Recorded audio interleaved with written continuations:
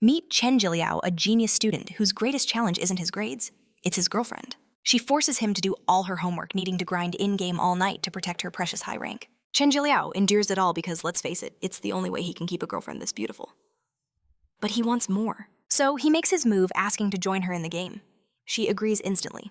Her party is desperate for a healer. That very day, our main character rushes home, the famous new game clutched in his hands. Even his mom's cooking couldn't slow him down. The world of Cosmos was waiting for him. He bolted to his room, the sound of rain, a perfect backdrop for his adventure. If he can get closer to his girlfriend in the game, maybe, just maybe, their relationship can finally level up. Slipping on the VR helmet, his reality began to dissolve. This is the gateway to the world of Cosmos. The system window explains the rules. This is a survival game, and he must choose his class now. He knows exactly what to do. Xiaomei needed a healer, so a healer he shall be. But as he makes his choice, fate intervenes. A bolt of lightning strikes his house.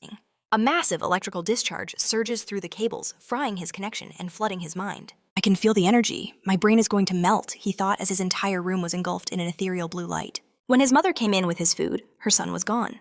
The only clue left behind was a strange message on the computer screen. In another world, a desperate battle raged.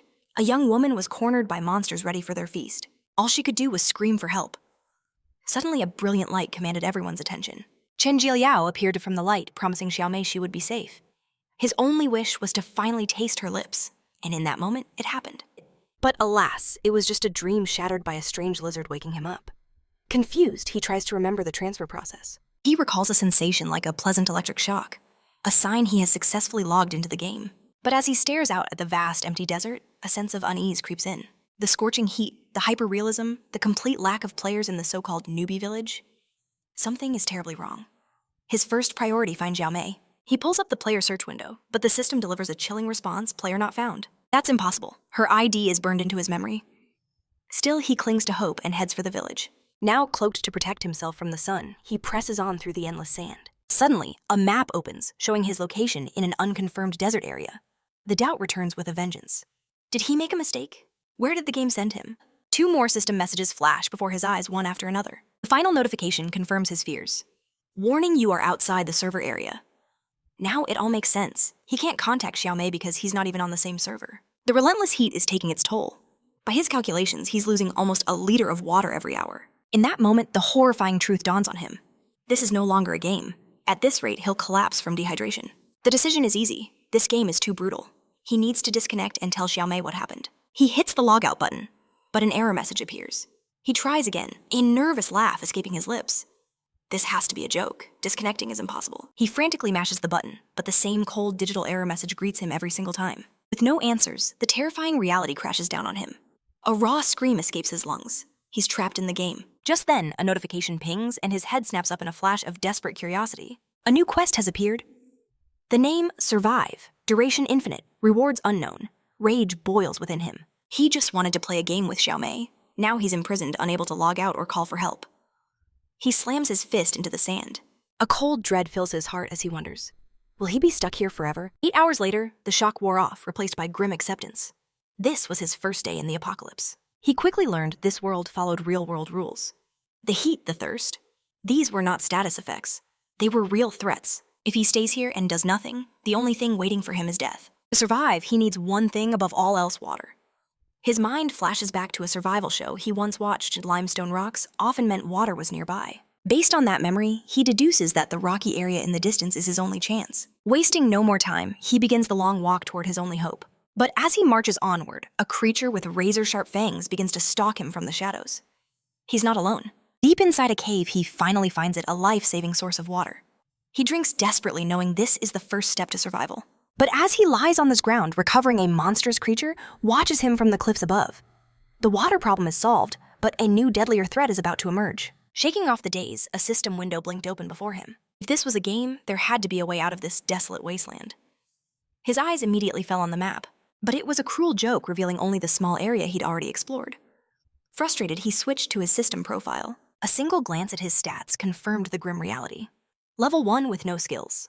If a monster appeared, his only option was to run for his life. With that chilling thought, he checked his inventory. In a shimmer of light, a sword and a pair of gloves materialized before him. So a sword was his class's starting weapon.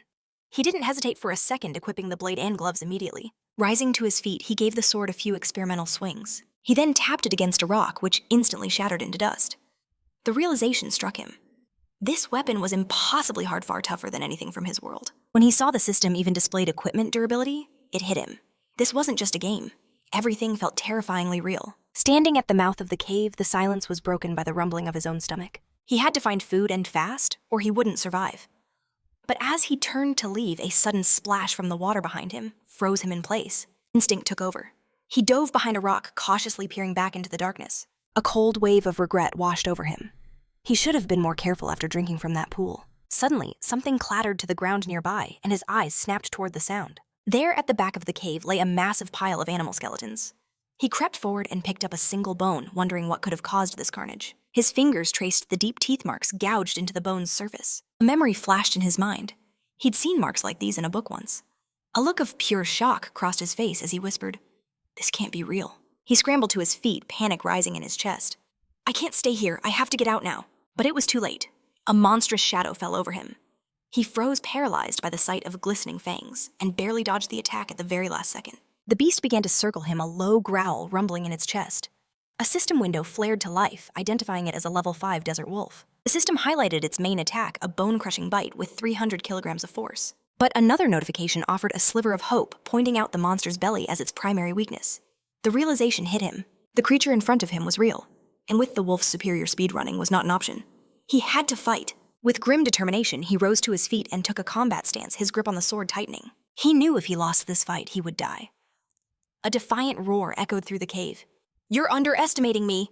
As he blocked the wolf's savage attack, a memory ignited, pulling him back to his days in high school. Back then, he was the president of the Wind Blast Kendo Club, the youngest prodigy in the entire country to achieve a 6th degree in swordsmanship. His reason for learning kendo had always been surprisingly simple. His mother was a huge fan of the local kendo star, Jay Kamiryai. Because of that, she pushed her son to train from a very young age.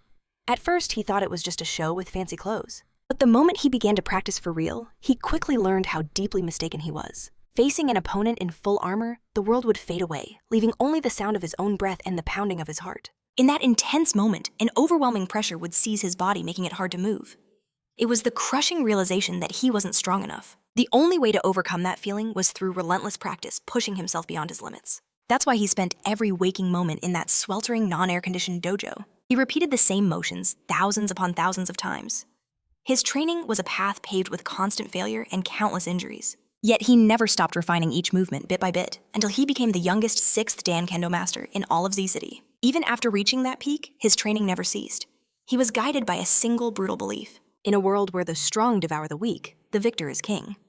Back in the present, he stares down the wolf, knowing the next foe could be far more terrifying. His hand tightened its grip on the sword's hilt, bracing for the inevitable clash. "I told you not to underestimate me!" He roared again, parrying the attack. Sparks erupted as his steel blade clashed against the monster's claws. He staggered back, shocked by the brutal force of the impact. The wolf lunged with savage ferocity, striking Shanila with devastating power. His body slammed hard against the cave wall. He grit his teeth, wondering why his attacks were having no effect. A system notification flashed before his eyes. Attack ineffective. It confirmed his fears. Only strikes to the abdomen would deal damage. Every other area was invulnerable. His mind raced desperately, searching for a way to win. The monster's fatal flaw was clear, but its speed was just overwhelming. With every lunge, its weak point was always a breath away. He knew that just blocking was a slow path to exhaustion. Facing the beast, his mind raced through every option. A cold dread crept in, wondering if this was where his journey would end. But then he remembered the creature's vulnerable underbelly. A reckless, brilliant plan sparked to life. He planted his feet, stealing his resolve. It was an insane gamble, but it was the only one he had. Without a moment's doubt, he charged forward. This was his only path to victory. The wolf met his charge, sinking its fangs deep into his shoulder. The perfect opening, Shanello plunged his blade deep into the monster's belly. With a defiant roar, he declared, "There's no way that hit didn't register." As the massive wolf collapsed, victory was his absolute and undeniable. His strategy was brutal but effective. He'd offered his own flesh as bait, forcing the beast to drop its guard and expose its core. The logic of this world was fascinating, he thought. Just then, a system window flared to life. Arena Wolf defeated. Experience granted. Level up. You are now level 5, 25 skill points acquired. Instantly, a warm glow washed over him, and his wounds vanished. A new notification appeared. Hidden level shop system activated. He scanned the options laid out before him, but a flash of irritation crossed his face as he looked at the shop. "Who in the world designed this?" he muttered. "Did they actually expect me to just die in this hole?" he wondered. He recalled that just like any other game-slaying monsters was the key to leveling up and earning skill points. He sat down, his mind consumed by one question. What exactly was this hidden shop? Curiosity won. He decided to dive in and tapped the access button. A gust of strange wind washed over him as the new interface loaded. Before his very eyes, a dazzling array of high-level weapons and legendary equipment materialized from thin air. He stared at the floating artifacts. This is really the shop. A list of categories appeared showing different items unlocked at higher levels. But it wasn't just swords and armor that caught his attention. There were also housing supplies and home appliances. Who would ever buy these things in a game? He questioned aloud. He also spotted the mercenary system, but it required level 100 to unlock. Suddenly, streams of binary code erupted from the ground surrounding him completely. From within the digital storm, a female figure took form. He stared, wondering if it was some kind of holographic projection. Data circles bloomed on the ground around him, and from the first, an offensive-type warrior materialized. Next, a towering defensive-type mercenary appeared. Then, a magic-type caster emerged from the light. Finally, an assassin manifested from the digital shadows. As he scanned the incredible roster of mercenaries, something bizarre caught his eye. A support-type mercenary with shimmering butterfly wings. He was utterly speechless, especially when she appeared reclining on a bed that materialized out of nowhere. The annoyance returned as he wondered what kind of madman developed this system. The system chimed in, informing him that at his current level, only the daily necessities phase could be unlocked. It then asked if he wished to proceed. His response was immediate. Yes, he affirmed, you don't even need to ask. A notification confirmed the section was activated, but at a cost of 5 of his hard-earned levels. Surrounded by his new supplies, he realized he could trade his levels for items. For now, it was a price worth paying for survival. Next, he pulled up his skill points menu. For now, he could only rely on his core attributes to get stronger. He analyzed the screen, knowing these choices would define his entire future since points were permanent once assigned. Thinking back to the wolf, he knew that to face even stronger monsters, he needed overwhelming speed and crushing attack power. He allocated 5 points to physique, 10 to strength, and 10 to agility. His status screen updated immediately, reflecting more health and a huge boost to his damage. He felt his speed increase dramatically. A surge of energy coursed through him, his body feeling lighter and overflowing with power. The points had a direct physical effect. A grin spread across his face as he clenched his fists. This feeling of getting stronger, it's amazing. But his celebration was cut short by a new horde of wolves pouring from the cave. He dropped into a fighting stance, a smirk playing on his lips. This was the perfect chance to test out his new and improved attributes. With a battle cry, he vowed to wipe out the entire den as the creatures charged. One of them leaped forward to strike. With his enhanced agility, he moved like a blur, easily dodging the blow and cutting down 2 monsters in one smooth motion. His new attack power tore right through the wolves' defenses. As he finished, another beast lunged its jaws wide open. Instinct took over. He parried the attack and countered with a flash of his sword. His upgraded stats sharpened his weapon mastery. He threw a stone, making it ricochet perfectly off the cave walls. Seizing the brief opening, he unleashed a spinning slash that tore through multiple wolves at once. He carved a path through the pack, felling enemies with every strike. The system chimed again and again, announcing a rapid chain of level-ups. Perched atop a pile of vanquished wolves, the system window congratulated him. He'd reached level 15 and earned new skill points. After leveling up, hunting these monsters felt almost too easy. Under the stars, he knew it was late. The bitter cold made searching for an exit impossible even with supplies. Just then, a flicker of movement in the distance snagged his attention. As he drew closer, he found wolf carcasses strewn across the ground. Crouching by one, he couldn't figure out what had killed them. In a flash, another wolf was struck down right before his eyes. Moments later, a mysterious figure appeared on a rock, holding 2 wolves effortlessly. His gaze locked onto the silhouette, a single question echoing in his mind. Who is that person? A new notification pinged. He had just reached level 16. Inspecting a slain wolf, he saw it was as if every drop of blood had been drained from its body. This was not the work of any human. He spun around in a panic, exclaiming in pure shock, "That's impossible!" The desolate landscape felt deeply wrong to him. Looking at the corpses, he was certain someone had been standing there just seconds ago. Doubt flooded his mind. Could there be other players trapped here just like him? But one horrifying detail stood out. The body's blood. It was completely gone. Still, he couldn't bring himself to believe another player was capable of such ferocious tactics. He was wrong. A crimson danger alert flashed before his eyes. Something blasted past him at unbelievable speed. On pure reflex, he whirled toward the attack.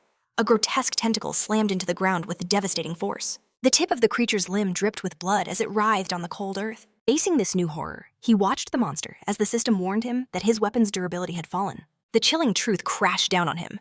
Humans didn't kill these wolves. From the shadows, a jackal-headed humanoid emerged. It was clear this was a high-level monster. This predator was nothing like the wolves from the arena. A terrifying thought pierced his mind. If he hadn't leveled up, that last attack would have been fatal. The monster casually watched its own mangled hand regenerate before his eyes. In that instant, Chinula knew its ability regeneration. A system screen appeared revealing the enemy's name, Wandering Dominator level unknown. The description named it the King of Speed, an apex predator that feasts on the blood of other creatures. The final line was a death sentence no one escapes its hunt. The creature's murderous aura was completely overwhelming. An immense pressure pinned him to the spot, his body refusing to move. He could only wait to be hunted. In that moment, he admitted he'd never felt a fear so absolute. Chen Jiliao stared death right in the face. A scream tore from his lungs as he yelled, "Demons!" With a mere flick of its wrist, the creature attacked. The blow slammed into him with brutal force. Yet somehow he recovered, bracing for the next onslaught. Leaping high into the air, he attempted to strike the beast from above, vowing he would not be intimidated. His sword sliced through the air with precision, but his attack passed right through his foe, striking nothing but the ground. Confused, he looked back, trying to process what happened. The monster had instantly appeared right behind him. With no time to react, a single punch sent him flying. Chen Jiliao tumbled hard across the ground. With a grunt, he staggered to his feet and began to run. He plunged his sword into the earth, grinding his escape to a halt. Is this the absolute speed the system warned me about? The monster stared him down, uttering words in an unknown tongue. The creature lunged, striking him with savage power. The impact brought him to his knees, his sword clattering away as he clutched his chest. He knew that last blow could have easily been fatal. So then, what did this thing truly want from him? In answer, his sword was thrown back, embedding itself in the ground right before him. Then the monster gestured to the weapon, repeating the same cryptic words. Utterly bewildered, the protagonist wondered why it kept returning his sword. What was its real goal? Without answering, the creature gestured with its hand, a direct invitation to battle. A horrifying thought suddenly struck him. Was this monster merely toying with him? This was a cruel game of cat and mouse, savoring his fear before the final fatal strike. But in a brief moment of carelessness, he broke free, unleashing a desperate attack on the beast. Thrown to the ground, Chung Lei cursed his fate as the Wandering Dominator loomed closer. He knew instantly its speed was on another level. Ordinary attacks were utterly useless. Without warning, the creature snatched him by the collar. Hoisted into the air, Shanila snarled, "You bastard!" The Wandering Dominator stared him down and uttered a single word, "humans." Shock rippled through Shanila. This thing, it could actually speak. With absolute contempt, the monster declared, "Humans are nothing but weak, pathetic worms." In a flash of defiance, the young man slashed its arm and tore himself free. But the retaliation was instant, a sword strike impossibly precise. Shanila hurled the insult right back, calling his foe a beetle-brained worm. The Wandering Dominator simply glanced at the fresh wound on his hand. Amused, it declared, "It's been centuries since a human made me this excited." Shanila shot back, "Believe me, the feeling is mutual. He refused to die here, not when he had family, friends, and a whole life left to live with them." With a defiant roar, he screamed, "Just you wait for my return!" And then a pillar of divine light pierced the heavens. A system notification blazed to life before his eyes. His unyielding fighting spirit had activated the revelation of the god Latoya. Another message appeared. All of his attributes had surged by 100 points. His body transformed, shifting into a powerful new combat stance. A smirk of satisfaction crossed the Wandering Dominator's face. "Now this is more like it. Come!" In a blinding flash, Shanila lunged forward, slashing at the creature. The brutal impact sent his foe reeling back. Giving it no quarter, the young man unleashed a furious storm of blows. But then a system warning screeched. "Weapon durability 0. Unusable." He prepared to hurl the broken hilt, then slammed a direct punch into the creature's face instead. The sheer force of the blow sent the Wandering Dominator hurtling into a mountain. Full of confidence, Shanila declared, "I'll kill you and take all of your experience." But in that same instant, his enemy reappeared behind him, twisted into a terrifying new form. The attack was blindingly fast, slamming him mercilessly against the jagged rocks. The creature stalked towards the fallen hero, sneering, "Foolish human, a species no better than insects." Wounded and broken, Shanila wondered if he could possibly win in this state. Showing no further interest, the monster simply turned and began to walk away. Raising a single hand, it invoked a horrifying new ability. An enormous skeletal creature materialized in the sky, casting a deathly shadow. The Wandering Dominator bid the human a final chilling farewell. Immediately, the summoned beast descended from the heavens, crashing down on Shanila. The protagonist's body was flung backward, already on the brink of death. A final chilling thought gripped his fading consciousness. Am I going to die? His hand fell lifelessly beside a glowing notification. HP 0, you have died. Then a soft feminine voice asked, "Are you awake?" His vision blurred, then slowly came into focus. He was sitting on a bed in a completely unfamiliar room. Bending forward, he struggled just to catch his breath. Doubt gripped him as he wondered if he was even truly alive. He walked to the window, questioning if he had somehow escaped the game. Quickly, however, he realized that wasn't the case. Looking outside, his confusion only deepened. Where on earth could this place be? Back at the bed, he opened a system screen. The familiar interface was still there, confirming he was still trapped in the game. The memory of the monster killing him came flooding back, clashing with the impossible fact that he was now sitting there perfectly fine. Lifting his shirt, he saw no injuries on his body and began to question everything. Just then, a woman entered the room holding a basin. Cautiously, she asked if he was finally awake. For a few long moments, they simply stared at each other in silence. In response to her greeting, he confirmed he had just woken up. Without another word, the woman rushed out and announced to Grandpa Ube that he was awake. Shanila's confusion intensified. Had the game somehow transported him back to the beginner's village? Outside, an older man named Ube was gathering herbs. Hearing the shout, he stopped what he was doing and asked what she had said. Turning back to Shanila, the woman asked, surprised, "You were killed?" Now facing both of them, he confirmed his chest had been pierced and asked how he got here. She explained that Grandpa Ube found him while he was out hunting. Lighting his pipe, the elder stated that the young man was on the verge of death but not actually dead. He then added that this place was neither the game nor the beginner's village he kept mentioning. Ube also clarified that they were not NPCs or players, as the young man insisted. Unconvinced, Shanila refused to believe them, asserting that this had to be the game world, and they were simply mistaken. Suddenly, an idea sparked in his mind. Summoning his system screen, he urged them both to look closely. Ube and the woman stared at the glowing screen, understanding absolutely nothing. Pointing to the interface, he showed them the tabs for quests, the game, his status equipment, and even the minimap. "Did that monster scramble your brains, old man?" the woman asked, her voice laced with concern. And Ube had to agree. The boy seemed lost in a world of confusion. No connection to the GM Xiaomi's ID vanished. He realized he was completely isolated from the world he knew. A crushing despair washed over him as he wondered if escape was even possible. In a final desperate act, he screamed at the system interface, "I want to go home," but a cold voice simply replied, "No one can leave." Ube finished the chilling sentence. No one in the entire Latinia desert can leave. In disbelief, Chanilo shot back, "How is that possible? How did everyone get trapped here?" The woman then spoke of ancient legends. The only path to freedom was to find the lost temple of Kabri. But those same legends whispered that the desert was an endless, unforgiving labyrinth. She told him countless people had left the city seeking that temple, but not a single soul had ever returned. Over time, everyone had accepted their cruel fate. A life in a cage was better than a swift death in the sands. Ube added that new people were trapped here every year, but in all his time, he'd never seen anyone make it out. In a fatherly tone, he urged the young man to face reality, offering a tour of the city. But Shanilo's spirit refused to break. "That's impossible. I was transported directly into the game." And just as he said it, a new quest notification flashed into existence before his very eyes. He stared at the glowing letters, Cabri's Feathered Vengeance. What could it mean? The objective: journey into the desert, locate Cabri's temple, defeat the guardian monster Mace, and liberate the god within. And the reward for this legendary feat, the one thing he desired more than anything, the key to escaping this sealed land. Lying in the grass, Chanilo's purpose became crystal clear. He didn't know why he was here, but now he had a goal: conquer the desert, find the temple, and slay the guardian. When that time came, he would carve his own path to freedom. A voice called his name, pulling him from his thoughts. He sat up to see the woman approaching from a distance. She got closer. She asked why he was out here all alone. Standing up, Chanilo apologized, explaining he was just exploring. Then he pointed toward the endless horizon and asked, "Is the Latinia desert in that direction?" She gave a grim smile. "In a way, yes." She then revealed the terrifying truth: the desert surrounded them completely. Hearing this, Chanilo realized the monumental task ahead of him, wondering how long it would take to find the temple. Shocked, she asked if he was seriously planning to search for it. His determination was absolute. "I have to get out of this place." Her voice was grave. "There's no temple out there. If you go, you will die." But without a moment's hesitation, he replied, "I've already died once. I'll find that temple no matter the cost." Seeing his resolve, Sally invited him to walk to the city with her. They moved side by side toward the settlement. As they went, Sally asked again if he truly intended to seek the temple. His answer was swift and certain. Yes.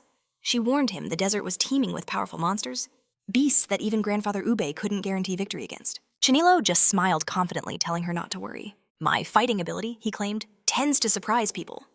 In that exact moment, an attack rained down from the heavens, aimed directly at them. Chanilo watched the streak of light descend as a massive explosion tore through the road. From the rising dust, 3 men emerged. The leader flashed a predatory grin. "The prey has been caught." Shrouded in smoke, our hero could only wonder what was happening. In a blur of motion, Sally leaped forward, blocking a deadly strike meant for Chanilo. Kneeling from the impact, Sally stared in shock at the wall of fire that had saved them. The leader swaggered closer. "We meet again." She scowled in response. "You again, Bobbin?" Utterly confused, Chanilo demanded, "What's going on?" "Why are we being attacked?" Sally explained with regret that she'd forgotten to mention the hunter thieves, who were far more dangerous than any monster. One of the thugs laughed, saying they had no interest in hunting monsters in Latinia when they could just steal from others instead. Boan described them as a pack of cowards who survived by preying on their own kind. As he finished his insult, a sword of pure energy materialized in his hands. Chen Jiliao watched the scene unfold his mind, analyzing the new threat. What kind of power was that? Boan turned to Sally. You managed to escape last time, but it won't be so easy now. Sally dug her heels in, ready for battle. She then yelled at Chen Jiliao to fall back and find Grandpa Ube vowing to handle this herself. With an arrogant sneer, Boan declared her spells couldn't touch him. He taunted her further, saying she'd be better off just coming with him obediently. Finally, Babayan added that if she did, he might just consider letting the idiot beside her live. The tension in the air was thick enough to cut. A storm was about to break. The path back to the village felt longer than usual. Ube waited, a strange feeling growing in his gut. Sally should have returned from the settlement by now. Model. With a chilling sneer, Bobbin's voice cut through the air. Did you truly believe you could just walk away and run back to that old man? He declared her magic utterly useless against him. Her only choice was to surrender and return by his side. The taunt dripped with venom as he offered to consider letting the idiot live. But Sally stepped forward, a shield for Chen Jiliao, her voice like steel. That will never happen. Not even in your wildest dreams? The threat was instant. Bone's eyes narrowing. Then don't blame me for what comes next. Spinning around, she yelled for Chen Jiliao to run, promising she would find a way to hold them off. But his answer was simple and absolute. Sally whirled back in shock. What? What did you just say? His voice filled with conviction. He stated that even though they had just met, the word escape wasn't in his vocabulary. He made it perfectly clear. He wasn't the kind of man who would abandon a comrade to save himself. In a flash of brutal motion, his opponent slammed him into a nearby tree. Sally's scream tore through the forest as she watched Boan hold the young man with pure contempt. You worthless trash, he spat. Who do you think you are? Do you actually believe your own pathetic lies? You don't fight with words, you fight with force. But against all odds, Chen Jiliao's hand shot out, locking onto his opponent's wrist. The question was cold and direct. Do you really think this makes you strong? His voice dripped with irony. Or is this power you boast about only good for cowardly sneak attacks? The answer was a fist aimed at his face, but Chen Jiliao dodged with a lightning-fast lunge. You despicable worm! Boan hissed, his eyes wide with surprise. He felt the sharp pain in his arm. The boy's strength had been enough to dislocate his wrist. His assessment was instant. This enemy was dangerously fast. Even with all his points in agility, he never saw the counterattack coming. Sally rushed over, her voice trembling. Are you all right? He answered with a calm, I'm fine. She turned her glare on Boan, demanding, what is the meaning of all this? His frustration finally exploded. I've told you 1,000 times I want you to be my woman. But her rejection was as firm as a mountain. That's impossible. Just give up. Confusion crossed Chen Jiliao's face. All this chaos. Just for that, she confirmed it was true. Enraged Bobbin roared, his eyes locking onto Chen Jiliao. Are you rejecting me because of him? Sally desperately tried to explain. You're mistaken. Chen Jiliao is just a friend.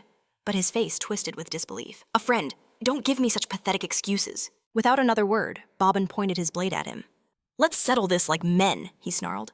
Stop hiding like a coward in a shell. He then made a vow. If Chen Jiliao won, he would vanish from her life forever. Suddenly, a window appeared. Side quest Shadow's Madness activated. The condition, defeat the Shadow Swordsman Boan. The reward, the lost map of Latinia. He froze. A quest had been triggered. Could this map be the key? The one thing that could get him out of this nightmare, faced with a glimmer of hope? He accepted the duel.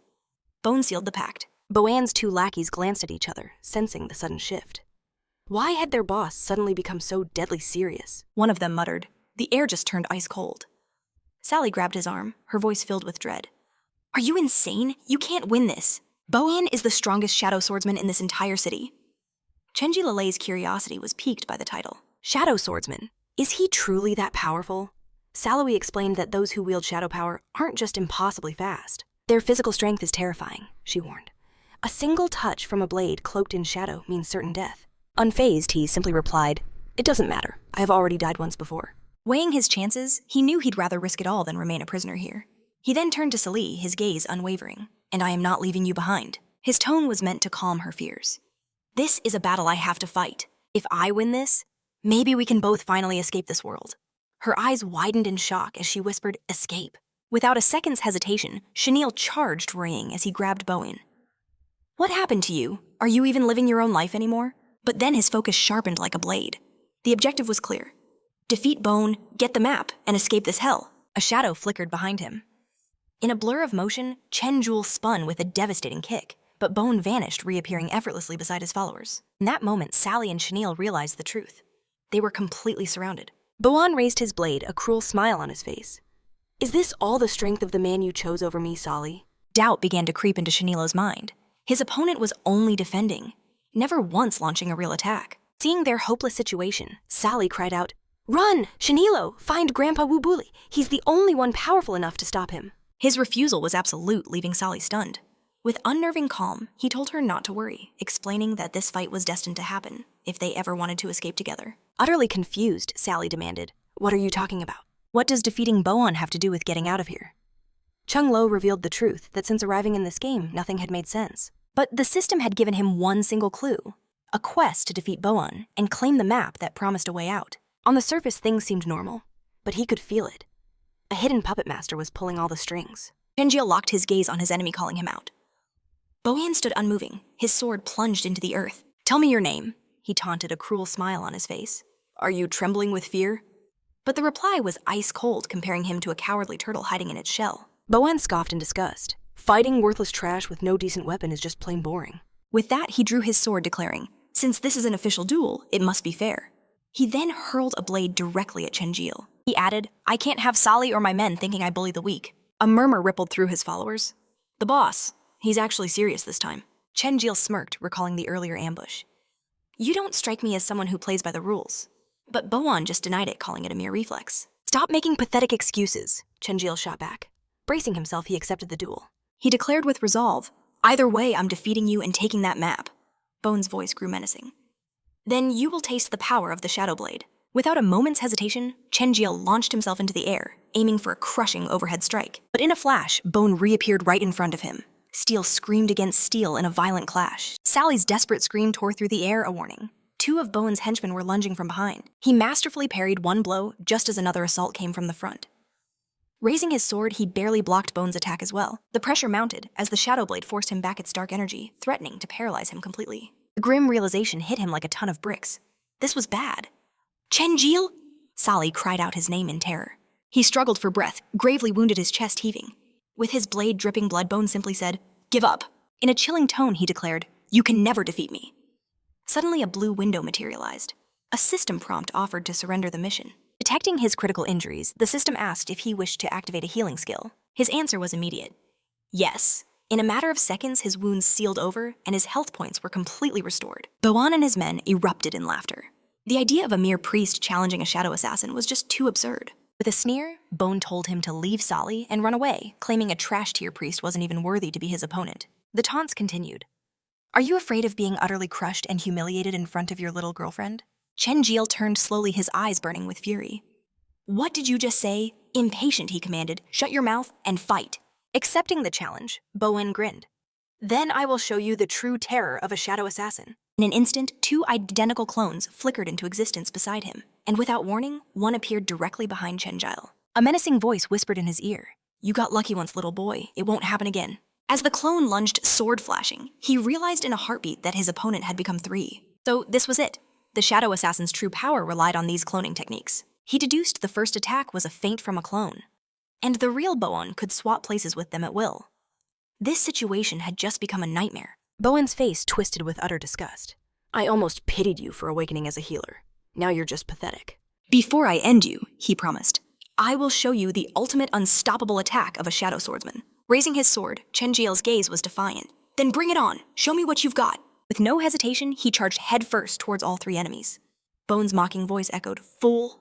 At his command, the clones advanced and unleashed a powerful strike from the front, while the other two moved to cut off his escape from the flanks. Bowen extended his hand, and a crushing force seized Chen Jiliao, suspending him helplessly in midair. Seizing the perfect chance, all three figures attacked him at once while he was completely immobilized. He could barely resist. The power from just a single clone was almost unbearable. Meanwhile, the other two watched from a distance. Suddenly, a clone reappeared right at his back. The threat was crystal clear. He heard the whisper, "You survived last time, but your luck has just run out." But just as the fatal blow landed, Chen Jiliao vanished. The clone's sword struck nothing but empty air. A single confused word escaped its lips. "What?" Sally and Bowen's men stared in utter shock. The clone looked around bewildered. "What the hell is going on?" Chen Jiliao reappeared at a safe distance, gasping. "That was too close. I was almost done for." System notification pinged before his eyes, informing him he'd gained a new hidden skill called Flash. He knew it instantly. Without that skill, he would have been dead.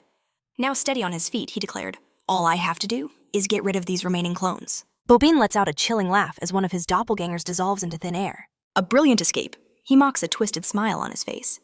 But you only wounded a single clone. The real game starts now. With a flick of his wrist, his sword flies back to him. Chen Jiliao watches his eyes narrowed as the weapon reforms in his grasp. In a true battle, there are no rules. The clones poise to attack as Boone screams, "Just die!" His voice drips with pure menace. "The games are over," he snarls. "Watch closely now." In an instant, the clones' swords morph into deadly spears. One takes a menacing stance, preparing the final strike.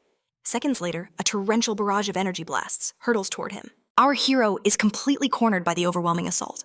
One of the deadly projectiles screams past his ear. Left with no other option, he manifests a powerful shield to brace against the storm of destruction. But even that isn't enough. He's forced to weave through a deadly dance of attacks from every angle. The projectiles fuse together, forming a monstrous creature called Banks that lunges to devour him. A system window flashes. He's lost 30% of his HP. Without his weapon, all he can do is dodge. Suddenly, a shadow looms over him. A clone appears high in the air. "I've finally got you," it declares. Chen Jiliao takes a direct hit. Watching from afar, Boone smirks. "Death is at your door." A moment later, a relentless flurry of strikes binds him, pinning him helplessly in midair. But just then, a brilliant sphere of energy erupts around him, shattering the chains that held him captive. Bobine's voice is ice. "I'll pick out a nice tomb for you, Shanul." But then, a colossal pillar of light descends from the heavens, taking everyone by complete surprise. It crashes into the earth with devastating force. Sally and Bobine's men can only stare mouths agape in utter shock. Through the swirling chaos, both Bobine and Chenille look to the sky. A powerful figure begins to materialize within the storm clouds. Ube has arrived. With a single wave of his hand, he commands them all to halt. Under the rain-soaked sky, a calm voice tells Chengli, "Don't move." Meanwhile, Sally desperately tends to the young man's wounds, apologizing, her hands trembling, unable to even apply the medicine properly. The storm rages overhead, unleashing a torrent of rain. Though covered in wounds, Chenille refuses to fall. He remains standing. It's then that Ube appears at his side, telling the young warrior that he's done enough. Sally rushes over, her voice filled with worry. "Are you okay?" His answer is firm, a declaration of will despite his state. "Yes." Ube urges them to move. "We must leave, the storm is closing in." But just as they turn to go, Bobine's maniacal laughter fills the air. He keeps laughing, his voice dripping with contempt, as if their entire struggle is nothing but a pathetic joke. He scoffs. "Old man, do you really think you can just show up and walk away with them?" Ube's reply is sharp. "Arrogant fool. If I hadn't blocked Chenille's last attack, you'd already be dead." Ube stares him down. "Do you truly wish to continue this? After already tasting death once?" Bobine snarls back, "Killed? Was I really killed?" He refuses to believe it. The idea that a mere healer could possess the power to kill him is impossible. His rage explodes. "If you hadn't interfered, that brat would be dead by now." But just then, a system window appears. Mission complete with Bone's defeat. Map obtained. Chenille is stunned. The system actually considered this a victory. There's no time to argue. Ube rushes them along, insisting they must leave before the storm grows any worse. Even Boone's own men plead with him to fall back, warning that if the storm hits them at full force, everything will be over. But Boone is beyond reason, screaming for Chenille to come back. This isn't finished yet. He continues to rave, demanding they finish the fight, even as his own men desperately try to hold him back. Before he leaves, Chenille glances back one last time at his crazed opponent in the rain. He wonders what is wrong with that redhead, then turns to Ube. He confirms he's ready. The storm is coming. Later, safe within a shelter from the raging tempest, a gentle voice tells Chenille not to move. He's lying down covered in bandages from head to toe as he hears Sally ask him to be patient. "Everything will be ready in just a moment," she assures him, then apologizes. "I couldn't apply this properly while you were moving." Chenille feels a bit embarrassed. "I'm sorry for troubling you and your grandfather." But she just smiles. "I never expected you to be so strong." His curiosity piqued, he asks, "Does Bobine know you and your grandfather Ube?" Sally's expression saddens. "Bobine and I. We grew up together like siblings." The revelation leaves Chenille completely speechless. With that, she finishes her work. "There, all your wounds are treated." He slowly sits up, offering Sally his heartfelt thanks. But she shakes her head gently. "I'm the one who should be thanking you." A moment later, she mentions needing to help her grandfather Ube. "You should get some rest," she says. Chenille can only agree. Left alone with his thoughts, his mind drifts to his mother. He knows she must be frantic with worry. But still, his conviction remains unbroken. With the mission map from Bone's defeat in his hands, the path forward was finally clear. A quick scan revealed his objective: follow the signs, find the temple, and crush the final boss to escape. His mind was made up in an instant. The moment the downpour ceased, he would depart. But then a system window materialized before him. A hidden key had been acquired. His curiosity flared. What secret did this mysterious key unlock? The system promptly explained it opened treasure chests that appeared randomly during combat. Clutching the key, its purpose became crystal clear. A wave of fresh determination washed over him as Chen Jiliao vowed to escape this place in no time. Through the relentless storm, a figure appeared at the door. Seeing it was Ube, the young man greeted him. "Master Ube, you've come." With a solemn nod, the elder apologized for his delay, blaming the storm's fury. Chen Jiliao simply replied, "It's no problem." He then asked about Ube's wound and the reason for his visit. The old man waved it off, assuring him it was just a scratch that would heal in a few days. He then confessed a surprising truth: he never actually expected the boy to win against Boan. With honest humility, Chen Jiliao admitted that if Boan hadn't been blinded by arrogance, he never would have stood a chance. Lighting his pipe, Ube explained that a battle is won, not just with power, but with will and technique. He concluded that luck had played the deciding role in that victory. Curiosity sparked again as the young man asked why Boan became so twisted, especially after growing up with Sailey. Ube replied, "That is a long story." Before leaving, he announced the storm would break by morning, and their journey to the mountain slope would begin. And then a momentous offer.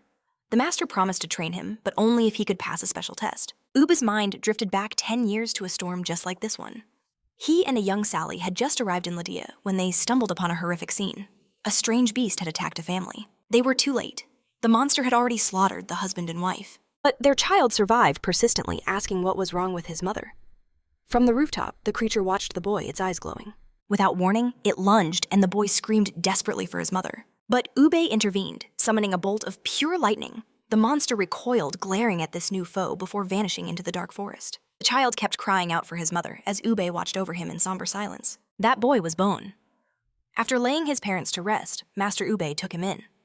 Chen Jiliao now asked why Boan had been consumed by such darkness. Ube explained that Boan's entire life became a quest to hunt that monster, while Ube himself only sought peace. The elder warned that Latanaya was home to impossibly powerful creatures, so powerful that not even he would dare face the beast that destroyed Boan's family. In that moment, Chen Jiliao finally understood Boan's dark obsession. The realization hit him hard. That monster was a terrifying existence even to someone as strong as Master Ube. Ube rose to his feet, advising the young man to rest. They had a vast desert to cross to reach the temple. He added a harsh truth: at his current level, a random monster would kill him long before he reached his destination. Chen Jiliao knew it was true. He had been crushed in his last fight even with stat bonuses.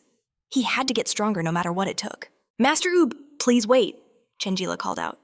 He pleaded for the master to teach him his desire to grow stronger and escape this world burning in his eyes. The old man's only reply was to tell him to get some sleep, but the young man persisted, his voice filled with desperation, insisting there was truly a way for them to leave this place. As Ube walked away, Chen Jiliao began to doubt himself. Had he been too impulsive? Standing in the rain, the elder stopped. He told the boy to meet him on the hillside when the storm passed. If he could overcome the trial, Ube promised to teach him everything. Confidence surged through Chen Jiliao. He guaranteed that he would pass without fail. Ube felt a spark of hope ignite. He remembered the incredible power that shattered his own defenses. Perhaps this boy truly was the key to their freedom. Suddenly, a new quest notification flashed before Chen Jiliao's eyes: destroy the slaughter. The screen detailed a new daily routine: weighted running, weighted push-ups, and weighted sit-ups. He recognized it instantly as a hellish training regimen, but it was a price he had to pay. He hit accept without a moment's hesitation. His training began at once. He sprinted with a massive log on his back, then powered through grueling sets of push-ups and sit-ups. A fire was lit within him. It had been too long since he had a true goal to fight for, and his spirit burned brighter than ever. After pouring out every last ounce of strength, he finally collapsed to the ground, utterly exhausted. His reward appeared 4 attribute points. Lying on the grass, he began to strategize where to invest these precious points. Considering his need for healing and defense, he made his decision 2 points into intelligence, and the remaining 2 into stamina. Just then, a familiar voice cut through the silence, calling his name. He turned surprised to see Sally, who explained Grandpa Ube had sent her with breakfast. Her eyes scanned his training attire. "Were you training all this time?" she asked, handing him the food. When Chenille confirmed Ube was teaching him to fight, her eyes widened in awe. "That's incredible!" Sally exclaimed. "I can't wait to see what kind of power you'll awaken." Her excitement sparked a doubt in his mind. "But is that even possible?" he wondered. "My profession is only a healer." Sally simply smiled. "Healer is just a class," she clarified. "Elemental attributes are what truly define your power. Classes just guide your growth, while true strength comes from attributes like my fire Ube's thunder or Bone's shadow." Hearing this new truth, Janille's mind raced with possibilities. What kind of power was lying dormant inside him? Later, Ube began the true lesson, speaking of a world forged by God from the elements themselves. from visible forces like water and fire to invisible powers like light and shadow. The world was comprised of 5 great continents. First, Polaris, the heart of humanity, and a bustling hub of trade. To the west, amidst fiery volcanoes, stood Megala, the homeland of the legendary dragon knights. To the north stretched Xantho, a continent of eternal winter, ruled by giants and beasts and rich with precious minerals. Eastward lay Bergama, a vast land swallowed by a dense forest. To the south was Chibitic, the continent famous for the dwarves' extraordinary forging skills. Sally then recounted an ancient legend crossed the endless sea, and you could reach the domain of the gods to receive infinite power. For so long, Chanel had dismissed gods and endless seas as mere myths. But after coming to this world, he started to believe they could be real. A new resolve hardened his gaze. If gods were real, then the temple to escape Latinaya must be too. We will definitely leave this place, he declared. Moved by his unwavering conviction, Sally simply nodded. Just then, Ube approached them with a grin. Well now, he chuckled. I didn't expect to find you two awake before I was. With a mischievous twinkle in his eye, the old man teased. Did Sally confess her feelings already? But she immediately shot back, scolding him. Stop talking nonsense, she snapped. Ube simply laughed, turning to Chanel with a serious gaze. Are you prepared to accept my trial? The young man met his eyes without a shred of doubt. I'm ready. To command the elements, Ube explained, you must first sharpen your perception. Concentrating, he prepared to demonstrate. You must not only see the flow of the elements, the elder continued. You must feel their very existence. A powerful energy erupted from the ground before them. The elder revealed it was a nest of teleporting beasts discovered by chance during a hunt. Next, Ube presented the Kuzel sword, his loyal battle companion for decades. He explained that he would activate the array in 3 days. Chanel's test was simple: use the sword to kill the Beast King and bring back its head. Ube then delivered a grave warning. The blade's true power could only be unleashed after his own elemental power awakened. He cautioned him that he might not return from this trial, and that he could still back down. Without flinching, the young man gripped the sword's hilt. I will never surrender. Turning his back, he promised, I'll return with the Beast King's head. In that very instant, a system window flashed before his eyes. The Awakening with the Beast King quest had been activated, waiting for confirmation. Without hesitation, Chanel accepted the mission. The time limit was set 72 hours. Moments later, he vanished in a flash of light, teleported to the trial grounds as Ube watched from afar. The old man mused that those orcs possessed an incredible defense. The boy's true power would only awaken in his moment of greatest despair. Chanel materialized at the mission site. Enveloped in a blinding light, he scanned his new surroundings. This lush landscape was nothing like the desert he had expected. Shaking off the confusion, he focused on the mission at hand: find the orc horde. He instantly knew that taking on the boss at his current level was suicide. He needed to hunt some smaller monsters first. Suddenly, a projectile shrieked past his head.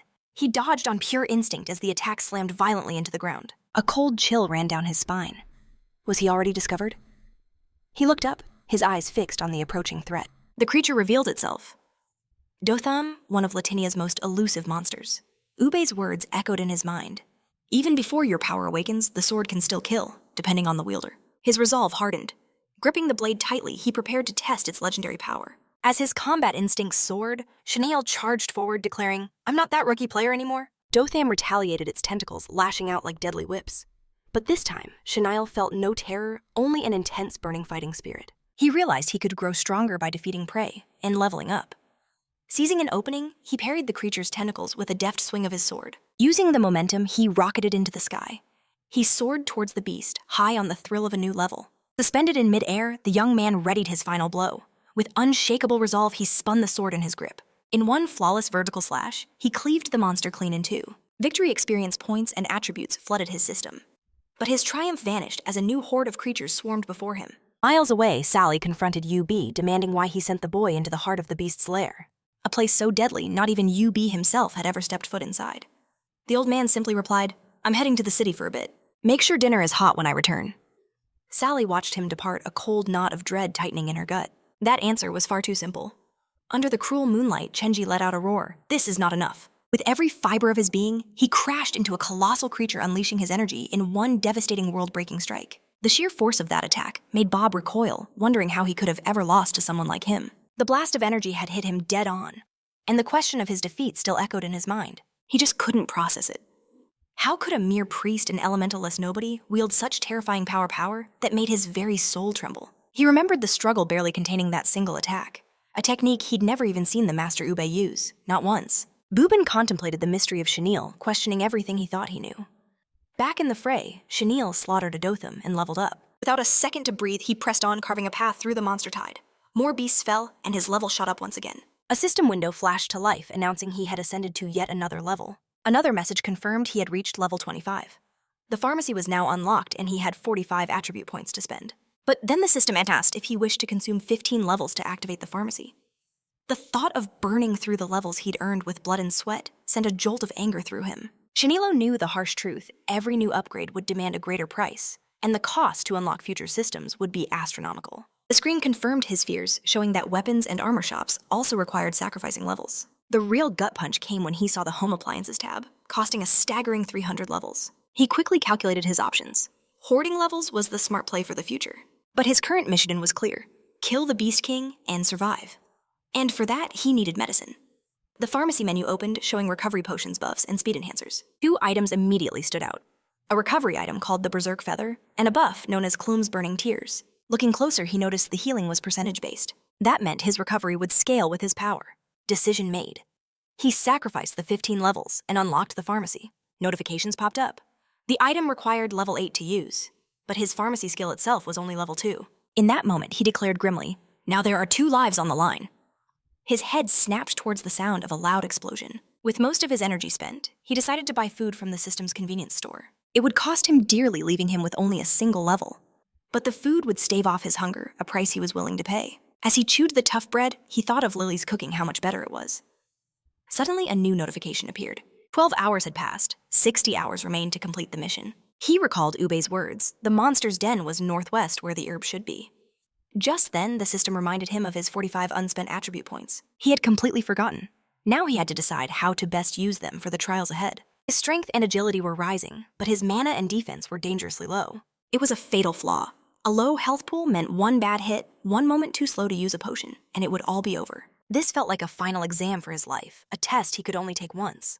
Still, with enough levels, he could convert them into stats and craft his perfect build. With that thought, he made his choice, allocating 15 points into Constitution, 15 into Strength, and splitting the rest between Defense, Agility, and Magic. The decision was made.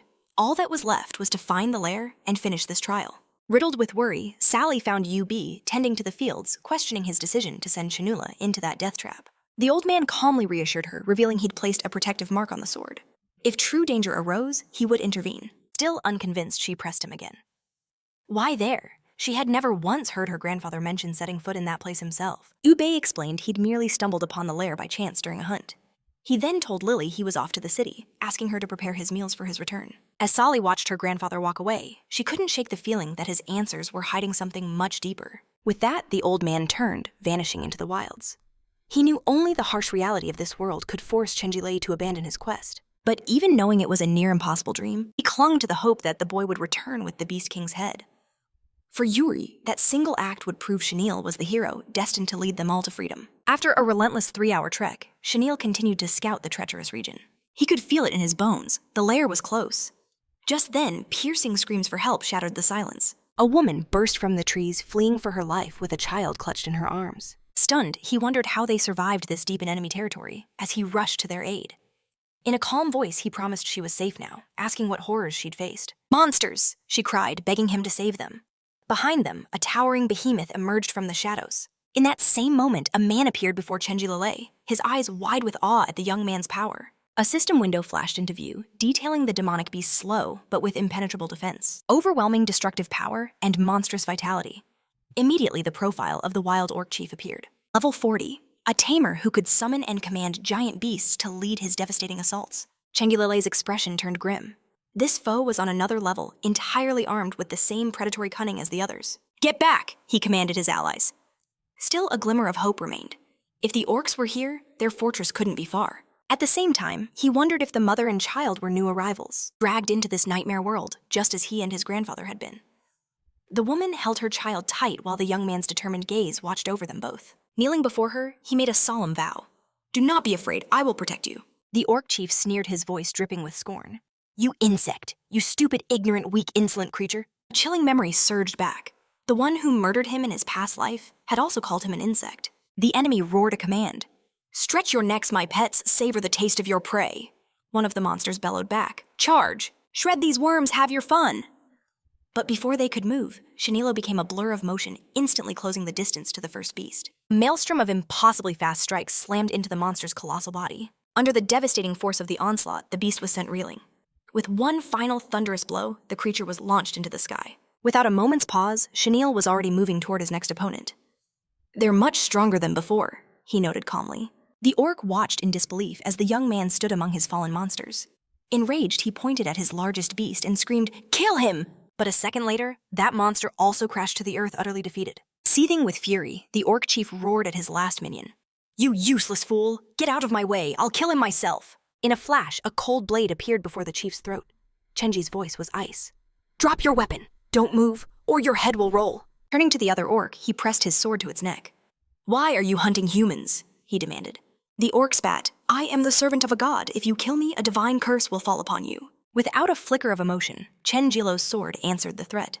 He then warned the chief, "Next time the blade speaks for me, where is the lair?" The terrified orc pointed a trembling finger towards a distant mountain range. "It's over there, Blackstone Mountain."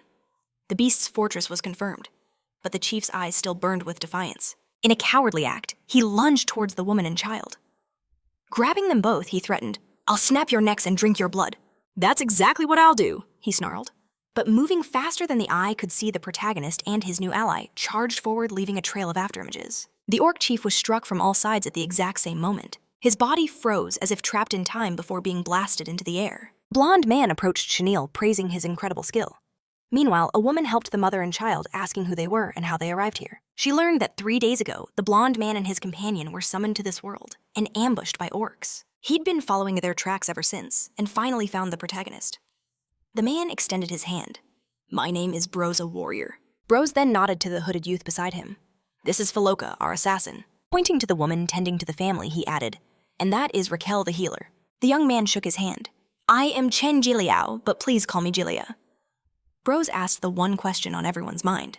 "Do you have any idea why we were brought to this place?" "I don't," Jilia replied, his gaze falling upon the defeated orc. He then added, a dangerous glint in his eye, "But I think he might have some answers for us." The last orc trembled on the ground, knowing his fate was sealed. The party closes in around him as the creature bellows, "Just what do you think you're doing? Insolent worms," he shrieks. "How dare you disrespect a god? For this you will all perish." But when someone calls out the name Ratchedler, his divine act shatters instantly. Chen Jiliao kneels before the captive, his voice low and dangerous. "I have some questions for you. So be a good little prisoner and answer them," he advises with a chilling tone.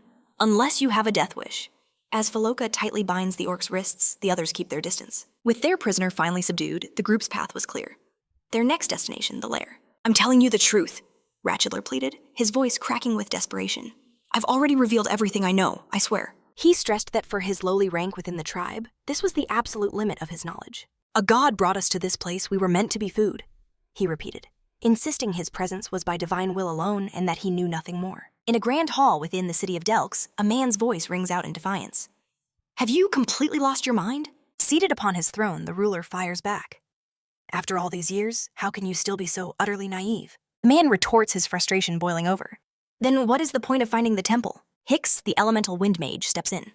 "We cannot defeat the guardian monsters," he declares.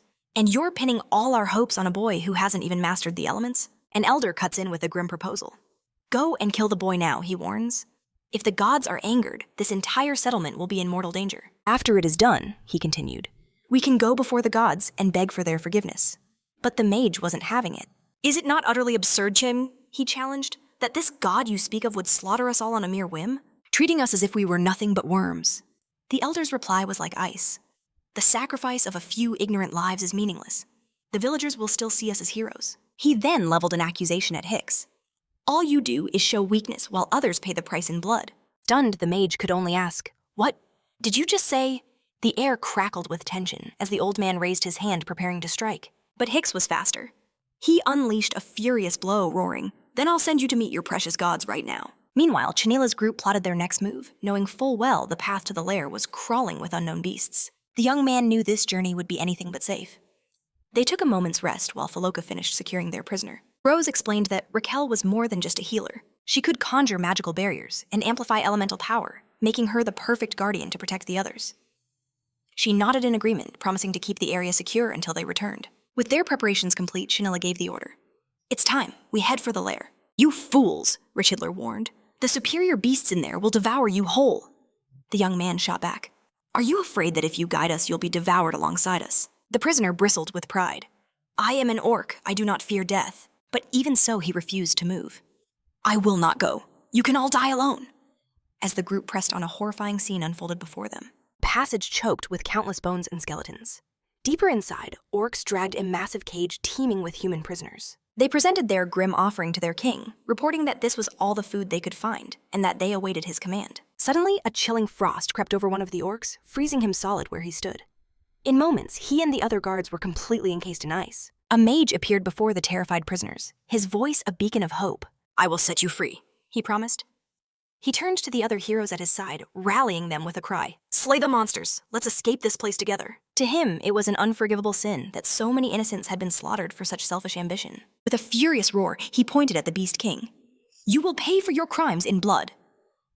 Instantly, he unleashed a storm of razor-sharp projectiles straight for the throne. The attacks surged toward the king, only for every single projectile to freeze in midair, stopping just inches from their target. The mage stared in utter disbelief. Then his entire body was lifted from the ground. Trapped by an invisible power, he began to float helplessly through the air. The other heroes could only watch in shock. What's happening? An unseen pressure was crushing the mage's body, leaving him utterly paralyzed. From his throne high above the beast, King simply stared down, his gaze filled with chilling indifference. The force squeezing the conjurer's body intensified, and in a flash of blinding light, his body disintegrated in a massive explosion. The shockwave slammed into the remaining heroes, leaving them wounded and horrified by what they had just witnessed. The Beast King, Fenair level 85, sat impassively upon his throne of bones. Elsewhere, Rose landed a perfectly aimed kick against one of the creatures. Feloka grabbed another monster from behind, wrestling it into submission, while Shanul took his stance ready for battle. One of the beasts charged straight for him. Without a flicker of hesitation, he met it head-on, unleashing a blinding flurry of slashes. Watching the battle unfold, Rashidler could only marvel at the party's flawless teamwork. He then noticed that the young man, he was somehow even stronger than before. This strange power surge made Chanila doubt everything he knew about himself. He noticed that the closer they got to the Kavimd, the more ferocious the beasts became. But the experience points needed to level up were also skyrocketing. At this rate, he realized their progress was just too slow. They had to find a way to gain levels faster. Bros clapped him on the shoulder, asking if the intensity of the battles was still too much for him. He grumbled that the beasts were slow, but their hides were like iron, admitting he'd never seen anyone crush them so easily without elemental mastery. With a look of awe, he declared that the young man was the destined partner he had been searching for. Impressed Bros showed his admiration and officially invited him to join their party. Changel Lele paused, questioning the need for a team. Bros leaned in with a sly grin, offering to introduce him to some beautiful girls. But the hero had already seen right through his ploy. In response, Chen Jiliao reminded him that Bros had claimed to be the only member of his group. Bros just laughed it off. He urged them forward, but Shaniel simply muttered what a chatterbox he was. Just then, Feloka pointed ahead, shouting that it must be the cave entrance. The three of them prepared to proceed. They stopped staring at the massive gaping maw of the monster's lair. Chenglei turned to the orc, asking if this was truly the entrance. In that instant, his eyes caught a discarded rope on the ground, and the prisoner was gone. Bros cursed, realizing the orc had slipped away during the chaos of their last fight. Rashidler was already bolting into the cave's darkness. His plan was simple: warn the king about the human invaders and claim a handsome reward. Despite the betrayal, the group pushed into the cave, confirming they were in the right place. Bros sniffed the air, noting the distinct stench of orcs, proved their former prisoner wasn't lying. He declared he would take the lead. Deeper inside, they found an archway framed by enormous, terrifying skulls. Chanula found it odd. They had been walking for so long, yet they hadn't spotted a single orc. Bros suddenly stopped telling everyone to look at the path ahead. Before them, the tunnel split into 3 dark passages. It seemed Bros suggested that they would have to split up. In response, Chenille summoned the fire gate into his hand. He laid out the plan they would each take a path using a spell to signal for help if they found a clue or ran into danger. Bros immediately claimed the left path for himself. Chenille took the right, leaving Feloka with the middle passage. Before they separated, he gave one last warning: use the taught spell if anything goes wrong. And with that, they each ventured down their chosen path. Chenille moved cautiously through the silent corridor. The need to level up fast was a burning thought, but there were no orcs to fight. The eerie quiet was unsettling. He braced himself, knowing something was about to happen. A sinister presence drew near. A grotesque creature emerged from the shadows, stepping over a fallen body. Without a moment's hesitation, the monster began to feast on the corpse. Looking further, Shanul saw dozens of them gorging themselves amidst a sea of scattered bones. The status window flashed open: level 47 necrophage demons. Abandoned spirits with a soul-tearing bite, they rarely appeared alone. Grasping the true danger, the young man prepared for an all-out war. He was no longer fighting beasts. These were actual demons. In moments, he was completely surrounded by swarms of creatures inside a vast cavern littered with skeletons. Meanwhile, Ratchetler bowed before the throne of Master Fennel. He reported that 3 worms had infiltrated their domain, but had been cleverly separated into distinct traps. The master remained silent as the orc smugly concluded that by now, the intruders must have been torn to shreds by the necrophage demons. Back in the cavern, a demon lunged at Chenul. He instantly assessed the threat. These ghouls were weak individually, but their sheer numbers offered a massive pool of experience. With a blinding series of strikes, his blade cut down 10 demons. A quick 20,000 experience points flowed into him. But he quickly realized that picking them off one by one was painfully inefficient. Still, he fought on knowing he had to act fast to meet his objective.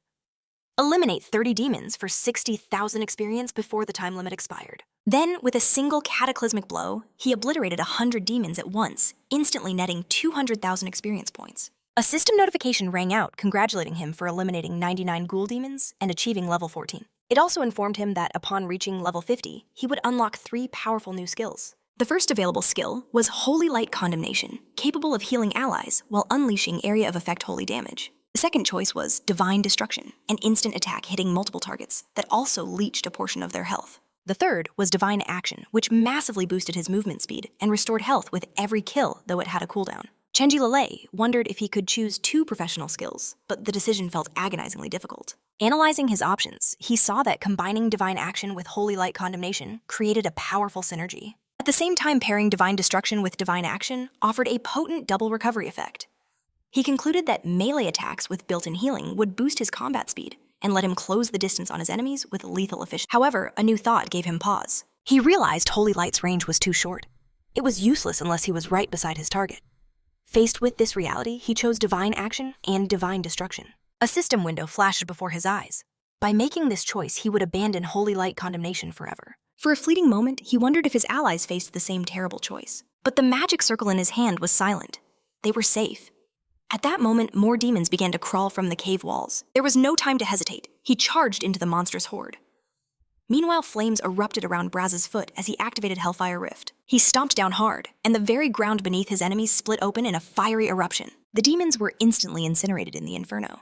But then a strange sound echoed, making Braz wonder if someone was singing. The nearby creatures froze in place as if paralyzed by the melody. His gaze followed a trail of fallen monsters, leading to a silhouette in the distance. From within the music, a blindfolded woman emerged. Braz accused her of controlling the ghouls. "I'll burn you to ashes," he threatened. She just stared back, a serene smile on her face. Shadowy hands shot up from the ground, seizing him. In that instant, Braz knew. It was her song that was holding him powerless. The woman slowly drifted closer as he growled, "What are you doing?" She leaned over him, purring. "It's been so long since I tasted fresh meat." Her claws tore into his side. As she gripped his face, he wondered if this was it, such a humiliating end. Just then, something streaked between them at blinding speed. The woman was struck and sent flying. Freed from the shadows, Braz could move again. Chen Jiliao now stood before him. "Did I make it in time?" he asked. The shocked woman screamed, "How did my ghouls not kill you?" He simply gestured behind him. "Are you talking about this one?" On the floor, a demon's head slowly rolled to a stop. The woman stomped on the defeated creature's head. "That was my best ghoul, yet you killed it with ease." She stood over the corpse and began to sing again, unleashing powerful sonic waves that rippled through the air. Braz yelled out a warning, "Chen Jiliao, don't listen to her." But the young man was engulfed by the waves, paralyzed by the necromancer's curse. Confidently, the woman declared, "This time, neither of you can move." But Chen Jiliao activated Divine Action, shattering the spell. With a sneer, he commented, "Your singing is terrible." Braz watched, completely impressed by his power. Then a different sound caught his attention. They both heard a persistent, ominous buzzing. Chen Jiliao's palm began to glow, and he realized the woman was no longer the main threat. A far more malevolent creature, the infernal python. Lust unleashed a massive blast of fire. Feloka instantly recognized the overwhelming power gap. Defeating this thing would be impossible. He knew he couldn't withstand the incoming attack. The blast struck him head-on, slamming him violently against the rock wall. He collapsed to the ground, utterly drained of the strength to go on. The python lunged, moving in for the final blow. As the young man's reflection glinted in its eyes, a mysterious figure landed before Feloka, shielding him. Chen Jiliao stood before him, his weapon already drawn for battle. The creature recoiled, facing its new opponent. In a single swift motion, Chen Jiliao charged, striking the serpent and instantly defeating the infernal python. After the battle, Chen Jiliao turned to his companion still sprawled on the ground. He apologized to Feloka, explaining, "We arrived a little late." Gasping, Feloka could only acknowledge Chen Jiliao's undeniable strength. Braz helped him up, explaining that the paths they had taken were all traps. This was the true entrance to the Beastman's nest. The hooded woman simply called out her companion's name. Braz then asked Feloka if he was okay. And the young man replied with certainty, assuring him, "I won't die." Still awestruck, Feloka commented, "That giant serpent was too powerful, like a monster from Legends." Braz mused, "Then wouldn't the Beast King annihilate us in seconds?" But Chen Jiliao corrected him, stating the true enemy isn't the Beast King, it's fear itself. He argued that fear on the battlefield only leads to death. How can we face even stronger creatures as he if we hesitate now? Then he reminded them of the companions they were fighting for. He declared firmly, "I will fight to the very end for freedom, even if only a breath of life remains." Suddenly, the defeated serpent began to stir. It rose again, even larger and more menacing than before. Chen Jiliao surged forward, shouting, "We fight together!" The trio braced themselves, ready to charge headfirst into battle. Braz leaped toward this creature, shouting, "Let me go first!" He taunted the giant worm, demanding its attention, before unleashing a flurry of kicks against its body. The creature retaliated, preparing a devastating counterattack from its gaping mouth. Meanwhile, Chen Jiliao focused his concentration, readying his elemental powers. Feloka vowed he wouldn't be a burden any longer. Done holding back, he poured his very soul into this attack, unleashing the legendary Kitagarba's palm. The wave of energy surged forward, slamming into the serpent and pinning it by the neck. Bros roared Chanula's name while his companion watched, completely mesmerized. Seizing the perfect moment, Chanula launched himself high into the air, his sword held aloft. He descended like a meteor, crashing his blade down on the monster's head. A system window flashed. The infernal python's flame armor had sustained 20% damage. Jiliao readjusted his grip, his eyes blazing with intent as he readied another assault. With a lightning-fast spin, he unleashed a furious storm of blows upon the creature. The armor's durability plummeted to 30, then 50%. The relentless barrage continued until the damage counter hit 80%. Finally, with a deafening crack, the armor disintegrated into dust. With its defenses shattered, Shinilo prepared to deliver the final blow. With a devastating spinning slash, he executed the finishing move. The blade tore through the serpent's body like paper. As the strike ended, he landed gracefully on his feet. Bros erupted in cheers, screaming that the beast was finally dead. A notification confirmed their victory. The infernal fire, Python, had been slain, granting 200,000 experience points. But that wasn't all. Another window appeared, revealing the acquisition of a secret item, the infernal fire gloves. Chanula meticulously scanned the incredible attributes of his new legendary gear. The system prompted him, asking if he wished to equip the powerful item. Without a second of hesitation, Chanula equipped the infernal fire gloves. Braz stared in awe, remarking that even after just a few hours, Chen seemed to have been reborn into a different league of power. With a simple command, the gloves vanished from sight. But at that moment, the entire cave began to tremble violently. From the deep shadows of the passage, Rashidler emerged. Both Chen Jiliao and Braz immediately snapped into defensive stances against this new foe. The orc charged, unleashing an attack on both of them at once. The raw power of the blow sent Chanulo flying backward. Moments later, Bros stood over the defeated orc, demanding to know why he had surrendered so easily. Richard explained he'd gotten lost, suspecting the Beast King must have activated the dungeon's traps. Hearing this, Chung Lei realized it was no wonder they'd been swarmed by monsters. The orc scrambled to his feet, growling that they were lucky to even be alive. In response, Bros drove a kick into his side, demanding to be led to the Beast King immediately. Cowering, Richard agreed to show them the entrance. Bros loomed over him, warning that any tricks would be met with a fate worse than death. Ratchler mumbled a few words under his breath. Before them, a colossal stone door slowly began to grind open. The group stared into the imposing darkness of the main hall. Elsewhere on a stormy night, lightning ripped across the sky, illuminating the world for a brief, violent instant. From his window, Ubra watched the relentless rain fall. Nearby, Boban approached a cabinet that had remained sealed for an eternity. Opening it, he revealed a magnificent suit of full-plate armor gleaming within. Ube remarked that after so much hesitation, Ban had finally found his resolve. Bob replied that both he and Sal had always been curious about that battle armor. The old man suggested that what was sealed away wasn't just metal, but the very desire to leave that place behind. Boban then revealed his true intention. He'd heard whispers of a team forming to hunt the monster that murdered his parents. With steel in his voice, he declared his desire to join them, asking if this time he would not be stopped. Back in the cave, the group pressed onward down the corridor. Bros warned Rashidler again not to try anything funny, and Shanail reinforced the threat with a deathly glare. He made it crystal clear any betrayal would be his last act. The terrified orc assured them the Beastman's nest hall was just ahead. Next, Chanila questioned him about the whereabouts of the people they'd captured. Ratchidler replied that he knew this place better than anyone. Hearing this, Chandula ordered Braz to take Feloka and follow the orc to rescue their companions. Braz immediately argued, questioning if splitting up was a good idea, and warning him not to think he was invincible just because he'd saved them once. Our protagonist refused to even consider splitting up. And at that moment, the system screamed out 2 emergency warning alerts. A quest window appeared. An unknown boss had been detected with a grim survival chance of only 10%. The main character stared in disbelief. After all his desperate efforts to level up the odds were still this hopelessly low. Beloa noticed the grave expression on his face and asked what was wrong. Chen Jiliao brushed it off, saying it was nothing. He ordered them to go warn their companions while he faced the Beast King alone. Bros instantly refused. He roared that he would never abandon a comrade, especially in a situation this hopeless. Chen Jiliao warned him that the monster they were about to face was on another dimension of power, and that their chances of winning were practically zero. Bros shot back that they'd all be dead if it weren't for him, and he refused to run no matter the odds. He remembered how he'd always shouldered every burden alone, how it made him feel so isolated. But now he realized something profound. He wasn't alone anymore. Schindler pointed a trembling finger toward the passage ahead, whimpering that the Great Hall was just beyond, but pleaded to be left behind, certain the Beast King would kill him on sight. Ignoring the orc's desperate pleas, the trio steeled themselves. Bros shot Shanilo a look, saying, "If you're eager to die, fine, but don't drag me into your grave." With that, they stepped across the threshold, entering a hall of imposing grandeur. The chamber was eerily empty, shrouded in a suffocating silence. At the far end, a single solitary throne dominated the vast space. The complete lack of guards sent a shiver down Shanilo's spine. He turned to Richidler, demanding to know where the Beast King was, a knot of dread tightening in his gut. Suddenly, with a deafening groan, the massive stone doors began to swing shut behind them. Chanilo and Bros whirled around, watching in horror as their escape was cut off. The passage sealed itself, and Richidler began to panic, screaming that it was a trap. In that same instant, an invisible force violently snatched Faloka into the air. Braz could only scream his name. Spinning back around, Shanilo saw his friend ensnared. There on the throne, the Beast King, Finnair level 85, finally revealed his terrifying presence. A moment later, a crushing blow slammed into Faloka. Without a second's hesitation, Chanilo charged his enemy. He launched himself into the air, bringing his sword down on the Beast King. But his strike met an invisible, impenetrable barrier. Determined to shatter it, he poured all of his strength into the blade, pressing it against the shimmering shield. The barrier pulsed with power, violently repelling his assault. The force threw him backward, but he managed to land on his feet. Meanwhile, Faloka dropped from the air like a stone, completely unconscious. Bros lunged forward, catching him just before he hit the cold floor. He desperately shook his friend, pleading for a response, but got only silence.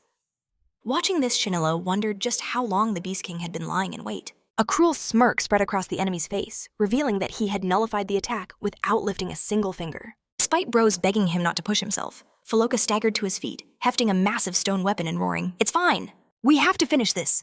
The young warrior charged forward with Bros right on his heels, both racing towards the throne. From his seat of power, the Beast King watched their pathetic assault, utterly unconcerned behind his absolute defense. Bros's attack was swatted away by the barrier, the recoil launching him high into the air.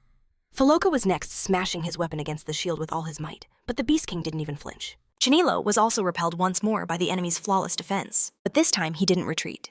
He surged forward again, and with a devastating roar, smashed his gauntlet directly into the throne itself. The impact sent shockwaves through the hall. The throne exploded into 1,000 pieces, and the barrier shattered along with it, a result that even Chanilo hadn't expected. With a malevolent smile, the Beast King glared at them. Raising his hands, he began gathering a sinister new power. Chanilo and Bros immediately took defensive stances, bracing for the coming storm, as a sphere of pure energy blasted towards them. The explosion hit Bros head-on, sent a wounded Faloka crashing to the ground, and slammed Chanilo backward even as he tried to block. Far in the back, Richidler cheered like a madman, praising his master's overwhelming power. Seeing the devastation, Chanilo finally understood the true depth of his enemy's might. Bros struggled to his feet, and seeing his friend on the ground, cried out, "Faloka, are you all right?" The young man grunted in confirmation. Even with his injuries, Chanilo's mind raced, trying to figure out what the Beast King's true ability was. A deep, mocking laughter began to fill the chamber, echoing off the stone walls. The Beast King sneered at their struggles. "You ridiculous insects," he declared. "I suppose I'll play with you for a little while longer." His form was suddenly veiled in a dark mist, and in the blink of an eye, he vanished from the throne. Chanilo's eyes widened in shock. He recognized that skill. "Bros, watch out!" he screamed.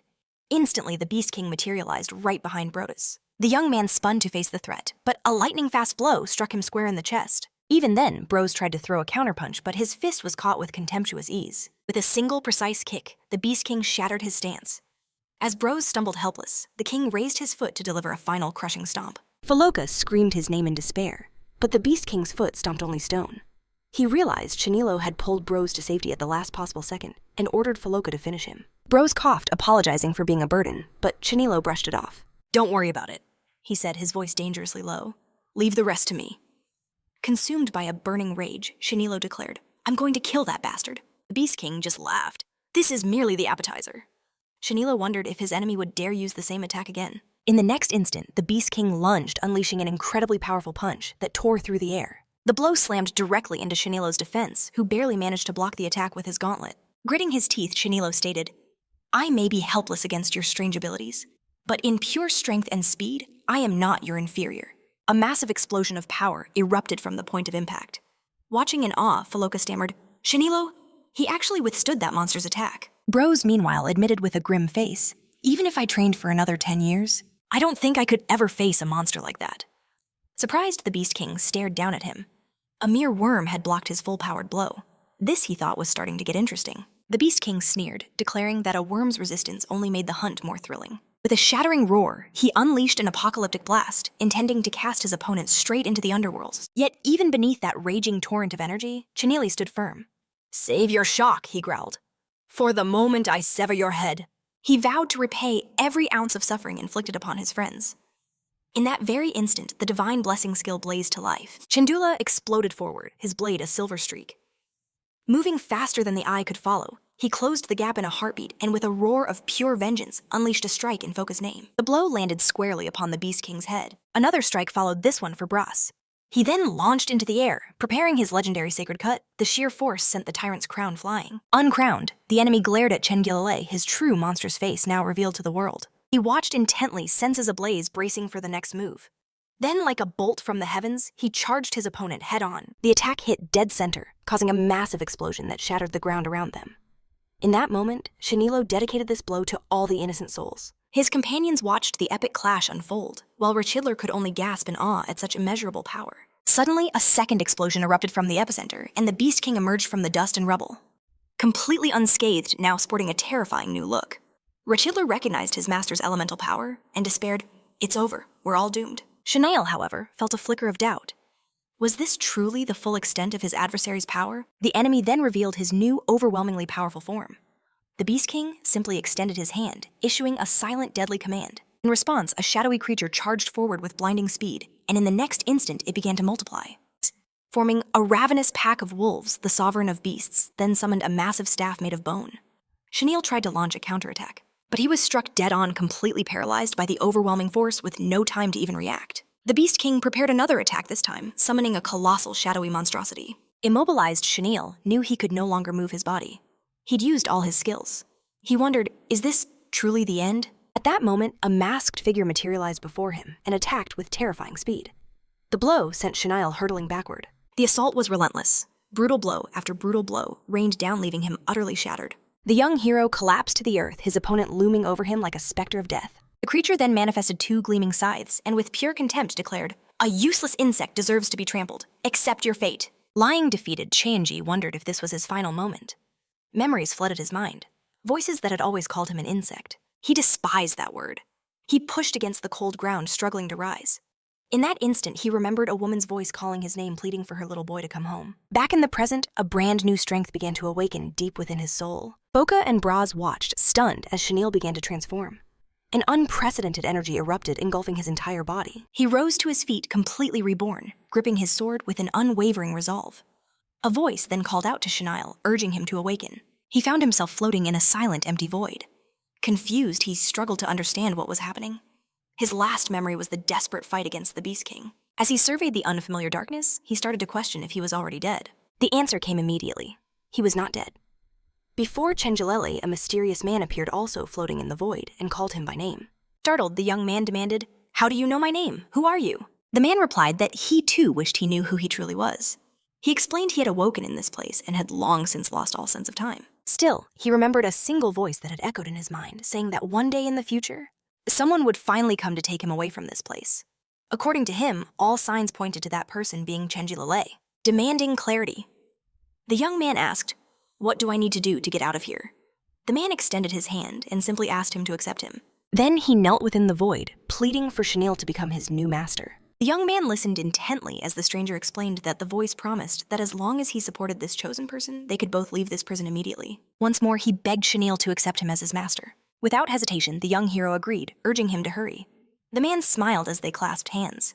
The moment the pact was sealed, an intense energy surged between them. Back in the battle arena, Chenille faced his opponent once more.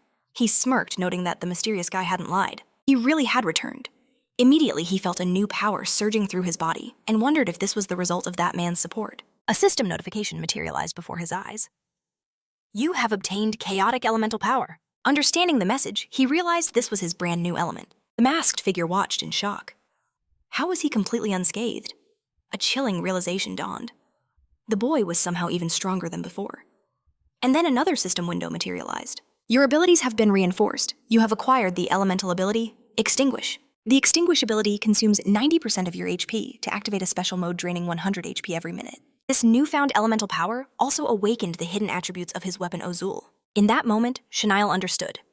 His grandfather Yubi's sword had always required elemental power to unlock its true potential. It had never shown its stats before. He gripped the sword, his knuckles white.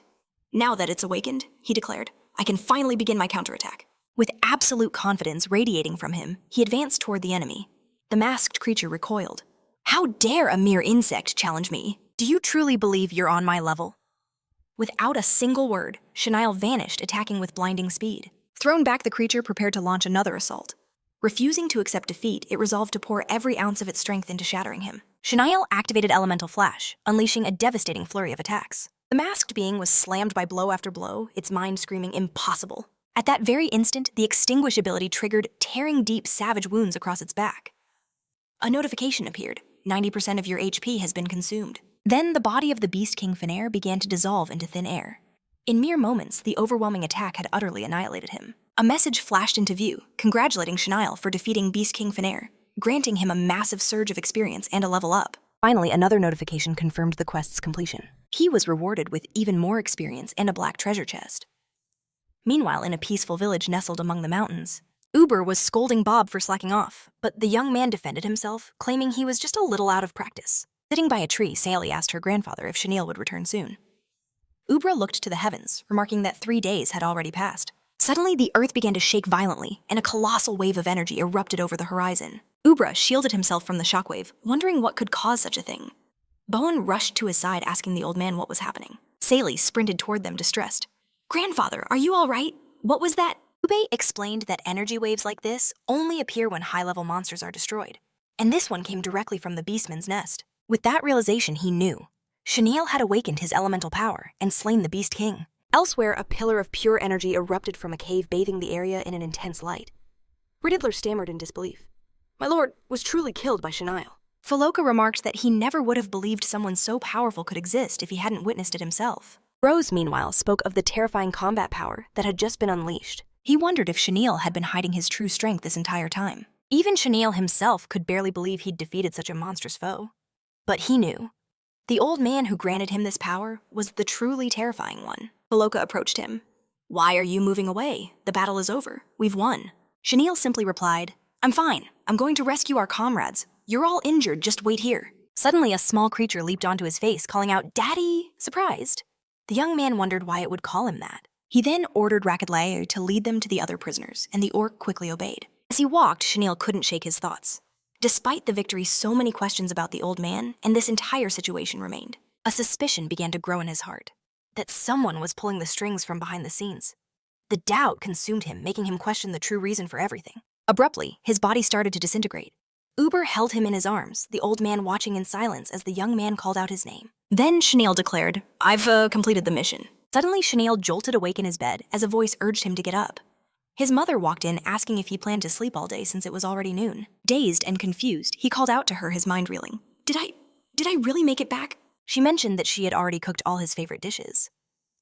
As he watched her tidying his room, he called her name once more. Unable to contain his overwhelming emotions, he rushed forward and hugged her tightly, crying out, I'm home! Just then, a voice asked, What are you doing? Bowen was holding him, completely stunned by the sudden embrace. Now sitting on the bed, Shaniel demanded to know what he was doing there. Bowen just stared at him, confused by the hug. He explained that he'd promised the old man he would look after him, but he made it clear that he still wanted their promised duel when the time was right. He told Shaniel to rest up and left to get Yura and Sally. Alone in the room, he stared at his own hands, concluding it had all been a dream. And yet, he could vividly remember seeing Grandpa Ube at the very end. Clutching his head in confusion, he began to wonder, what happened to Bros and Faloka model? A system window flashed open. A locked safe was waiting in his inventory, along with unspent stat points that needed immediate allocation. He recalled the key he earned from crushing bone. Without hesitation, he decided to claim his prize. A new message appeared. The key was a perfect match. The mysterious safe began to unlock. A flood of new items poured into his inventory: boots, chest plates, gloves, and even rings. But one item shimmered with an incredible aura, the legendary Fenrir's Ring of Protection. It boosted all his stats and held a powerful, unique skill. Just then, another alert. A congratulations message for finding a hidden legendary item. Intrigued, the young man inspected his new treasure. But the legendary item was just an egg. His first thought, could he eat it? Suddenly, cracks spiderwebbed across the shell. Maybe it was some kind of monster pet. From within, a tiny baby-like creature poked its head out. He stared in disbelief. Was his legendary reward a baby? The newborn looked right at him, its tiny mouth opening. Daddy! Stunned, Chen Jiliao frantically pinged the system. He demanded info on the child, anything about its abilities. Why on earth was the vault's ultimate reward a baby? He watched completely baffled as she rolled around on his bed. The system's reply was unnerving. Creature identification failed. Subject has been soul bonded to the user. You are now responsible for its care. Just then, Yuruka climbed onto his head. He yelled for her to get down, shouting he wasn't her father. He even held her upside down, desperately repeating, I am not your dad. I can't be dragging a baby on my quests. Overwhelmed by this absurd situation, Chinulo decided to palm her off on Sally and Grandpa Ube. That's when the baby's tiny face completely changed. She knew exactly what he was planning. In an instant, Yuruka let out an earth-shattering wail. Startled, Chinulo quickly scooped her up. He begged his dear ancestor to stop crying, worried he'd somehow injured her. But her cries only grew louder, more intense. A cold notification window appeared. A 30-minute punishment has been activated for your desire to abandon a living being. A countdown timer began to tick down. A punishment. What kind of punishment could it possibly be? The timer hit 0 punishment, activated. He instinctively threw his arms up to shield his face with no idea what was about to happen. He lowered his arms, and his world had changed. Where was he? An endless frozen wasteland stretched out before him. What was this place? Trying to quiet the crying child, Chinulo pleaded his case, saying he was just a student. But then 2 colossal figures materialized from the blizzard. Their forms solidified. Elite ice predators. Elite grade monsters. Where did they come from? Another system alert pierced the air. The punishment has begun. Annihilate all monsters within 30 minutes and protect the living being. Confused, he asked what obliterated meant. Before he could process it, one of the monsters lunged ready to strike. With no time to think, the young man dove to the ground. He used his own body as a shield to protect the child. The blow sent him scraping violently across the ice. Wounded, but he forced himself back to his feet, holding Yuruka tight. He yelled at her, "Don't you dare die! Hold on tight!" His elemental power flared to life as he drew his sword. With the tiny girl clinging to his shoulder, Chinulo took his stance and declared, "All right, let's do this together." Meanwhile, back in the village, Boone mentioned to Ube that Sally was in town, wondering what was keeping Chenzila. He asked how the temple recruitment was going, but Ube's face was grim. The situation was far worse than he feared. The old man explained that everyone was terrified thanks to Hicks's poisonous lies. They believed the journey would only bring down the god's wrath. Boone suggested they should just abandon the village and go themselves. But Ube refused to risk it, saying the monsters beyond the village were far too strong. Finally, Ube decided their first priority was to find Chinulo and update him on everything that had transpired. Just then, Sally ran up to them, asking her grandfather Ube what he was talking about. Ube explained that Boone had just informed him Chanel was awake, and Sally replied that the young man had looked perfectly fine. Excited, she said she had to see him right away. She was dying to know what kind of elemental power he'd awakened. Not wasting another second, Sally dashed off, urging her grandfather to follow. Back on the frozen battlefield, the bodies of the ice predators lay broken. Amidst the icy carnage, Chinulo dodged a desperate attack from the last surviving creature. He parried its massive tail strike with perfect timing. One final blow shattered the beast into frozen shards as a notification announced his mission completion. He fell to his knees, gasping for air after the grueling fight. But perched on his shoulder, the tiny creature cheered ecstatic with their victory. If he was truly her father, then all hope was lost. In a flash, the world dissolved around him, and he was back in the village. A wave of relief crashed over him. I'm finally back, he breathed. From the village entrance, a familiar voice called his name. It was Sally, but her smile faltered as her eyes locked onto the child perched on his shoulder. A storm of confusion brewed on her face. Where in the world did that child come from, she thought. Sally couldn't resist gently scooping the little one into her arms. "Oh, you're just the cutest thing." A tiny hand reached out, touching Sally's cheek. She turned to Chen Yu, her heart melting. "Where did you find this little angel? I absolutely love children." Chen Yu's answer was simple and unbelievable. She hatched from an egg. Sally's world tilted on its axis. Are you being serious right now?" Disbelief was written all over her face. Chen Yu remained silent, his thoughts racing. "So, children hatch from eggs now? and if I send her away, I'll face the consequences. Just then, Elder Ub and Bobbin arrived, drawn by the commotion. Sally proudly presented the tiny child.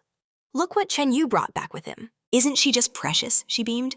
But the two men just stared, their minds completely blown. Is that a real baby? They stammered. Bobbin immediately rounded on Chen Yu, his voice sharp. Why now? What kind of twisted game are you playing at? Chen Yu started to explain. She was under the bed, but he quickly bit his tongue. The full truth was far too dangerous to reveal. Elder Ub's voice cut through the tension. Enough. He reminded them that Chen Yu had just returned. Prepare a meal. We will discuss this over food. Sally leaned close to the little one, her voice soft. You be a good girl now, all right? Your big sister is going to whip up something tasty. Bobbin sneered at Chen Yu. So decided to be her friend now. But our hero's reply was ice cold. I never even considered it. Suddenly, the child Yuruka pointed right at him and babbled. Chen Yu knelt down, his voice softening. Are you hungry? He assured her that food was coming soon. That's when Elder Ub turned to him and bowed his head slightly. I apologize. Taken aback, Chen Yu was confused. Elder, for what? Why are you suddenly apologizing to me? The elder confessed his carelessness. I thought it was just a common beast's nest. I nearly led you to your doom. But Chen Yu shook his head. It wasn't your fault. I was the one who accepted the mission. He continued, and without it, I never would have learned the truth of my arrival here. The accident might never have happened. He explained that during the climactic battle with the Beast King, he was torn from reality and cast into another dimension. A mysterious man was waiting there for him, and without a moment's hesitation, he accepted the man's request. The elder nodded grimly. When you left, you had already awakened the chaotic elemental power. It was as if every step was guided by destiny. Chen Yu's eyes widened at this revelation. Elder, do you know something about this? He pressed. Does everyone who awakens this power get dragged into that strange dimension? But the elder denied it. No, awakening an elemental power should never send you to another realm, nor should it lead to an encounter with some unknown entity. He revealed that his only knowledge of this power came from an ancient text thousands of years old. Chen Yu leaned in. What did the book say? He wondered if the reason for his existence was hidden within its pages. The elder began to tell a long-forgotten legend. Thousands of years ago, the evil god Morpheo descended upon the mortal world. His power was absolute. Armies of men clashed against him, only to be annihilated. Even the greatest heroes of the age fell before his might. Just as humanity fell into utter despair, a savior appeared. His name was Hyodo. He wielded a chaotic power the world had never seen. Hyodo raised an army and challenged the evil god. Their war raged for decades, scarring the very land. In the final cataclysmic battle, Hyodo struck down Morpheo. He sealed the god's soul away in the eternal prison of Tartarus. But victory came at a terrible price. To maintain the seal, Hyodo himself had to remain in that desolate place for all eternity. The legend sent a chill down Chen Yu's spine. Could the man he met have been the legendary Hyodo? The elder stared at him, his gaze heavy with unspoken thoughts. Finally, Elder Ub spoke. It is highly probable. The weight of that revelation hung in the air, but Sally's cheerful voice cut through the tension. The food's ready. We're coming, the elder replied. Before he left, he gave Chen Yu a stern warning. Not a word of this to anyone else. An incredible feast was spread across the table. With the little one perched on his head, Chen Yu praised Sally. Sally, this is amazing, you're incredible. But she just smiled shyly. I only helped a little. The person you should really thank is our chef in the kitchen. The cook just smiled. Thank you for the compliment, Miss Sally. As they ate, Chen Yu asked why Ratchler had come. The orc grinned. The elder himself brought me here. Now stop talking and try the food. Elder Ub explained, I brought Ratchler because he knows the terrain of Latoyana better than anyone. Just then, the littlest creature scrambled onto the orc's head. Ratchler just laughed. Don't worry, I've got her. Chen Yu then asked about his two companions from the cave. Sally explained that the elder had sent them to the city's treatment center. We'll go visit them after we finish eating, she promised. Seeing the little one, Elder Ub turned to Ratchler. Could you fetch some milk? This food is too much for her. But high above on a distant cliff, a mysterious figure named Hicks watched them all, his intentions hidden in the shadows. A subordinate reports in. The outsider is with Ube and his pathetic crew. A smirk crosses Hicks's face. It's time to end this farce and report his success to the master. A monstrous dragon shatters the storm-racked heavens. Lightning streaks across its scales as it plummets toward the earth below. A colossal beast descends toward a massive floating citadel, suspended in the endless darkness of the underworld. Just as a hand reaches for a delicate rose, the ground quakes. The dragon lands its form shifting like smoke and shadow before resolving into a man. The newcomer greets the figure before him, Argolis. Argolis turns, his voice laced with concern. Lord Hades, why the urgent summons? Hades' expression is grim. Phanere's presence, his very life force, has vanished completely from Latoyana. I fear the worst. Fury flashes in Argolis' eyes. Impossible. No mere mortal filth could ever touch Venire. But Hades cuts him off. Go to La Toyana and investigate. Venire guarded a seal of absolute importance. There is no hesitation. I will depart for La Toyana at once, my lord. Back on a bustling city street, Sally looks at Chenul, her eyes shining with admiration. Everything you accomplished on our journey, it was just incredible. Oben scoffs from the side. I could have done all that and more if I were there. Chandela just smirks. Oh, really, if that were the case? I'd probably be arranging your funeral right now. That's all it takes. The young man explodes. You want to go? Let's go right here, right now. Sally, ever curious, changes the subject. So what kind of elemental power did you awaken to defeat the Beast King?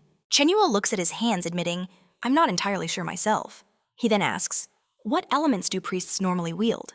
Usually, priests awaken the holy light element, she explains. But some can use fire, water, or other rare types. Hearing this, he concludes, then it must have been light. Meanwhile, Bobbin mutters under his breath, duh. Anyone could have figured that out. Chenua remains silent, recalling Ube's grave warning. Never reveal the chaotic elemental power he truly wields. Just then, Sally's cheerful voice cuts through his thoughts. We're here, the best treatment center. The group stands before a truly magnificent building. She urges him to hurry inside, and he replies, I'm coming. But something feels off. He hesitates at the grand entrance, his eyes scanning the ornate interior, as a sense of unease creeps in. Suddenly, a flash of light. He glances down, and his blood runs cold. He's standing on a teleportation circle. What's going on? The massive doors of the center slam shut behind him. Inside the corridor, Sally finds his delay strange and turns to call out for him. But it's too late. He's vanished without a trace. Elsewhere, Chenul materializes in an unfamiliar chamber, his mind racing. Why was he brought here? A voice cuts through the silence. There's no need for alarm. Hicks emerges from the shadows, a smug grin on his face. It was merely a simple teleportation spell. He introduces himself as the protector of La Toyana's people. This place, he boasts, is a sanctuary only for the truly gifted. But Chenul wasn't buying it. I'm just a traveler, he states flatly. I have no interest in your power games. His voice hardens. Now tell me why I was brought here. Hicks's grin widens. I know you killed the Beast King. He extends an invitation. Join us. Whatever you desire, we will make it yours. Chenul's answer is immediate and cold. I'm not interested. Just let me leave. The smile vanishes from Hicks's face. Just like that old fool Ube, a complete waste of my time. Then his voice drops to a venomous whisper. My men have already been dispatched to eliminate your friends. But I'm feeling generous, Hicks taunts. I'll give you one last chance. Join me, or die right where you stand. But Chenul doesn't flinch. An icy calm settles over him as he counters, I can offer you an opportunity as well. His eyes blaze with killing intent. If my friends aren't safe when I walk out of here, every last one of you will die. Consumed by rage, Hicks screams and lunges to strike Chenul down. Meanwhile, outside, two shadowy assassins close in on the treatment center at blinding speed. Back in the corridor, a terrible feeling washes over Sally. Where did he go? Bobbin suddenly sniffs the air, his eyes widening as he recognizes a familiar scent. Alarmed, he yells, Sally, watch out! A blade of pure energy screams through the air, hurtling straight for her. Before she can react, a spectral hand of shadow slams into her side. Bobbin dives, catching her just before she collapses. Without wasting a single second, he summons a clone to block the next attack. He looks down at Sally. Are you okay? She confirms. I'm fine. Thanks for the help. A murderous rage ignites in Bobbin's eyes. I'll kill anyone who dares to harm her. At the far end of the hall, a hooded figure emerges from the darkness. An arsenal of enchanted swords floats ominously around him. In the other chamber, the battle rages. Chenul expertly dodges a storm of blows, but the little creature on his head loses her grip and tumbles off. He rolls, snatching the tiny being out of the air, just in time. As he rises to his feet, a grim realization hits him. Fighting at full power while protecting a child is impossible. Yet the little creature seems completely unfazed, happily babbling and waving her arms in his grasp. He can only stare baffled by her cheerful innocence. Hicks sneers. Ha! A little tougher than I expected? But don't get cocky. That was just the warm-up. Chenul's gaze hardens. Why this hatred? Why do you want us dead? Shouldn't we be fighting the monsters outside, together? Hicks just throws his head back and laughs. Fight them, you fool. That old man Ube never told you the whole truth, did he? A sick smile spreads across his face. We made a deal with those monsters. We give them the city's useless dwellers as food, and they leave our hunt undisturbed. The horrifying truth crashed down on Chenil. Ube had agreed to sacrifice the weak, to preserve the city's so-called peace. He realized abandoning La Toyana was never the real plan. It was all a lie, a grim excuse to send his people to their doom. Hicks called him clever, inviting him to join this perfect plan. He He even claimed the monsters were a divine trial, calling Ube a hypocrite for daring to resist God's will. But Chenille refused once more. He didn't care about their grand designs. All he wanted was to go home. With ice in his voice, he vowed to crush anything in his path. Humans, monsters, even the gods themselves. Hicks just scoffed. You talk too much. Without a second thought, Chenille gently placed the small creature down, telling her to wait for him. Then he turned to face his enemy. Hicks sneered. I'll kill you both and bury you in the same grave. In the next instant, Chenille vanished, appearing right before him with a devastating punch. The blow caught Hicks completely by surprise. The young man's eyes burned with a terrifying resolve. Giving him no time to recover, Chenille clenched his fists, preparing to unleash hell. A merciless barrage of punches slammed into Hicks's chest, the final strike sending him flying like a broken doll. Sprawled on the floor, Hicks coughed, demanding, How? How did you do that? He stared up in disbelief. Just who in the world are you, Chenille? Outside, the streets erupted in chaos. People fled in terror, screaming that a battle had broken out. An explosion ripped through the crowd. Saloui launched herself into the air, diving straight for one of the cloaked figures. At the same time, Boban was surrounded by multiple enemies. He prepared to unleash his deadly shadow strike. The clash of his swords rang out in a furious symphony of steel. Amidst the chaos, Bone roared, Sally now! Answering his call, she shot towards their main target. The young woman focused her energy, activating her signature flame dance. A vortex of fire erupted outwards, consuming everything in its path. But to her horror, her attack hit nothing but air. Boan knew instantly something was terribly wrong. The hooded man appeared behind her without a scratch, and she realized it was just a clone. The situation had become critical. Bone saw the mortal danger as the enemy lunged in for the kill. But before the blade could connect, Chenille appeared in a flash, blocking the fatal blow. He warned, You don't touch my friends. For a long moment, they locked eyes in a silent standoff. Then the hooded man's clone dissolved into thin air. Utterly bewildered, Sally asked, What is going on, Chenille? Where have you been? He told them it was complicated. The only thing that mattered now was getting back immediately. Grandpa Ube, he explained, was also in terrible danger. Meanwhile, Ube sat in his home, lost in the pages of an ancient text. His mind was racing. Could Chenille have truly awakened the legendary chaotic elemental power? The prophecy in the book was chilling. It spoke of a time when demons and gods would descend, plunging the world into an age of endless night. And it foretold that only the wielder of chaotic elemental power held the key to mankind's salvation. Just then, the door burst open. The group rushed in desperately, calling out for Grandpa Ube. Startled, he turned to face them, asking why they had returned so quickly. Had they not gone to visit their injured friends? After hearing their tale, Ube was speechless, asking if they were truly attacked. Sally pressed him, demanding to know if he knew their assailants. Ube explained that the man Chenille fought could only be Hicks the Wind Mage, and the one Sally and Boan faced was Lucius the Shadow Mage. He then revealed a shocking truth. Both men were guardians of the city. Boan exploded.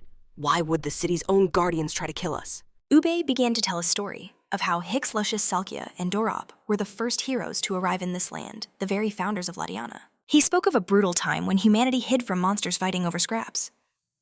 When all hope was lost, Dorop appeared, uniting the scattered survivors and teaching them the arts of cultivation. Ube guessed that their desire to leave Latoyana must have been seen as a betrayal, a threat to the very foundation of the city. At that moment, Chenille cut him off. His gaze was as sharp as steel as he demanded, Why did you never tell us that this city's peace was built on a foundation of human sacrifice?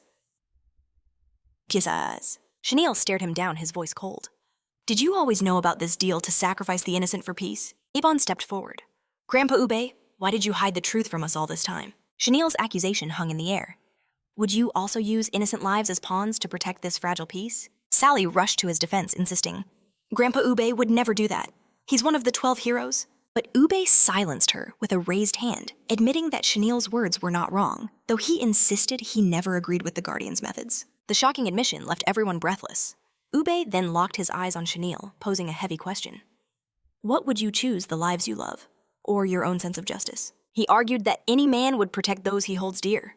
His piercing gaze fixed on the young man, awaiting an answer. He pushed forward, his voice heavy. Isn't that the truth? Their very lives were used as leverage, forcing him to weigh justice against their survival. Ubra confessed that they were everything to him, leaving him no other path but to surrender to keep them safe. He swore an oath that if he had been standing alone, he never would have bent his knee to such a dishonorable deal. For he was not a man who feared his own end. The old man wondered aloud. If someone had the power to protect both, would such a cruel choice even exist? But Chenille cut straight to the heart of it. You agreed because you knew. You couldn't defeat all 4 guardians and protect them at the same time. Boone's anger flared, threatening the young man for his disrespect. But Chenille just shot back. It's nothing more than the cold, hard truth. He then turned to Bone, his gaze piercing. What would you do if you had to choose between Salali's life and your own? Ubra lowered his head, his silence a crushing answer. Sensing the heavy atmosphere, Chinula bowed to the old man, explaining it was just his way of thinking with no offense intended. But Ubra shook his head, admitting he was the one who should be sorry. The moment he met Chinula, a forgotten ember of hope had been rekindled within him. Then Ubra faced Salili and Boan, declaring the time for secrets was over. They needed the full truth to choose their own paths. Sally immediately declared her loyalty. Wherever you go, I will follow. But Boan flatly refused to honor the old pact, vowing that his duty was to protect her. He then locked eyes with Ubra. It's time we stopped playing by their rules. Chinula's voice rang out, uniting the three of them. To fight for the people of this city, for their own freedom, and for the ones they cherished. The four of them stood together, a new, unshakable force ready for the storm to come. Ubra laid out the grim reality. To escape, they had to defeat all four guardians, reminding them that Hicks was merely the weakest of the four. He warned them. The other three would be on a whole different level, and they would be hunting for blood the second Hicks was back on his feet. Finally, Ubra announced their new reality. From this moment on, they would face the most hellish training imaginable. Their survival now depended entirely on their own power. In response, a unified roar of determination echoed from the group. In a field of serene green, Chaney rested on the grass. His tiny companion, Yuruka, was completely mesmerized by a butterfly. As he lay there, he wondered how long it had been since he'd arrived here, making a quiet promise to see his mother again. Yuruka leaped into the air with a happy chirp, trying to catch the butterfly, which danced away just out of reach. He gently called her back from the cliff's edge, asking her to cause a little less trouble. He mused to himself.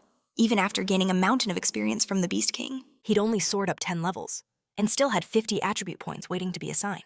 He analyzed his ultimate skill, Extinguish.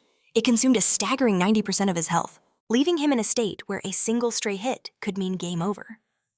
The Berserker's potion flashed in his memory. It was an instant full heal, but the price was devastating. A drop of 8 entire levels for a single use. With that, his path was clear. He would pour his points into strength and agility. His mana was for pure destruction, sacrificing all defense. His strategy was set. After unleashing Extinguish, the ultimate offense would become his only defense. Just then, a system window materialized before his eyes, signaling a new message. He leaned in closer. The interface was flooded with hundreds of messages, each one marked with a shattered heart icon. He knew that icon. It was Xiaomi's ID. Chinula stared in disbelief. Could these messages truly be from her? Was it even possible to contact the outside world? In her messages, Xiaomei pleaded with him to go to the church, then grew frustrated by his silence, and even started making threats. Her final message was a bombshell. She'd reported him missing from school. A bald man claimed he was moving away with his mother, and she desperately begged for a reply. The world spun around him. Have I been logged in this whole time? And who would deliver such a twisted lie? A truly terrifying thought gripped him with icy fingers. Was his real body lying helpless in a coma somewhere? He glanced at Yuruka playing beside him. The idea of his mother suddenly selling their home and disappearing felt utterly impossible. Lost in confusion, Chanula clutched his head, just as the little creature offered him a flower. Impatiently, he brushed her hand away. I don't have time for this right now. The flower fell to the ground. Yuruka's face crumpled, and she let out a heart-wrenching wail. Bagdada! Stunned by the scene, Chanula didn't know what to do. A system notification flashed with cold crimson letters. Punishment activated for harming a pure soul.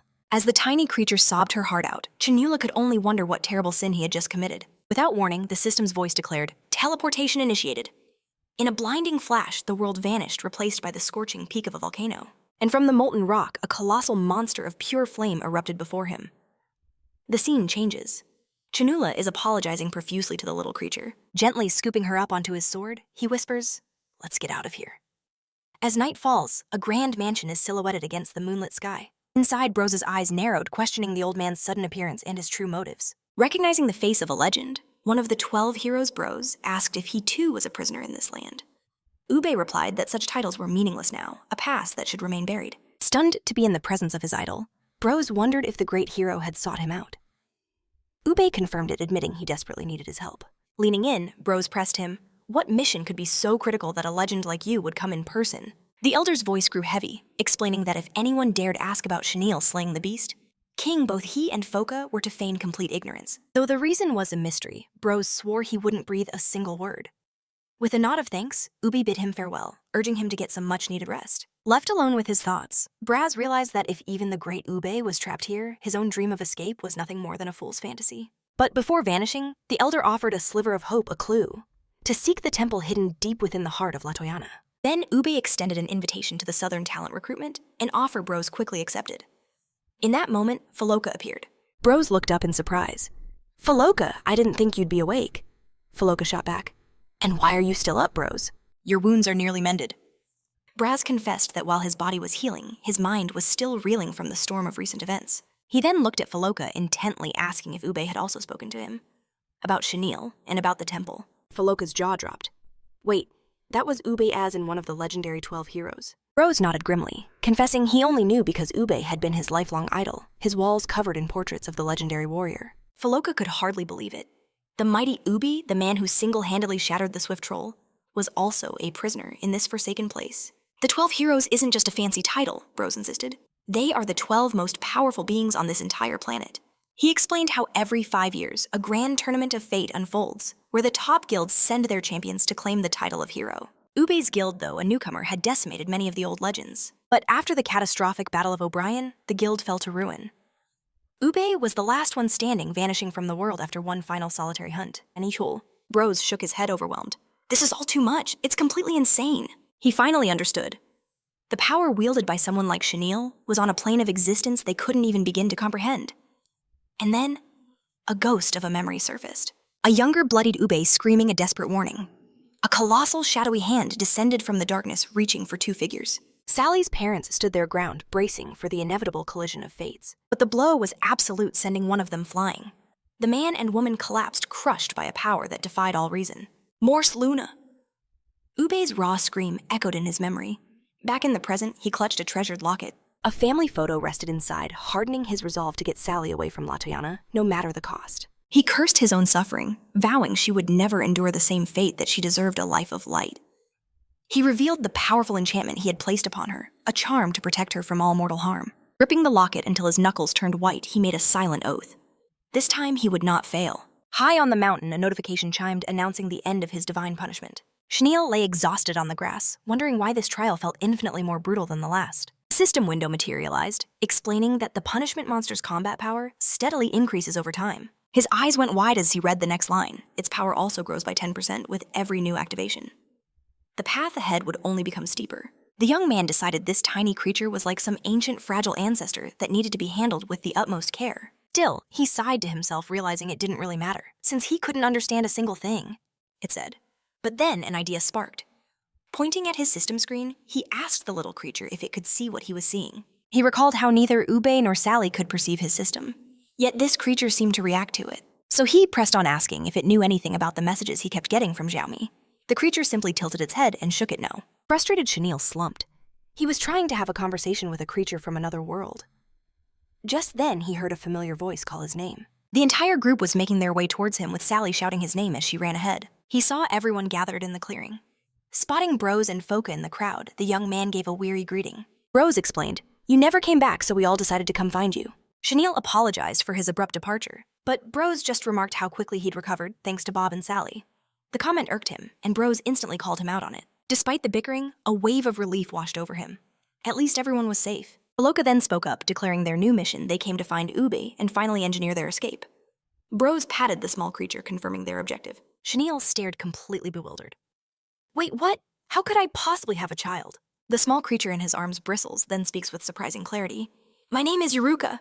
But Bob cuts in, announcing UB is ready to begin their training. Rose notes how long it's been since they all gathered, but Chenille promises him everyone is focused. UB lets out a hearty, booming laugh. Intrigued by the sound, Chenille asks what's so amusing. The old man smiles, explaining the atmosphere hasn't felt this alive since his arrival in Latoyama. Sally marvels that it's the first time she's ever seen her grandfather laugh so freely. UB tells them to enjoy the moment, but gives a grim warning. "Don't come crying to me when the training starts." Rose asks just how terrifying this trial will be. The elder's response is chilling, a challenge that even the 12 legendary heroes could not overcome. A heavy silence falls over the group, the weight of the coming ordeal finally sinking in. Holding a strange artifact, Ube explains the key to victory, finding an opponent's every weakness, every flaw. In a real battle, he says a mistake of even 0.01 seconds can seal your fate.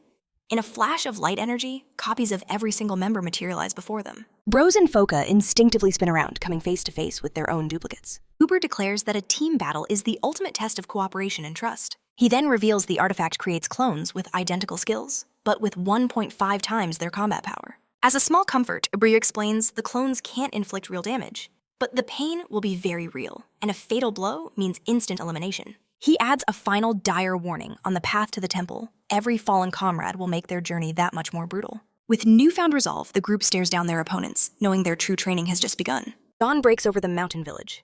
In the kitchen, Rashidler asks Ube for his breakfast order, mentioning he was about to cook for 3. He gently tells Yuruka to stand back, not wanting the little creature to get hurt by the stove. But Uber corrects him with a command: prepare a meal for 20 people. Shocked, Rashidler asks if guests are coming, but the elder simply says, not exactly. Right on cue, Chen Jiliao walks in with the entire party trailing behind him. Uber notes with a wry smile that they were a little slower than he expected. He then urges Rashidler to hurry with the 20 portions, leaving the man absolutely floored. He had just realized their intense training ended in a mere half an hour. A grand feast is quickly laid out for the victors. During the meal, Boone holds up his bowl, eagerly asking Rashidler for a second helping. Instantly, the others follow suit, all demanding more food. Uber praises them for defeating their clones in just 30 minutes and asks if they found the training satisfying. Suddenly, the sound of eating stops. A dead silence fills the room, and the elder wonders what went wrong. As one, the entire group rises to their feet, shouting that they were completely and utterly dissatisfied. Sally reveals the shocking truth: they were annihilated in less than 30 minutes. The others murmur in agreement, recounting how cunning the clones were, especially Chenille's, whose power was simply terrifying. Chenille realized the fight felt like a player versus player match, with enemies that thought and strategized like real humans. He remembers how the clones immediately hid, forcing his team to group up, which only led them straight into a devastating ambush. All he could do was watch helplessly as his own duplicate systematically dismantled his team, leaving him to face 5 enemies all alone. He understood then that their defeat was decided before the first blow was ever struck. Ube simply nodded, confirming his analysis. The winner was determined from the very start, he declared. He explained that in team combat, what matters most is the combined power of the group, like a grand chess match where some pieces must be sacrificed for the greater good. Ubra then dropped a bombshell: the clones don't actually think for themselves. Instead, they instantly analyzed the group's abilities and calculated the single most effective collective strategy. He called it the perfect counter for an inexperienced team, a comment that instantly earns a fiery glare from Bob. Chenille compares the situation to a complex math problem. You have to understand the formula before you can hope to find the solution. He concludes that to truly fight as a team, they must first understand the process and accept their own fatal weaknesses. Ending the lesson. Ube announces their training will continue tomorrow and tells them to get some rest. That night, Chenille finds himself sharing a bed with Yuruka. He wakes in the dead of night, haunted by the feeling of powerlessness he felt watching his comrades fall. It felt terrifyingly real. A cold dread grips him. What if that had been a real battle? What if Yuruka or even his mother had been in danger? Chen Jiliao came to a harsh realization. He was still nowhere near strong enough to protect the people he loved. His thoughts drifted to his mother, who had given up a prestigious career at a top company for a simple part-time job, all so she could spend more time taking care of him. Faint memory surfaces. His mother nervously asking her boss if she could bring her son to work on Wednesdays. The man grumbles, complaining a child would take up space for customers, but she insists he won't be any trouble. His next question is cold and sharp. Are you a single mother?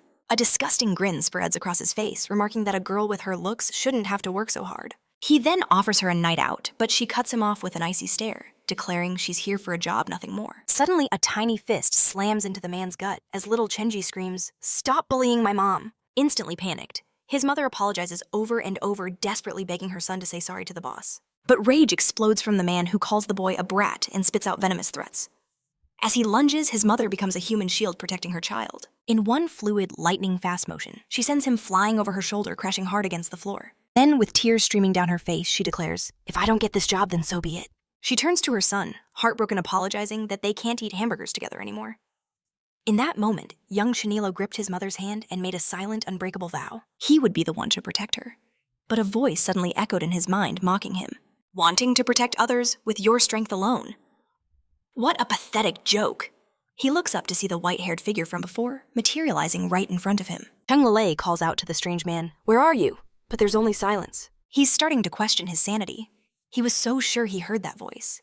He asks Yuruka if she noticed anything, but the small creature just shakes her head. He wonders if he's suffering from auditory hallucinations, a side effect from the intense strain of the past few days. Yuruka, sprawled out on Chenille's stomach, simply calls out to him, "Dada." He groans, wondering how he's supposed to sleep like this. But then he sees Yuruka is already sound asleep. With a sigh of defeat, he gently covers the little being with a blanket, muttering, "Well, I guess it can't be helped." In the silence of the night, he thinks of his mother, how she managed to protect and raise him all by herself. In that instant, his path became clear. He must grow stronger. He must defeat the guardians. He must escape this village. The mysterious man's voice echoed once more, saying he could feel Chenille's power drifting aimlessly like cotton. And our hero had to admit it was the most perfect description he'd ever heard. The voice continued explaining that creating mere clones was still a trivial matter for him. At that moment, Chenille knew this was no illusion. Suddenly, the world around him dissolved, and he found himself standing in a place he'd never seen before. Utterly bewildered, he demanded, "Where am I? How did I get here?" The mysterious man explained that this was Chenille's inner world, and that he had been here ever since becoming his master. Intrigued, the young man asked, "What exactly is an inner world?" The guide replied that he was simply too weak to be found right after the seal was broken. Full of gratitude, Chenille thanked him for his help against the Beast King, then asked, "Why are all these flowers floating around me?" The guide admitted. He didn't know, explaining that one's inner world reflects what is most important in their subconscious. Chen held one of the blossoms, confused as to why he had absolutely no memories connected to them. The guide cut him off. "Stop wasting time on useless thoughts. That is not why I brought you here." He then revealed the true purpose of this meeting. His only goal was to forge Chenille into a true powerhouse. He boasted that even recovering just 1% of his former glory would be enough to display the true power of the chaotic elements. Furthermore, he declared that Chenille's current power was so pathetic, it didn't even register as 0.1% of his own. Stunned, the young man stammered, "Isn't that an exaggeration? That would mean a 1,000-fold difference between us?" The guide simply replied that even that was a generous estimate. "But," he continued, "it makes no difference. If you die, I cease to exist as well." In that instant, a system window materialized before them. The mission displayed was called Chaos Lord Training. The objective was simple: survive for 3 minutes without being defeated to claim victory. Chenille analyzed the quest. For surviving just 3 minutes, the reward seemed almost too good to be true. Finally, the mysterious guide asked him, "Shall we begin?" Full of fighting spirit, Chenille vowed to endure for far longer than 300 seconds. Taking on a new form, he roared to his master, "We can begin now!" In a grand cathedral, a woman asked Hicks if Chen Jiliao was truly that powerful, as she had never seen him so wounded. While receiving treatment, Hicks just scoffed. "It was just a moment of carelessness. That opponent is nothing but an insignificant bug." But despite his arrogant words, the look on his face told a very different story. A woman in a hood stepped forward, warning, "If Chenille had used his full power, we would be collecting your corpse right now." Hicks? Shocked, he demanded, "Luscious, what are you talking about?" Another guardian sneered, asking how a lowlife like him ever became one of the village's 4 guardians. Hicks pointed a trembling finger at her, retorting that even she would stand no chance against that monster. The guardian brought her boot down on his head, her voice as cold as ice. She wouldn't hesitate to eliminate such a worthless being. She admitted Chenzu had power, but in her eyes it was just raw strength. The fury of a beast lacking any true martial technique. Hicks snarled that if Lord Doryup were present, crushing Ube and his pathetic crew would be an effortless task. But Luscious countered that Ube was already gathering allies within the city. A direct move from Lord Doryup would ignite absolute chaos. The other guardian demanded to know her plan. In response, the hooded figure tore open a shimmering gateway to the abyss. The 2 guardians stared, their breath catching in their throats, as a horrifying shape began to materialize from within the rift. A colossal werewolf, the infamous Latoyana vagabond, stepped into their world. Luscious gave a single cruel command: "Go, annihilate the villagers." The beast's crimson eye locked onto its new target. With a soul-shattering roar, the monster lunged toward its prey. The spiritual guide landed gracefully upon the snow. With only 2 minutes left, Chenji desperately pressed on through the winter wasteland. He sent a silent apology to his uncle, promising that if he could just survive for 3 minutes without fighting, he would clear the mission and accept whatever hellish training followed. But a deep chill washed over him. The guide wasn't giving chase. A terrible premonition sparked. He snapped his head up, his eyes scanning the heavens. That's when it came. An overwhelming power plummeted from the sky directly toward him. The force of the cataclysmic impact blasted him backward through the air. On pure reflex, Chen Lei drove his sword into the cliff face to stop his deadly fall. Dangling from his blade, he surveyed the absolute destruction before him. That single attack had ripped a gigantic chasm into the mountainside. He gritted his teeth.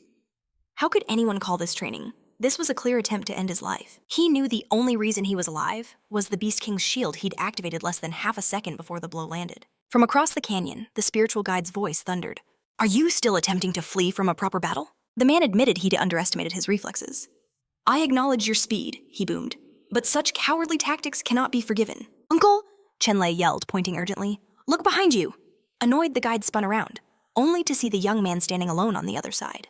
With the timer about to expire, Chen Lei knew he just needed to stall for a few more moments to secure victory. He called out, "Can we fight this out later? I just need a few minutes to rest." The guide scoffed. "Why do you insist on running? A true enemy on the battlefield will never give you time to breathe." In a flash, the man appeared directly behind Chen Lei. His sword descended as he declared, "This is your first lesson." But in that final instant, Chen Lei vanished in a blur of motion. He reappeared standing right in front of his opponent. A calm smile touched his lips.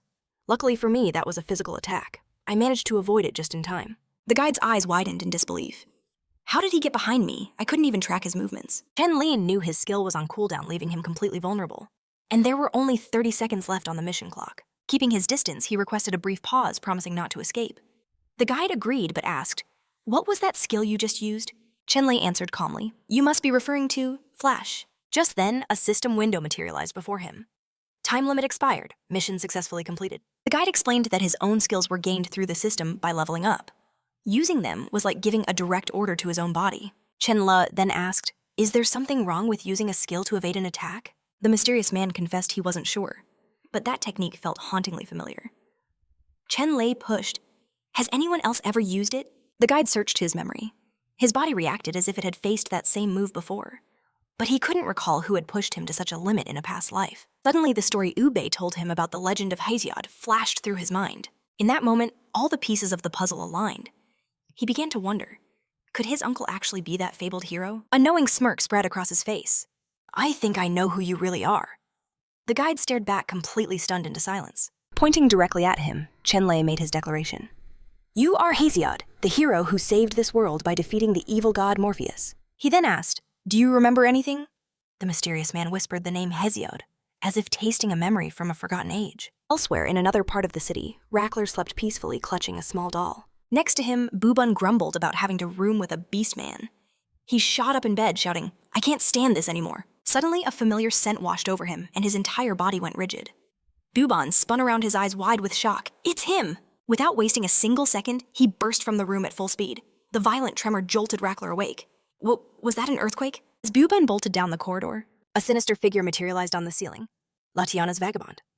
Staggering up from the wreckage, Rashidler demanded, "What happened here?" His eyes scanned the utter devastation of the house, and a chilling thought struck him. Was Bob buried alive? The image of his friend being crushed to death sent a wave of dread through him. In that instant, something shot past him with incredible speed. A rock slammed into his face, blood erupting from his nose. Ratchidler roared, "Who dares to seek their own death at this hour?" He looked up, his eyes widening in horror at the sight of the Latana wanderer. The beast lunged, smashing a powerful fist straight into Bob. The young warrior launched himself backward, his twin swords flashing as he prepared for the clash. With no time to breathe, the beast charged again, swiping with savage claws. After dodging, Bone confirmed it. He wasn't mistaken about this monster. The beast unleashed a deafening roar that shook the very ground. But Bowen's eyes burned with pure hatred as he declared, "It's you, the demonic beast that murdered my parents. I have never forgotten that face. I've spent all these years training just to find you," Bone stated. "But I never dreamed you'd come to me." Ratchidler rushed in. "Bowen, are you hurt? Why is there a demonic beast in our village?" Bowen's order was sharp and clear. "Richard, get out of here now." He swore a vow of vengeance. "I will rip you limb from limb and spill your blood on my parents' grave." With that, he took a battle stance, his entire being focused on the fight. The monster lunged once more, its roar a death sentence. "Die, Bob!" Far in the distance, a necromancer watched the chaos unfold with cold amusement. She remarked to her followers that the other beasts were summoned merely to lure out Ube. Her tone turned to ice as she ordered, "Hicks deal with the other rookies. Lord Dorp himself will handle the main target." Her voice held a final, chilling warning. "And this time, do not fail." In a desperate panic, Rashidler sprinted to Ube's house, shouting, "A demonic beast has invaded the village." Ube threw the door open, his face grim. "What is all this commotion?" Rashidler quickly explained that Bone was fighting the monster alone. The old master's gaze shifted towards the village. Far away, he could see the fires of destruction beginning to spread. Without a moment's hesitation, Ube commanded Rashidler, "Find Chen Jiliao, tell him to stay with Sali." And then he was gone in a flash. The legends told of the savior Hesiod, who wielded the power of the chaos element. It was he who defeated the evil god Mirius, sealing him within the infernal tower of Altalos. At that moment, it all clicked for Chanello.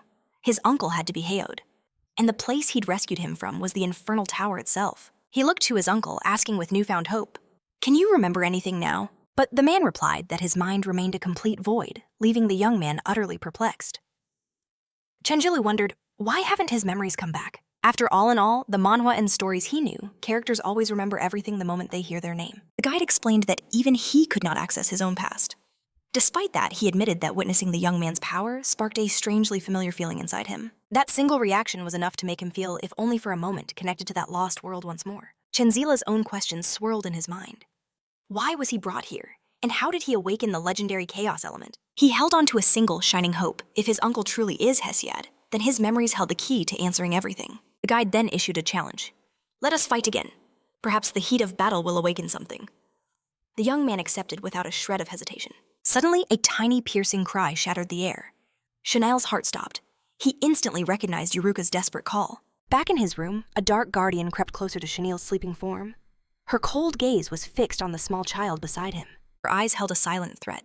She whispered to the child, "Don't be afraid. I'm only here to kill him, not you." Her eyes locked onto the sleeping youth, just as the tiny creature shrieked, "Yuruka!" The guardian smirked.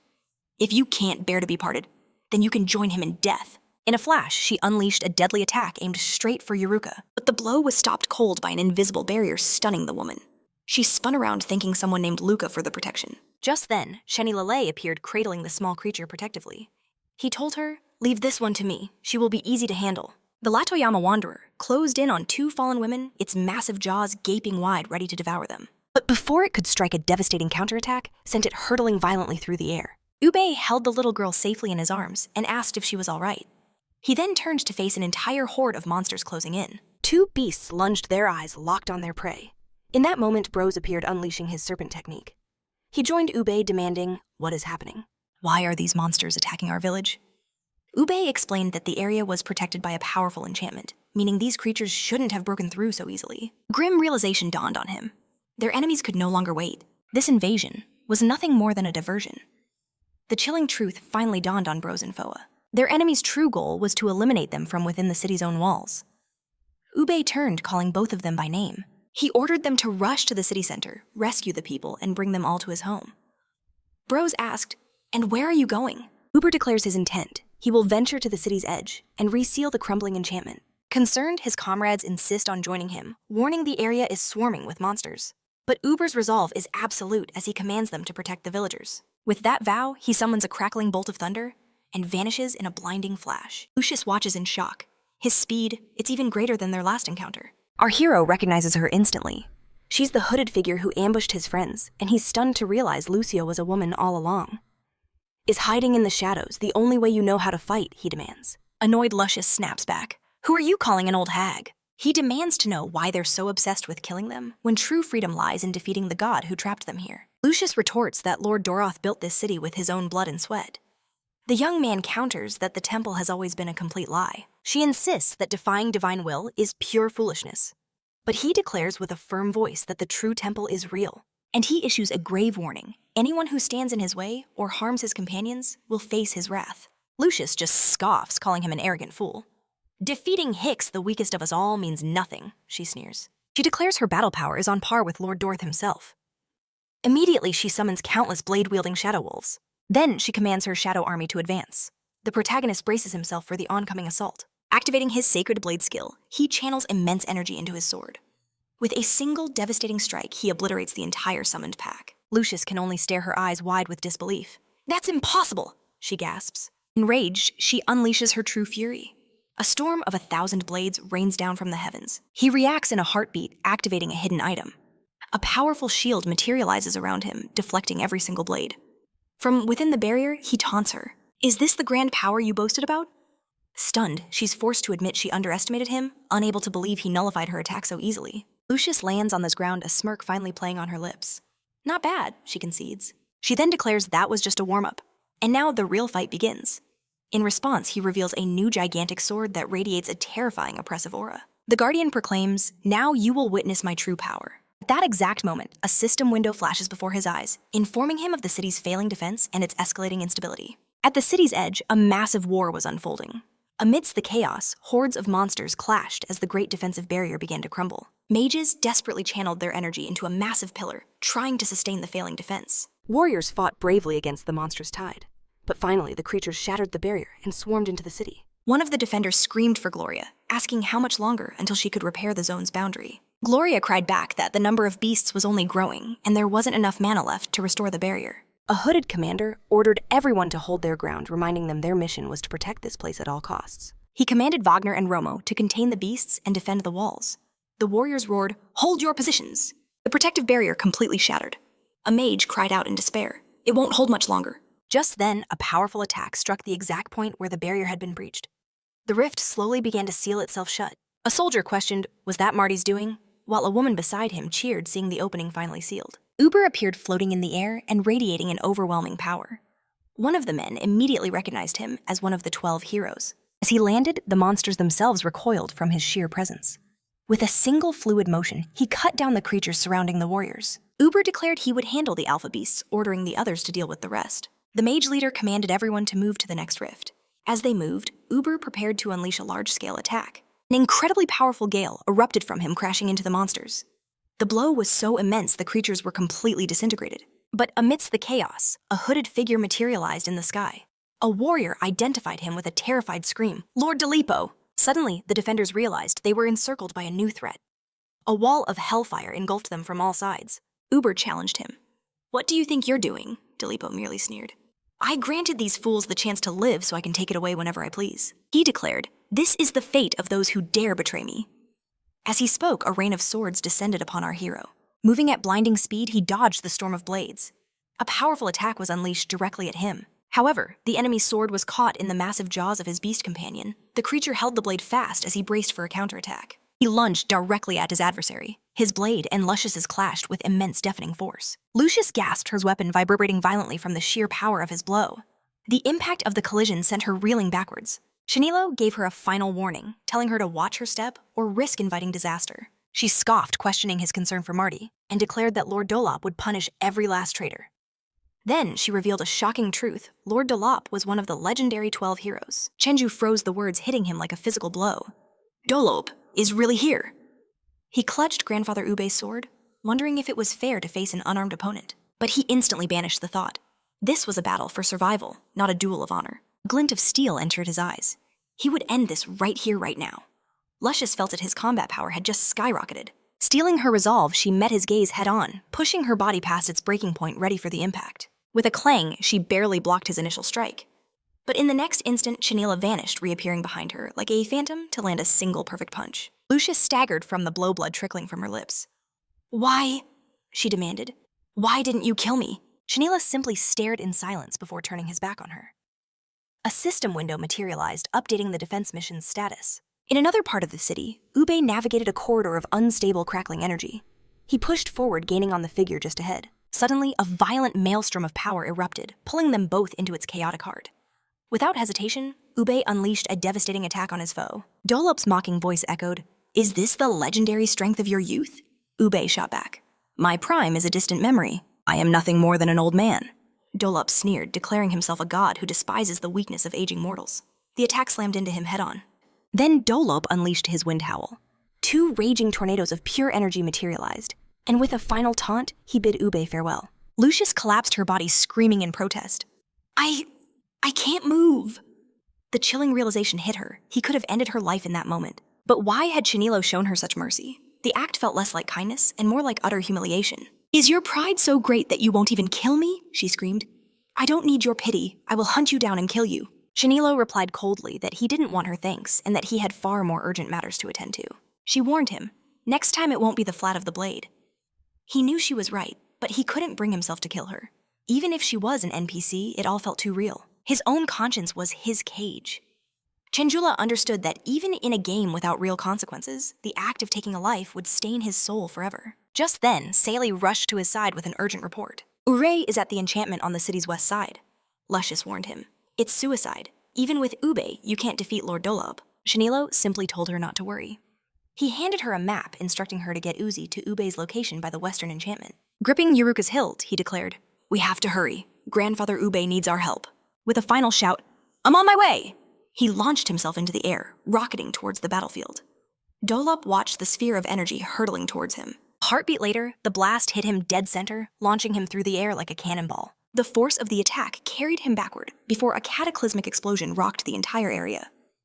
Ube landed his stance firm, ready for the next exchange. Through the dust and rubble, Dolop slowly rose to his feet, a chilling, arrogant smile plastered on his face. Ube clenched his fist and charged forward without an ounce of hesitation. His punch unleashed a shockwave that tore across the city's rooftops, shaking the very foundations of the buildings. Dolop just sneered. Pathetic, an old man fighting so desperately for a flock of sheep. He admitted it had been a long time since anyone had been this entertaining. But he lamented that in the end, Ube was simply too weak to ever defeat him. As a reward for his efforts, he would show him the true terror of a 4-element mage. Behind him, 4 massive elementals materialized, their presence suffocating the very air. Rose didn't waste a second slamming a powerful kick into one of the creatures. With blinding speed, Faloka danced between shadows, his daggers sinking into another monster. He sheathed his blades, reporting that the area was clear of new spawns for now. Rose sighed in relief. Looks like Uncle Ure managed to reinforce the city's barrier. He then turned to his partner. How are you holding up, Faloka? I'm fine, he replied. But I've never seen this many high-level beasts in one place. Looking over the war-torn city, one of them remarked, the enemies just keep coming like a tide of ants. It's a miracle any of the residents are still alive after all this. Seeing the grim aftermath, he added, these people? They must have endured a hell 1,000 times worse than this before. Bros refocused them. The beasts in the city center are down, but the outskirts are still under attack. They need our help. Right behind you? Foka nodded. But then Bros paused, looking up. What is that sound? Faloka's eyes widened in disbelief. He recognized the summoning chants for water and fire elementals. I've never seen magic on this scale. How can a mage this powerful still exist in this city? Braz explained grimly. A multi-elemental mage should be a master of none. But that bastard, he spat, he's the one horrifying exception to the rule, capable of unleashing so many elements with such raw power. Faloka screams, Frost the sky!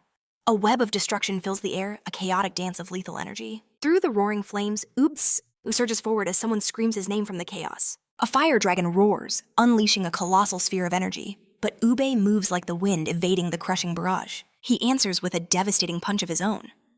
Just as Dopo bellows the name of his technique, Thunderstrike, the old master summons all his energy to break the technique, but his foe merely smiles, declaring, resistance is futile. A creature of living rock lunges, attempting to crush him. With a defiant roar, Ube unleashes a direct punch. The impact rips straight through the golem's core, shattering it completely. He floats in the air for a moment as stone rains down around him. Suddenly, a colossal mountain of water crashes down, swallowing him whole. Ube is trapped inside a raging maelstrom, a prison formed by a water elemental. Then the watery cage shatters in a deafening explosion. Shards of liquid blast in every direction as the immense pressure vanishes. Ube, leaning against a rock, gasps for breath and watches a small water creature reform before him, condensing drop by drop. Behind him, the stone golem begins to reconstruct itself, its shattered pieces pulling themselves back together in an inevitable rebirth. The elemental rises, fully ready for the kill. Wounded Ube kneels each ragged breath, a desperate fight for air, feeling the crushing weight of his injuries. Doppo approaches slowly, a look of mock admiration on his face, and comments, "You still managed to dodge that attack." But then he sneers, reminding him, a mortal is still just a mortal. Your body has grown far too old. He boasts of his own youthful body and limitless power, a gift he claims anyone would be envious of. Always in command, forever superior.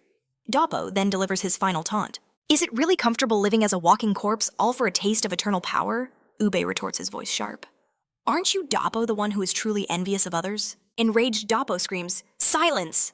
A blast of pure energy shoots straight toward Ube. Doppo glares fury blazing in his eyes as the attack slams into its target. Ube is engulfed by the energy thrown helplessly into the air. Doppo holds him suspended, threatening to crush him as easily as an ant. Then he reveals his twisted master plan. He'll blame Ube for opening the frontier, then declare himself the god who slew him to save the people.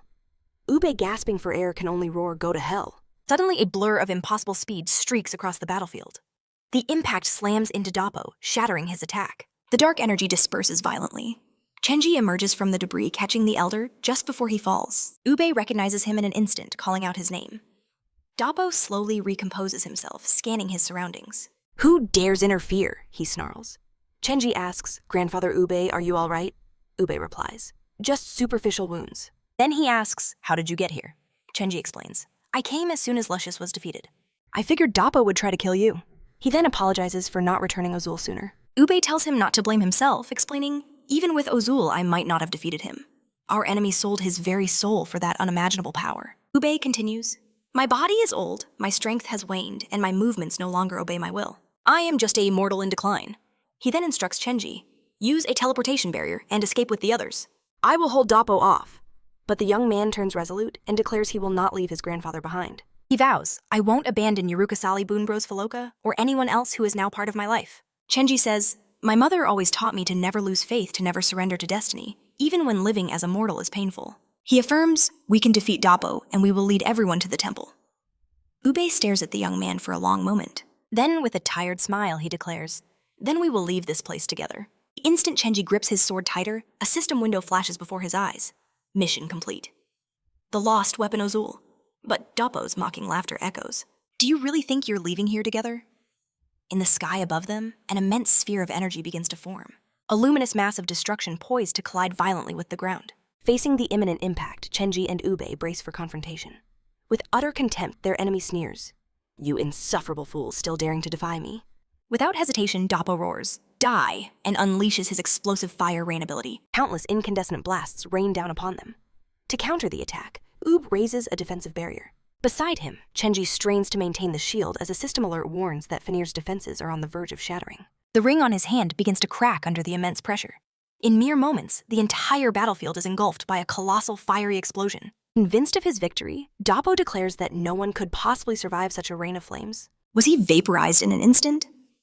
Suddenly, a massive dome of pure energy erupts over the area. Shielded by the barrier, Ube and Chenille look up completely stunned. The young man shouts out a single name, Yuruka. There she is, floating at the heart of the protective dome. A system window immediately flashes to life. Yuruka's will to fight has been activated. Another screen details her new ability. Magic Hunt, a skill that absorbs and converts all magical damage. Seeing this, Doppo's face twists with disbelief. How could a mere child wield a shield of that magnitude? It was utterly impossible. Chenille rushes to Yuruka's side, his voice filled with worry. With a faint smile on her lips, the little girl's consciousness fades. He instantly scoops her into his arms, his voice a low promise. It's all right now. Daddy's here. And in that moment, the terrifying truth dawns on him. Yuruka had just blocked an attack of unimaginable power. A blast so powerful, not even the Beast King's shield could have stopped it. Without her, he and Grandpa Ube would have been nothing but ash. But a system alert flashes before him. She has exhausted her power and will be stored for 24 hours. Full of gratitude, Chenille whispers, Rest well. I'll take care of Doppo. The system then confirms. Storage complete. Ube analyzed the battlefield with a veteran's eye. Dolapo has been casting non-stop. He must be on cooldown. The old warrior lays out the plan. We will draw his attacks. You create an opening and get close. Chenille nods in agreement. Without a second to waste, Ube charges at Doppo with blinding speed. As he moves, Chenille tries to gauge their enemy's power. His level had to be at least as high as Fanir's. The analysis window appears, but it's useless. Every attribute is hidden by question marks. Damn it. He couldn't read Dolapo's stats like the others. Across the battlefield, Doppo watches Ube's approach with a sneer. As resilient as an insect. Hovering in the air, the mage brandishes his sword at his foe. Weapon held firm, Bebe declares. The time for a true ending has come. Power surges into his blade, signaling a massive attack. For Doppo, the idea of an ending was laughable. He could only foresee a one-sided slaughter. Ube roars back. Certainty is never absolute. The elder unleashes his full power as Dolapo mutters his fake regret. Channeling the very power of the earth, the ground begins to tremble violently. A massive platform of rock erupts from below. It launches Ube high into the air as Chenille lands silently on the ground. The attack surges forward, tearing a trench through the terrain. The released energy shatters the surrounding rock formations. In a flash, Ube unleashes a flurry of slashes, shredding everything in his path. But Doppo was anticipating the assault, ready to counter. Surrounded by energy spheres, he summons two elementals of fire and water. They charge and are obliterated in an instant. That was the distraction they needed. Amidst the chaos of the clash, Chenille surges forward. Dozens of energy orbs now circle Doppo as he watches them advance. Save your breath, he scoffs. You'll never even get close. Suddenly, a bolt of pure energy rips across the battlefield at blinding speed. Dolapo whips his head around, sensing the threat. And in that instant, Chenille appears right behind him. The plan worked. Without hesitation, the young man screams the skill's name, Obliteration. A system alert flashes in confirmation. 90% HP reduction. With a roar of effort, he lands a direct, devastating hit on Dolapo. But as the blow lands, magical shackles materialize, pinning him in place. Dolapo scoffs, a ridiculous child's trick. He spoke too soon. A powerful blow suddenly slams into Dolapo's gut with crushing force. A system window details the new skill. Divine Action. It increases movement speed and removes all negative effects. Seizing the opening, Chenille unleashes his next attack, God's Fist. A legendary ability that launches 20 consecutive strikes, and thanks to another active effect every single hit, is converted into pure, unstoppable true damage. Ube charges forward, screaming for Doppo's end as he lands a heavy punch.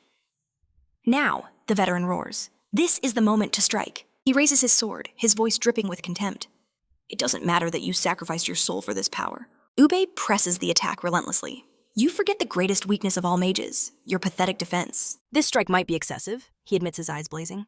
But I guarantee it will be more than enough to end your life. The blade descends with overwhelming force, aimed to shatter the very ground. The impact erupts in a cataclysmic explosion, tearing the landscape apart. From afar, Chenille watches the devastating aftermath of their clash. The dust settles, revealing Ube hunched over, his energy completely spent. But he rises, declaring the battle finally over. Turning to Chenille, Ube explains they must part ways to mend the shattered barrier. Their mission is clear. The young man will take the west while he ventures east, where the echoes of battle still linger. But just as they prepare to leave, Chenille freezes. A chilling premonition tells him something is terribly wrong. In an instant, the horrifying truth becomes clear. He tells Ube that despite their apparent victory, a crucial detail is missing. The system never announced their win. At that very moment, Ube senses a sinister shift in the air. High above Dolapo appears floating completely unharmed. With a voice dripping in disdain, he remarks he never imagined the boy could shatter his mental control. Dolapo admits this allowed Ube to land a blow, a miscalculation on his part. But he sneers, boasting of a power far beyond their comprehension. As they watch in horror, his wounds begin to knit back together. Chenille realizes with a shock that Dolapo is regenerating just like the raiders. Beside him, Ube gravely admits his mistake. He reveals the terrifying truth. Dolapo's power isn't demonic. It's a gift from Hades, the god of the underworld. Stunned, Chenille can't believe it. Hades, the true ruler of the underworld. Ube asks if he remembers Sally's parents, revealing that the dark power they once wielded is the same one Dolapo now commands. Chenille's mind flashes back. He remembers them uttering that very name. In his memory, a man turns to a woman and states, "This isn't what it seems." He surveys the fallen, lamenting another failed trip and wondering how he'll explain this to Lord Hades. But one of the fallen men threatens him with dying breath, questioning, "Where do you think you're going?" In utter desperation, the man screams to the heavens, "Who is the real demon here? Why was this done?" The memory solidifies Ube's conviction. With Dolapo wielding that same power, there was no doubt. The death of Sally's parents, their imprisonment, it was all connected directly to him. Dolapo smirks, surprised. Ube recognized his power's origin, but clarifies he won't waste its true potential on them. Floating above, he sneers, "Have you still not grasped that your elemental abilities are useless against me?" With pure disdain, he asks, why not just accept a painless death instead of insisting on this pointless struggle? As his body begins to fade like smoke, he promises to savor their torture.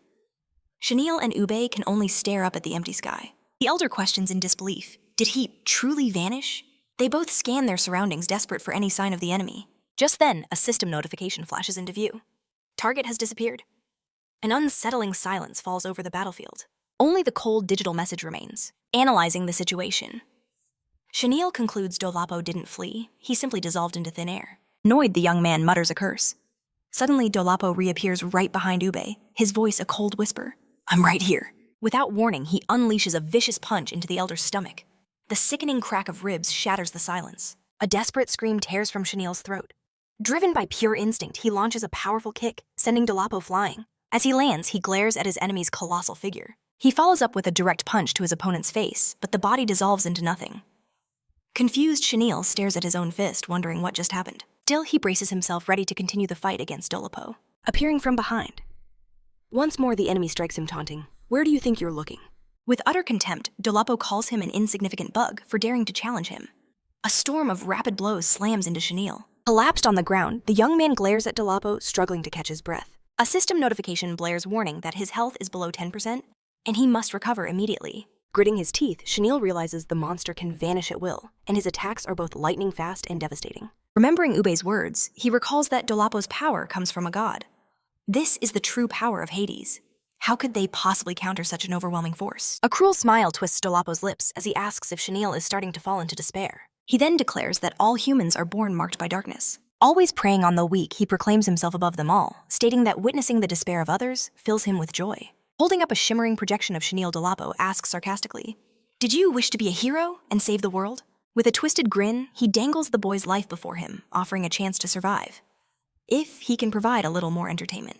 But before the taunt can land, Ube's blade screams through the air, aimed straight for the god's heart. The older man roars for Dolapo to release his master. He unleashes his first-style blinding lightning flash. Yet Dulo merely smiles, and contemptuously flicks the blade aside. Chenille's projection remains paralyzed, held fast by some unseen divine force. With utter disdain, Dopo lectures Ube that all elemental attacks are pathetic against his godly power.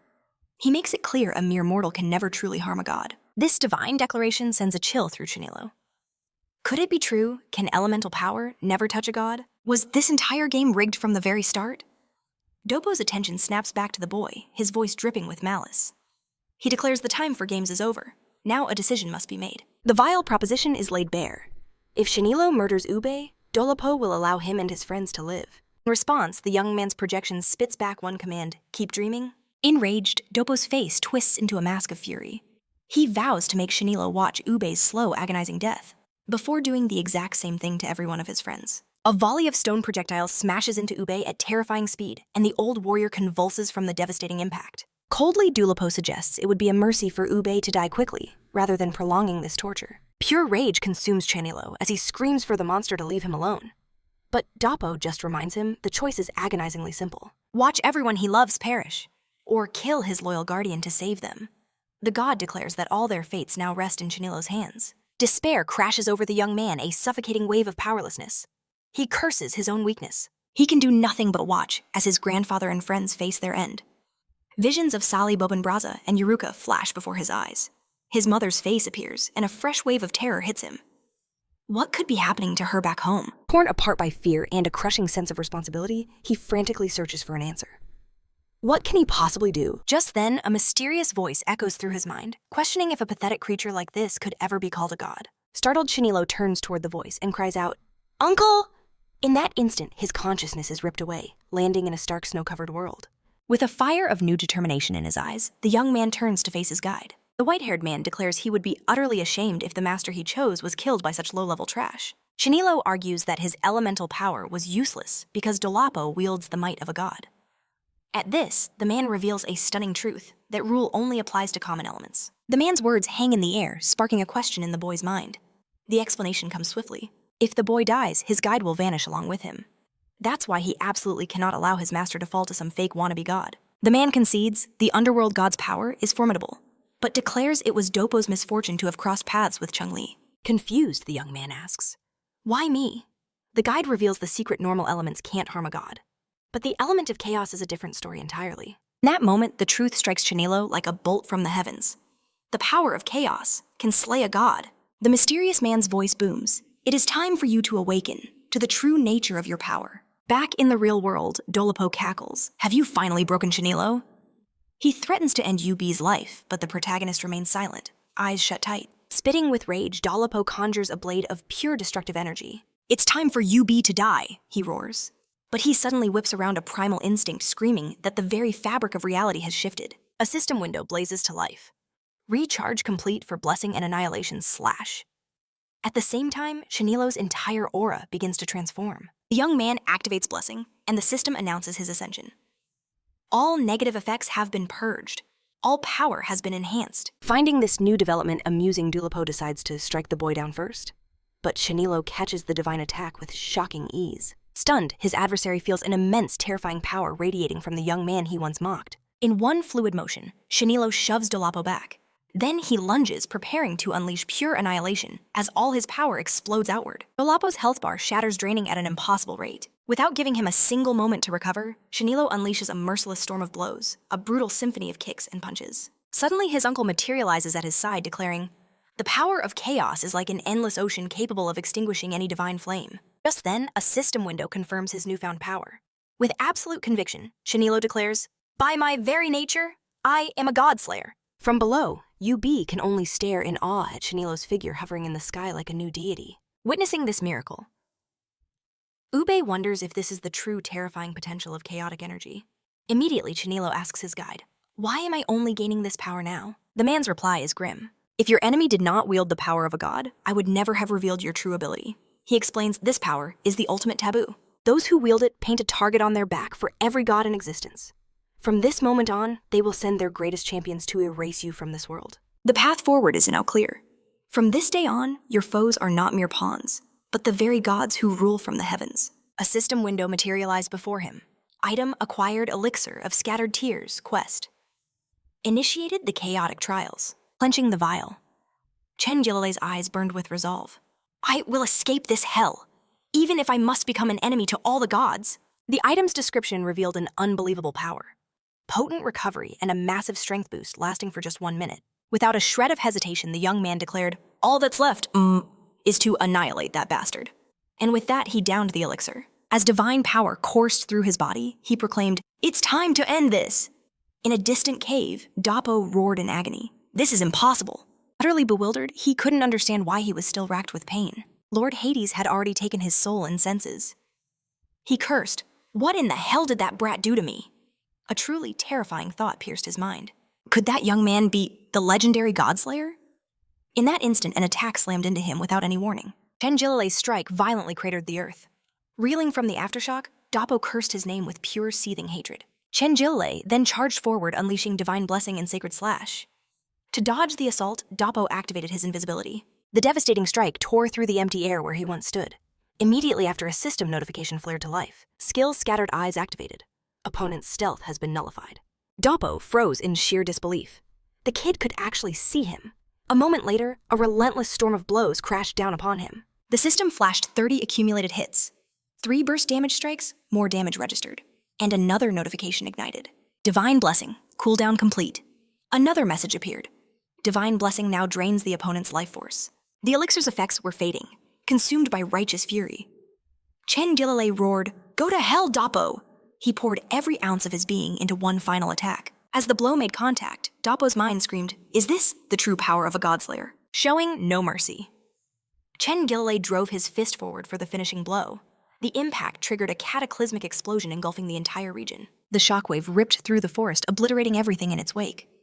From a distance, Ube watched the horizon burn with blinding light. Elsewhere on the field of battle, Boeing stood firm atop a defeated monster's carcass. Beside him, Brose and Foka silently surveyed the utter devastation left by the clash. Meanwhile, Salili was completely enveloped in an overwhelming light. The Beast King Fenair was also consumed by that same luminous energy. As the glow finally faded, a system window blared. Doppo annihilated. 3 million experience points granted. Immediately, Chen Jiliao was showered with items leveling up 5 times in a single surge. The system confirmed his explosive growth. Quest Chaotic Trials complete. New functions unlocked. Overwhelmed by sheer exhaustion, Chen Jiliao collapsed as yours sprinted towards him. Reaching him, Ube gripped his shoulder, his voice trembling as he called his name. With immense effort, our protagonist lifted his head to meet his grandfather's gaze and whispered, "I won." Ube caught him the very instant he lost consciousness, screaming his name in anguish. In the underworld, a colossal structure floated within the eternal darkness. Here, countless souls were trapped inside vials meticulously lined on shelves that reached the sky. Seated comfortably upon a throne, Hades calmly sipped a cup of tea. On a distant shelf, a single soul within a vial flickered and then extinguished. Watching the scene unfold, Hades mused, wasn't Doppo's soul the guardian of Latoyana? Taking another sip, he remarked, "A Godslayer has appeared in Latoyana. Seal should already be on his way." Elsewhere, a small boat sailed across a boundless lonely sea. At the bow stood Argolas with a hooded skeletal figure positioned behind him. Impatiently, Argolas grumbled about the boat's agonizingly slow pace, though he admitted it was the only vessel that could cross this accursed sea. Turning, he asked, "Seal, how much longer until we reach Latoyana?" With a hollow voice, the skeletal figure replied, "Our destination is just ahead."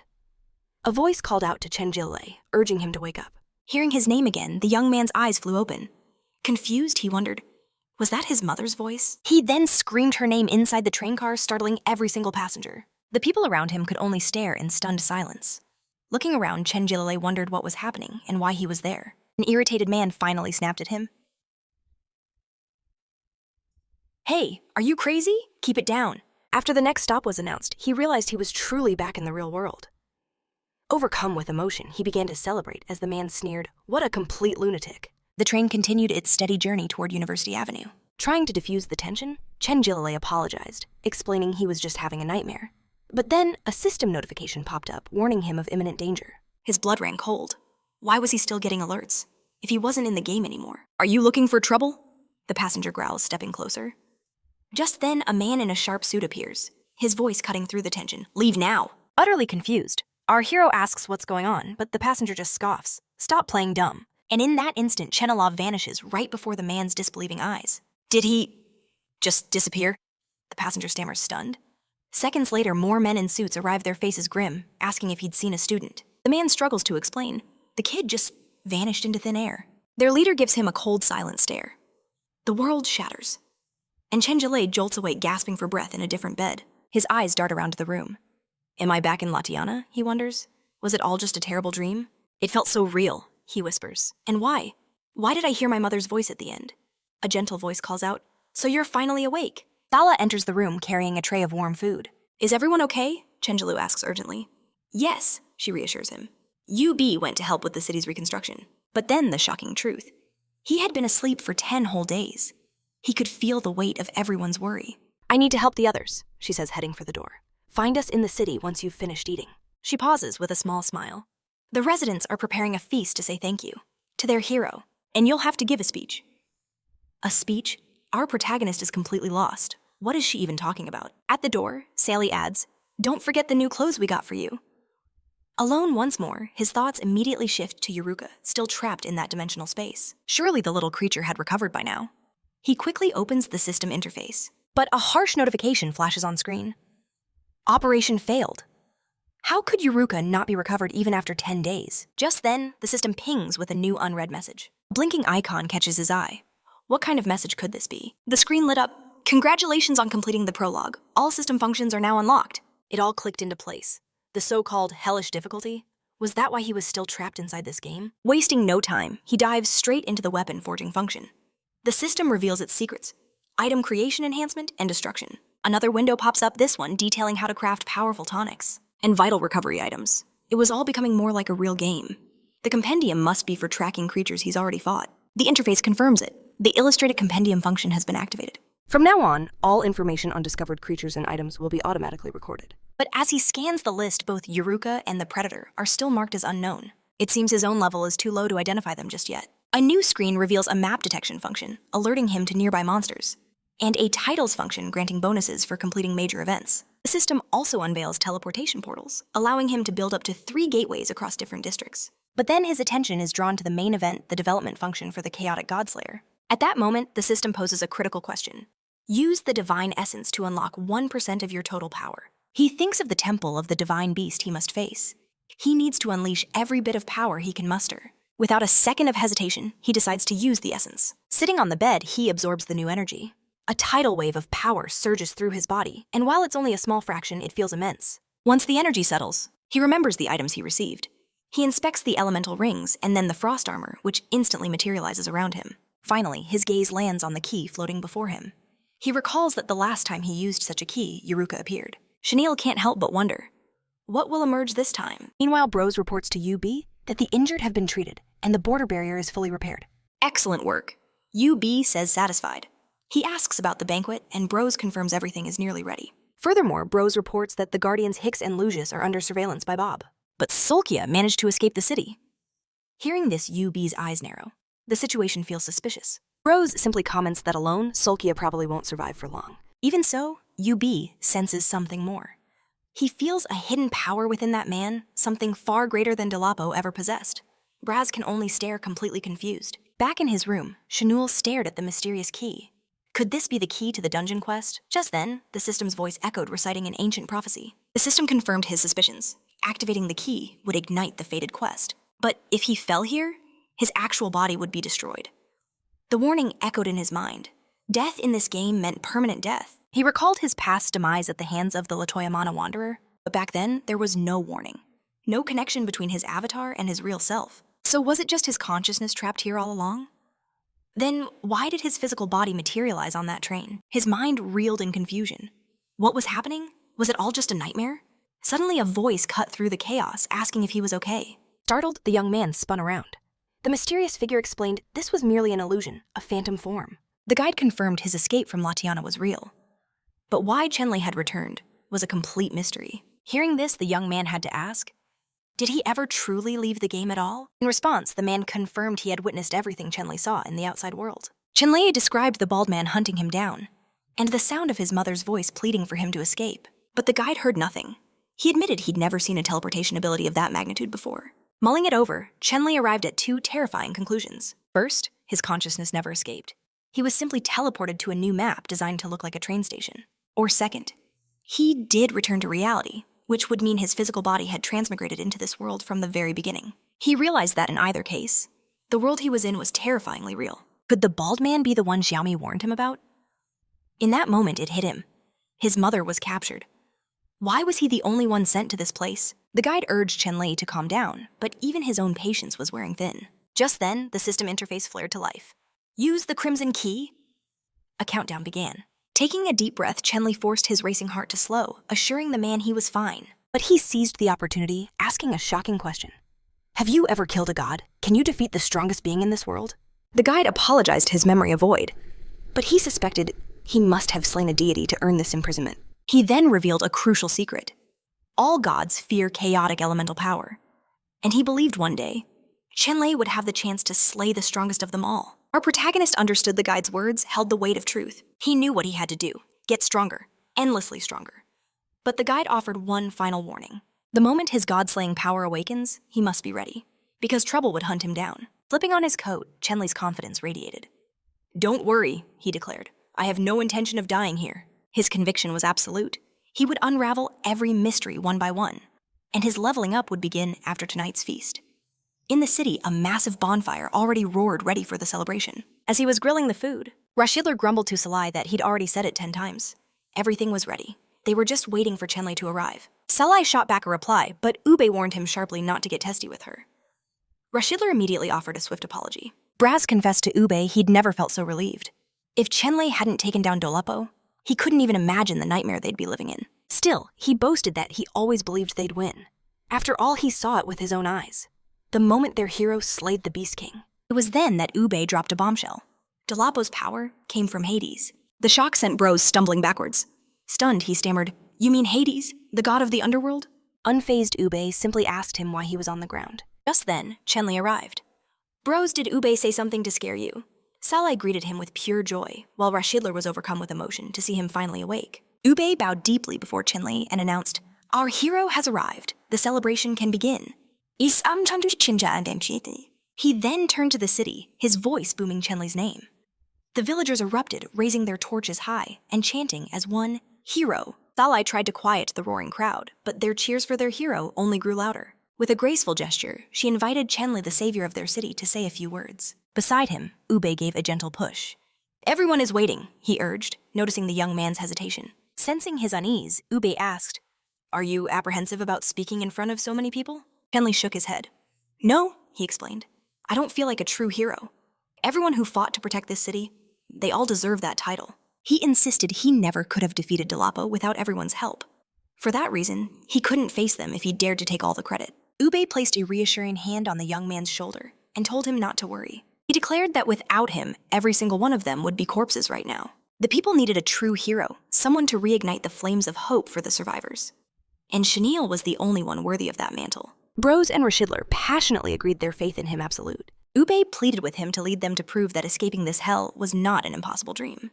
Chen Jiliao simply gave a firm nod. With that, he strode toward the stage where Sally awaited him, realizing with every step that Ube was right. These people were lost in darkness and needed a light to guide them. He steeled his resolve. To be their hero, he had to become their shield. And in that moment, the weight of their expectations didn't feel so bad after all. The roar of the crowd was a thunderous wave celebrating their champion. Before them all, he finally introduced himself, as Chen Lei, thanking them for their trust. With unshakable conviction, he vowed to protect them all and lead them out of Latana. Meanwhile, on a desolate shoreline, Argolis commanded Seal to wait, promising he would return shortly. Alone in the barren wasteland, he grumbled that even after centuries, the miserable weather had never changed. Deciding to make his move, he planned to survey Fanira's territory. He then transformed into a mighty dragon, intent on seeing if that fool was truly dead. Later that night, Chenille sat alone taking a drink from his canteen when Bros and Boone approached. Bros immediately gushed about his incredible speech, confessing he'd never have the guts to face a crowd like that. Boan, however, quipped that Chenille was just too thick-skinned to ever feel stage fright. Moments later, Filoka joined them, asking for Yubi and Salili. Before the topic could continue, Chenille cut in explaining Sali had taken Ube home. Bros then shifted gears, asking when they would finally head for the temple. Chen Jiliao replied that his first priority was to power up his skills enough to defeat the Divine Guardian Beast. Hearing this, Boone echoed, "Divine Guardian Beast." He demanded to know what that really meant. Boone then explained to Filoka that Dolopo was nothing but a low-ranking grunt compared to the real Guardians. Chenula concluded that every one of them needed to become overwhelmingly stronger than they were now. Their discussion over Chenilla said his goodbyes, announcing he needed rest, and that they should too. Bros watched him leave once again, struck by the profound air of mystery that always surrounded the young man. Later, deep within a forest clearing, Chenille prepared to train. He pulled up his status screen.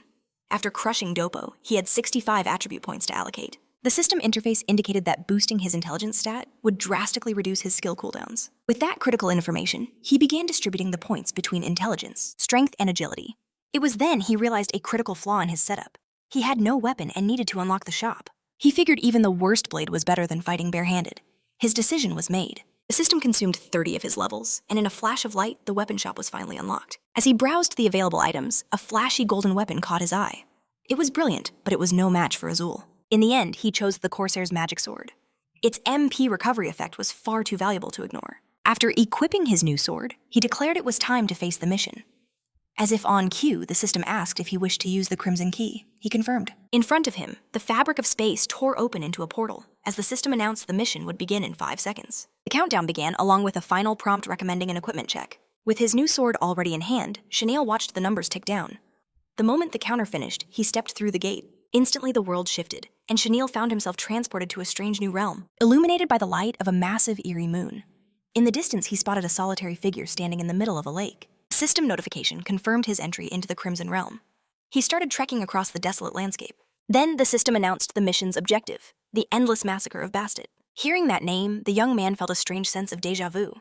Why did Bastet sound so familiar? The mission screen detailed the objectives and rewards, which were so generous, they immediately caught his full attention. Scanning his surroundings, Chanula knew he had to find Bastet before the moon set, but he had no clue where to even begin looking. Looking to the sky offered no help.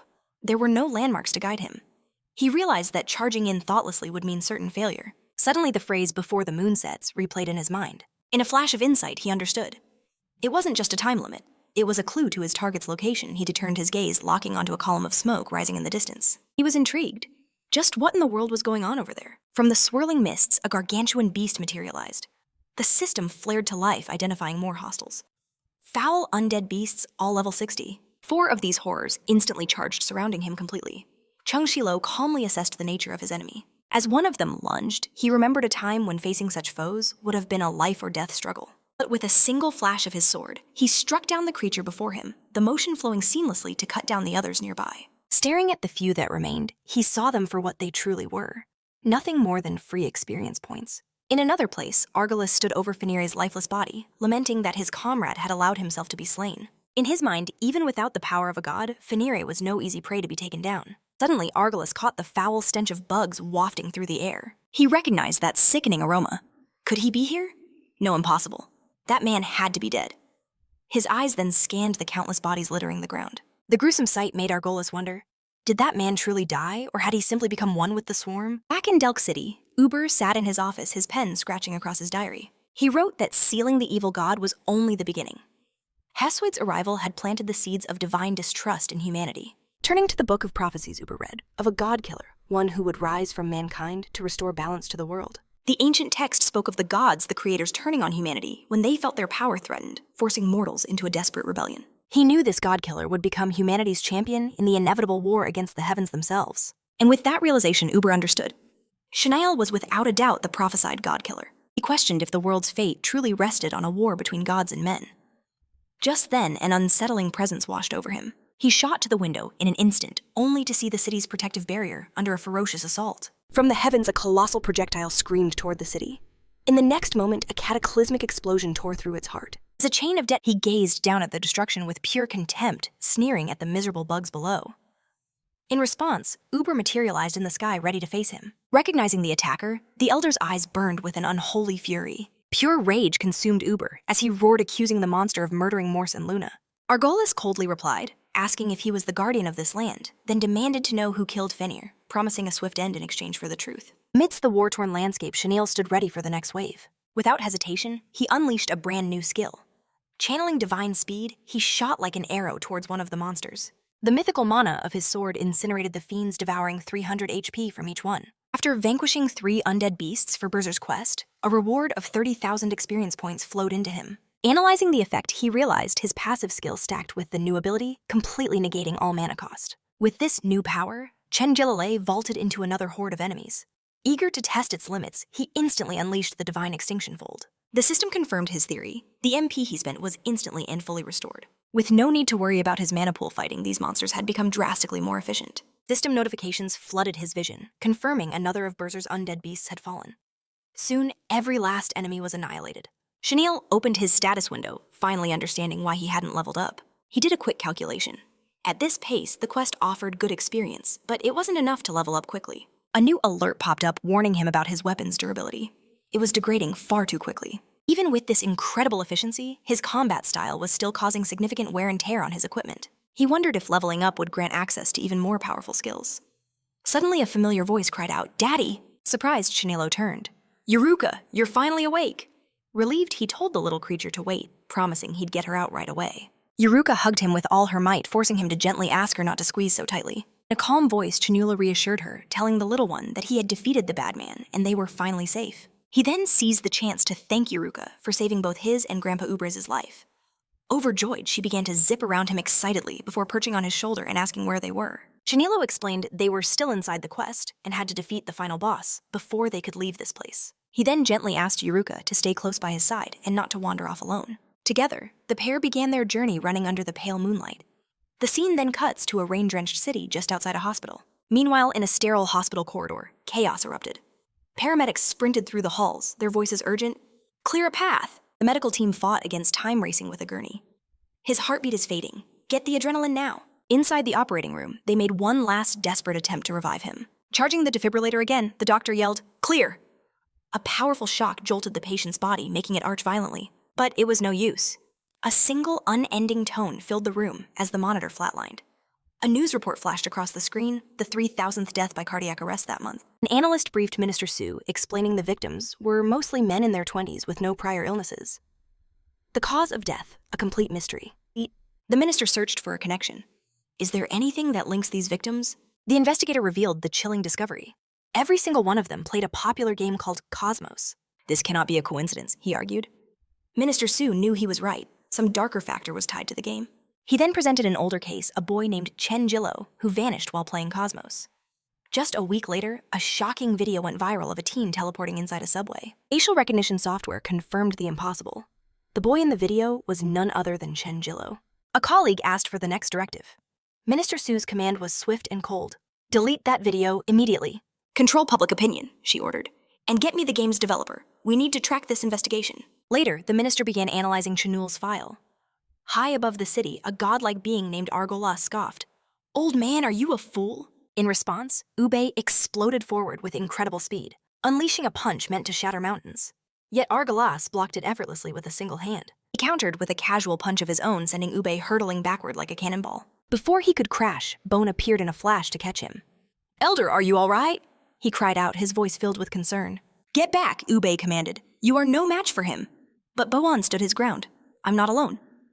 In that instant, Lucius and Hicks materialized at his side. Elsewhere, Chinule pressed onward toward the moon, realizing that the closer he got, the more the undead swarmed him. He noticed with growing dread that these creatures' levels were far higher than anything he had ever faced before. With his weapon's durability critically low, he could only rely on normal attacks aimed at the beast's weak points. A grim realization struck him like a physical blow. At this rate, he would never reach the boss in time. Still, Chinul charged headfirst into a swarm of monsters. Two of them closed in ready to strike him down. But just then, Yuruka appeared in a flash of light, leaping to his defense. Without a moment's hesitation, the tiny creature unleashed its astonishing power. "Incredible Yuruka!" Chinul praised, a grin spreading across his face. But there was no time to waste. He had to eliminate these beasts and hurry. Meanwhile, in the burning city below, civilians watched figures battling in the sky. One man screamed in terror, "Are we being attacked by monsters again?" Another could only voice his sheer paralyzing fear. High above Argolas turned to Ube and Boan, his patience wearing thin. "I am done wasting time," he declared. Impatiently, he demanded, "Where is the other one? My patience has its limits." Boan defiantly raised his sword. "This village is under our protection. Leave now." In the blink of an eye, Argolas appeared directly in front of him. His impossible speed left Lucius and Hicks completely stunned. With pure contempt, Argolas sneered, "You reckless little worm." He raised a hand, preparing a devastating attack. Bone braced himself, ready to face the blow head-on. But before the attack could land, Ube stepped in front of him. "Ube!" Boan screamed his name. "I'm fine," the old man insisted. "Get Lucius and Hicks out of here." "Who is that entity?" Boan asked, confused. Ube's voice was grave. "That is not a person. It is a god." He revealed the terrifying truth. His name is Argolas, god of the underworld, and a direct subordinate of Hades.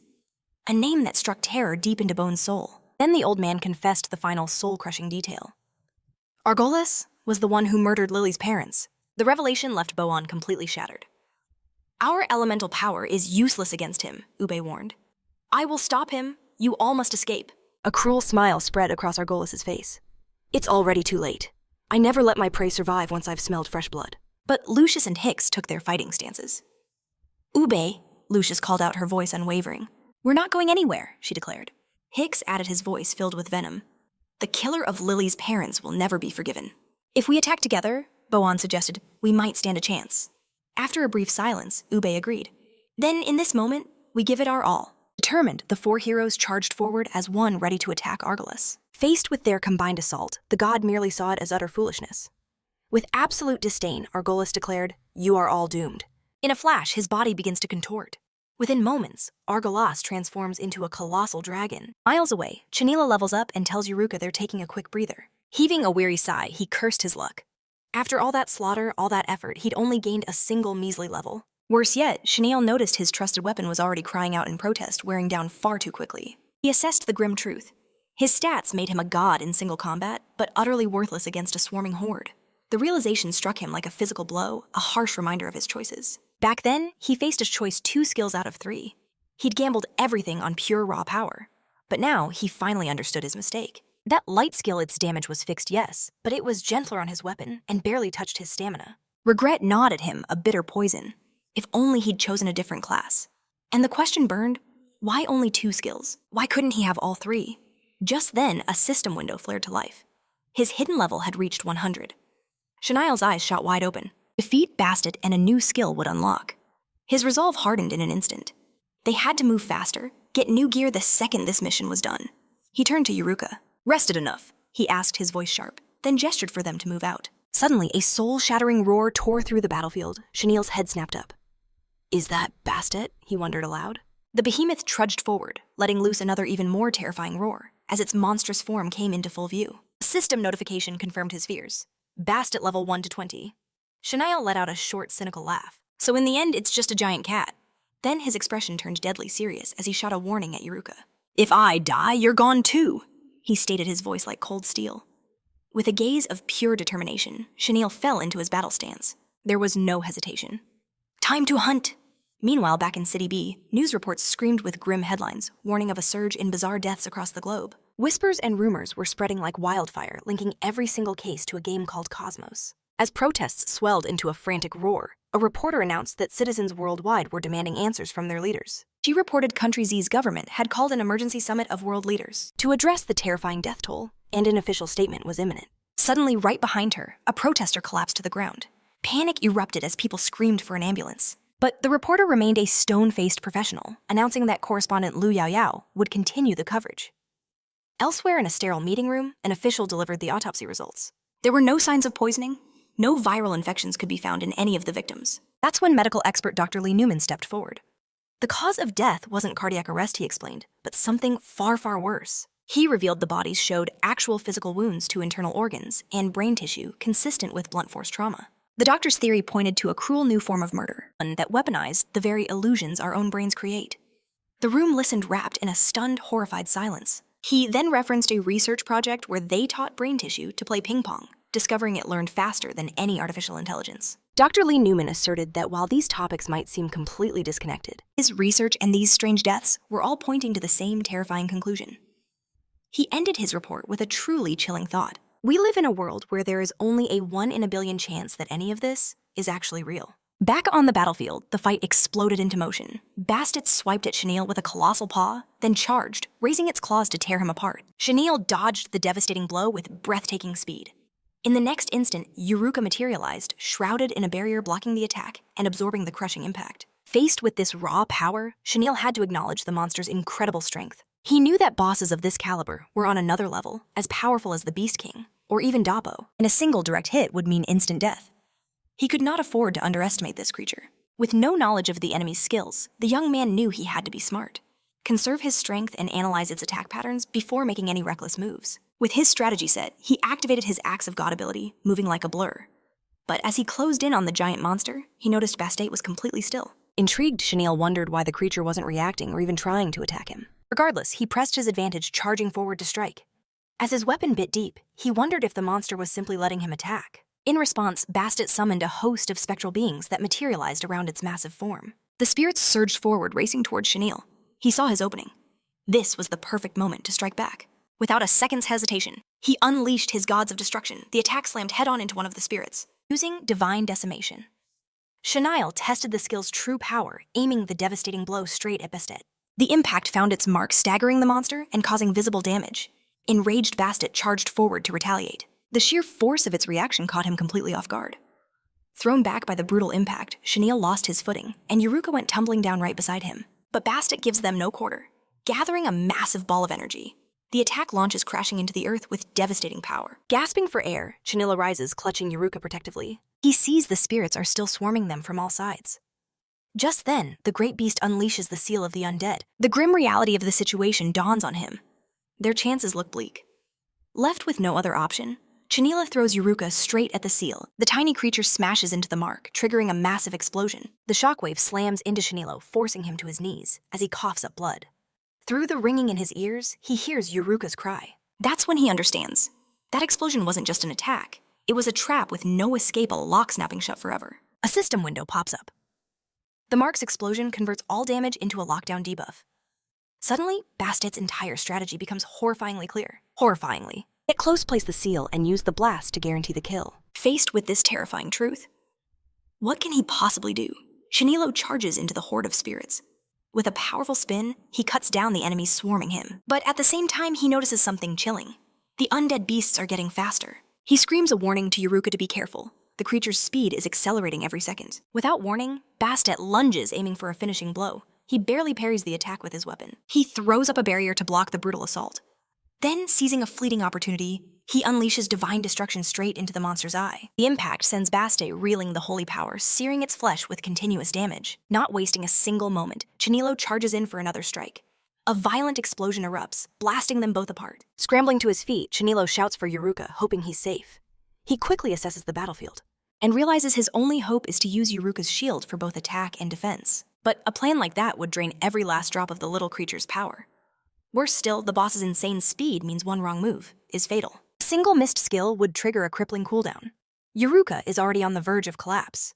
This strategy isn't just risky, it's impossible. And as if things weren't bad enough, Chen Jiliao is still fending off the relentless horde of undead beasts. With enemies on all sides and a dwindling timer, he comes to a grim conclusion. In his current state, there is no path to victory. But then, a memory flashes through his mind. A long-range attack skill his uncle showed him during training. His eyes lock onto Bastet's summoned creatures. He calls out to the empty air. "Uncle, are you there? Is there any way to defeat this thing?" Dodging another lethal blow, he keeps shouting, desperate for an answer. Slowly, the crushing truth settles in. Ever since this mission started, his uncle has been completely silent. The mission timer continues its relentless countdown. Failure here means losing 10 million experience points. And a legendary weapon. In that very instant, Bastet charges again, a blur of motion and malice. Chen Jiliao blocks the strike, the impact rattling his entire body. If he can't even clear this quest, how can he ever hope to face the guardian of Nabuda's temple? But he refuses to give up. There has to be a way. There must be a path to victory against Bastet. The colossal beast winds up for another devastating attack. But this time, Chen Jiliao realizes with horror that its speed has increased yet again. The blow lands with overwhelming force, slamming him into the unforgiving ground. Pinned and gasping, he struggles to fight back. With a final surge of desperation, he shoves one of the spirits away. The undead creature crashes into the ground, triggering another seal explosion. The feedback forces Bastet to recoil just for a second. A critical warning flashes in his vision. His health has plummeted below 10%. Recovery is needed immediately. Chen Jiliao knows it's over. The boss is faster, his health is critical. One more hit and it's game over. Facing certain death, he realizes there's only one path left. His last resort. Activate the element of chaos and pour everything into Yuruka's shield for one final gamble. But then, a completely new idea sparks in his mind. He'd always followed the system's rules for his elemental powers.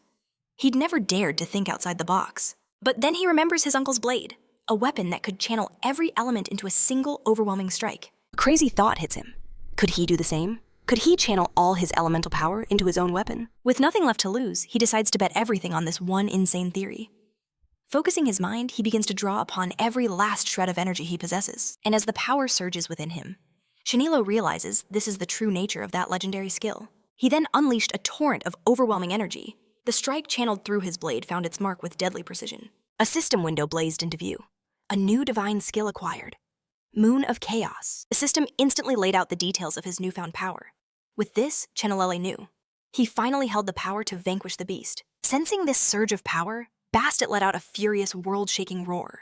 Refusing to yield, the creature unleashed its own devastating counterattack. Pouring every last drop of his remaining power, Chinula focused it all into his weapon. With a single decisive blow, he struck down Bastet in a massive impact, leaving Chen Jiliao utterly spent. He could barely move. The skill had consumed all his stamina. Gazing at his fallen foe, he declared, "I won." The system confirmed his victory. Bastet has been successfully annihilated. Another message followed, announcing the completion of the Crimson Moon quest. But Chenille suddenly screamed, "Eureka! Watch out!" Confused, he could only stare as a pillar of light descended from the heavens. In the next moment, the radiant column engulfed him completely. A storm of notifications erupted around him, level-ups and experience gains flashing wildly. As he watched, Chenilla felt his wounds miraculously heal and realized a third skill had unlocked upon reaching level 100.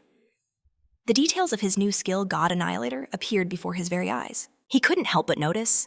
The skill was terrifyingly similar to Bastet's own. He'd need to reallocate his status points for whatever came next. Just as the spoils of his victory materialized before him. A key, a chest, and an essence. For a second, Chenille was utterly stunned.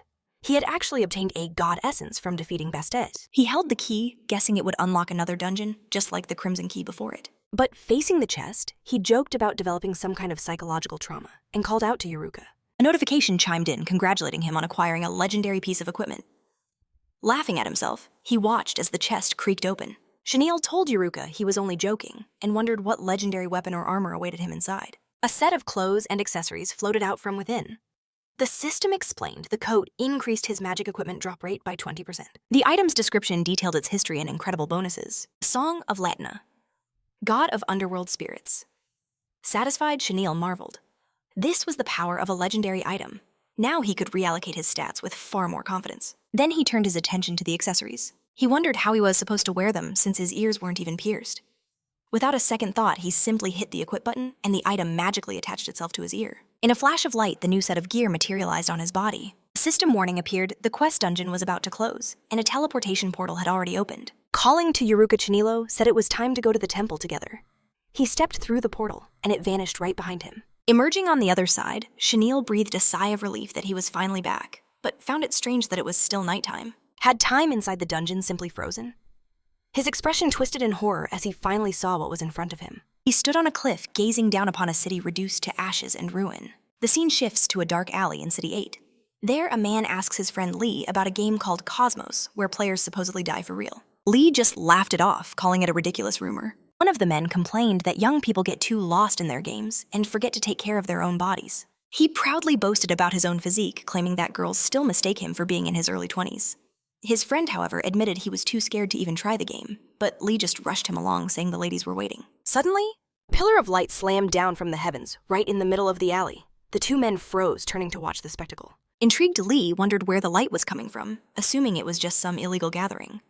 But then a column of pure energy began to materialize before them. They both looked up as a monstrous creature emerged from the light. Startled, Lee screamed, "What is that thing?" while his friend recognized it instantly, a boss monster from the game Cosmos. At that moment, a hooded figure appeared watching from the shadows. Without a single moment of hesitation, the figure lunged forward, slashing the monster with razor-sharp blades. In a flash, it was over. The figure stood victorious over the defeated beast. Meanwhile, Chenille found himself alone amidst the ruins of a forgotten city. He wondered what in the world happened to this place while he was gone. He began to consider if time flowed differently between the dungeon and La Doyana. Suddenly, the mysterious man appeared, remarking that the young hero had finally returned. Chenille demanded, "Where did you go?" But the man simply countered with a cryptic question, asking if he could truly be pulled from his own consciousness. The words left our hero completely and utterly bewildered. In that instant, a blur of motion tore through the desolate landscape. With pure instinct, Chenille summoned his sword, bracing for impact. A figure materialized before him. It was Boone, his own blade drawn. With a face twisted by pure fury, he roared Chenille's name. Stunned, Chenille shot back. "What are you doing here? Where is Ube and the others?" Boone's voice was venom. "How dare you speak Grandpierre's name? Everything that happened is your fault." Chenille's eyes narrowed, his voice dropping to a dangerous whisper. "What did you just say?" Amidst the wreckage of the city, a single small cabin remained. Tearing aside the curtain, Chenille stepped into the gloom.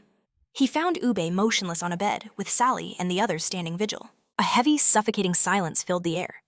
The elder was unconscious, one of his arms wrapped in thick, stained bandages. Shaken to his very soul, Chenille collapsed by the bed. His voice cracked as he asked what had happened to Grandpa Ube. He shot to his feet, demanding answers. "What happened? I was only gone for a single night. Sally and the others couldn't meet his gaze, their silence a wall of guilt. Refusing to be ignored, Shanul spun on Rashidler, his voice a raw, desperate roar. "Tell me what the hell happened." Rashidler's words were heavy. The boss had been gone for 3 days. Everyone thought he had simply abandoned them without a word. The revelation struck Shanul like a physical blow. He demanded Rashidler say it again. Just then, Boone burst into the cabin, shouting for Shanul to stop his act. His voice dripped with accusation. He claimed the young man had vanished at the worst possible moment. Boone's rage boiled over. "It wasn't just Grandpa Ube. Thousands in this city died because of you." He then snarled, "Who in the hell is Shanul? And why would a god go to such lengths just to find him?" Shanul stood frozen, crushed by the weight of their words. Miles away at Insidious Public Security Agency, the night was deceptively calm. A female officer threatened 2 men with arrest if they didn't stop their nonsense. But they waved their arms frantically in the hall, insisting they were telling the truth. When her partner asked about the commotion, she explained the 2 were causing a scene, babbling about some kind of monster.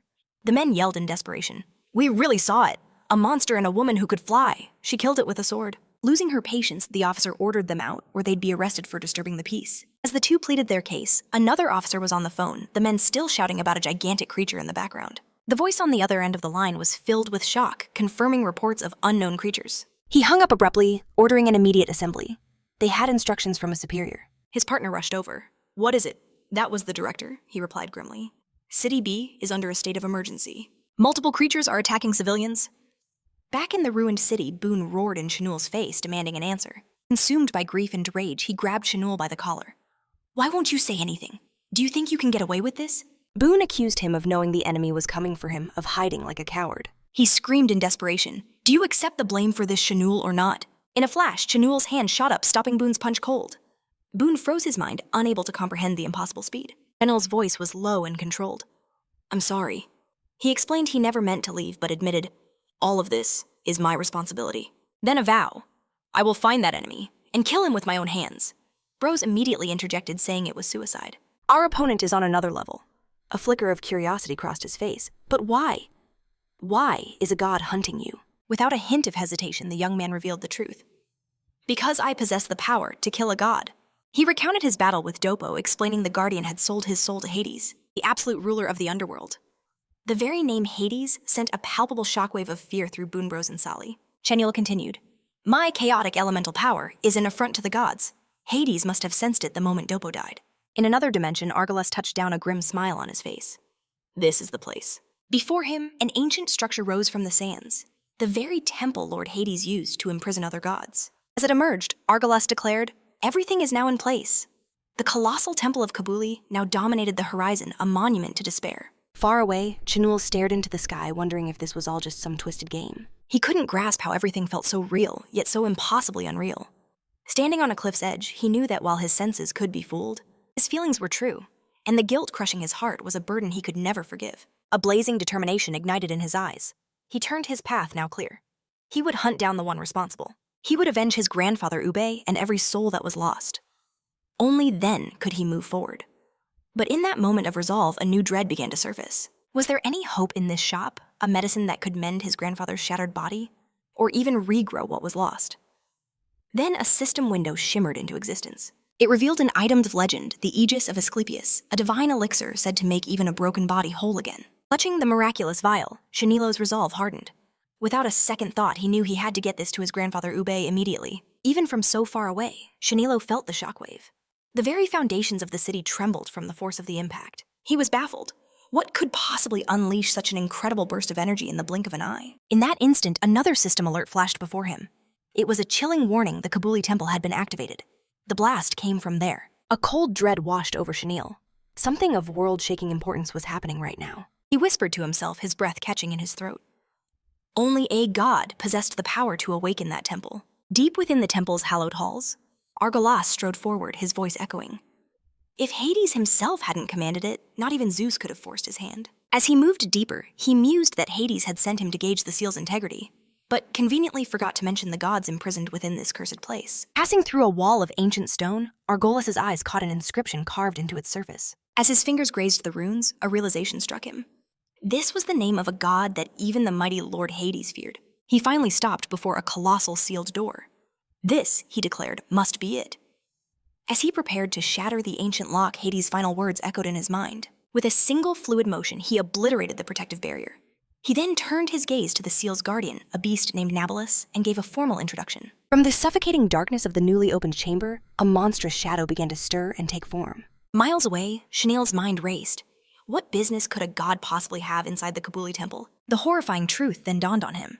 Once the gods detected his chaotic power, they would descend to hunt him down, and the entire city would be annihilated in the crossfire. Facing this catastrophic future, Chanel turned to the mysterious man, his voice tight with desperation. How could they sense him, and what could possibly be done to hide his presence? The guide materialized, his expression grim. He explained that every time the elemental power of chaos is used, Chanel's body emits a unique scent that only divine beings can perceive.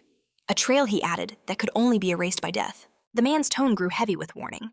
He reminded him that all great power comes with an even greater price. As he saw it, there was only one path forward to hunt down and eliminate every last one of his pursuers. After hearing the grim reality, Chanula's path became clear. If more gods were coming for him, he had to go to the temple and unleash all the prisoners trapped inside. The guide confirmed it. This was the only way to protect his friends. Back in the quiet cabin, Chanula finally admitted the truth. Boone was right. He had brought this disaster upon them all. He silently took a seat beside the bed, where Ube lay still and silent. The guilt was a physical weight crushing his very soul. It wasn't just for his grandfather, but for the countless innocent lives lost in the village, all because of him. In a voice barely above a whisper, Chanel offered an apology to the unconscious man. Just then, Ratchidler entered, asking the chief how long he'd been back. Chanula told him he had just arrived. Ratchidler explained that Sally had found some medicine and had asked him to deliver it. As he was about to go, Ratchidler paused, urging the chief not to hold a grudge against Boan or Sally. He reminded him that the city's dire situation was taking a toll on everyone. At last, Chanel handed over the divine elixir for Ube's wounds, asking them to be careful when administering it. As he turned to walk away, Ratchidler called out, asking where he was going. The reply was short but heavy with meaning. My grandfather is in your hands now. Outside, Chanel looked back at the city. He couldn't fix what was broken, but he could damn well protect what little remained and lead his people out of Latinaya. In his heart, he sent a silent apology to everyone he was leaving behind without a word. Then, without another moment's delay, he exploded into a dead sprint. If he was fast enough, he might just catch the enemy that started all of this. Elsewhere, the world descended into madness. Portals ripped open in the sky, vomiting forth grotesque monsters that sent citizens fleeing in pure terror. Yet amidst the screaming chaos, a hooded woman stood perfectly still, an island of calm in a sea of panic. She braced herself, her eyes locked on the sky. A colossal winged horror descended, shattering the street with its violent impact. A voice crackled over her communicator, reporting that this was the most powerful beast they had ever recorded. The voice added that 3 heroes were en route to provide backup, but she cut them off, ordering them to reroute to City S. I will handle this alone. The reply from command was immediate and filled with dread. More than 3 beasts of a similar level had appeared near City S and had to be contained. At that moment, the creature before her lunged. Facing the onslaught, the woman realized the horrifying truth. The 2 worlds were merging far, far faster than anyone had ever predicted. At that very same moment, monsters erupted from the ground and sky-shattering cities all across the planet. Even humanity's most advanced weaponry proved to be utterly useless against these otherworldly creatures, plunging the entire globe into a crisis without end. Meanwhile, Chen Jiliao and his guide trekked across a desolate desert, a grueling journey stretching out before them. Exhausted, he grumbled that this journey was taking forever, sighing that a dragon would make everything faster. He then wondered aloud where he could possibly find a dragon now. As if answering his call, Yuruka appeared at his side. Remembering the small creature could fly, Chen Jiliao jokingly asked why it didn't just carry him. A moment later, he grinned. Just kidding, he chuckled.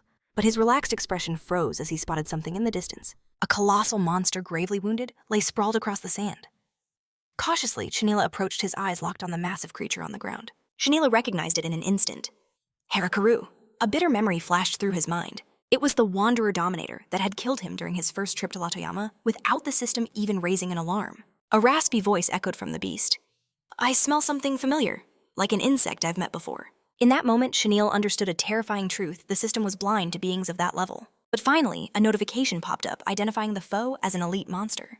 A sarcastic grin spread across his face as he greeted the beast. We meet again, he said. The Wanderer Dominator recognized him, the bug it had crushed before, and its eyes widened in shock to see him alive. In response, Chanel's voice dripped with ice. Thanks to you, he began. I didn't just survive. I was reborn far stronger than before. Fury erupted from the beast as it snarled. Then I will simply kill you once more. In a blur, the creature lunged with incredible speed, beginning the fateful confrontation. The monster raised its defenses, trying to block the assault.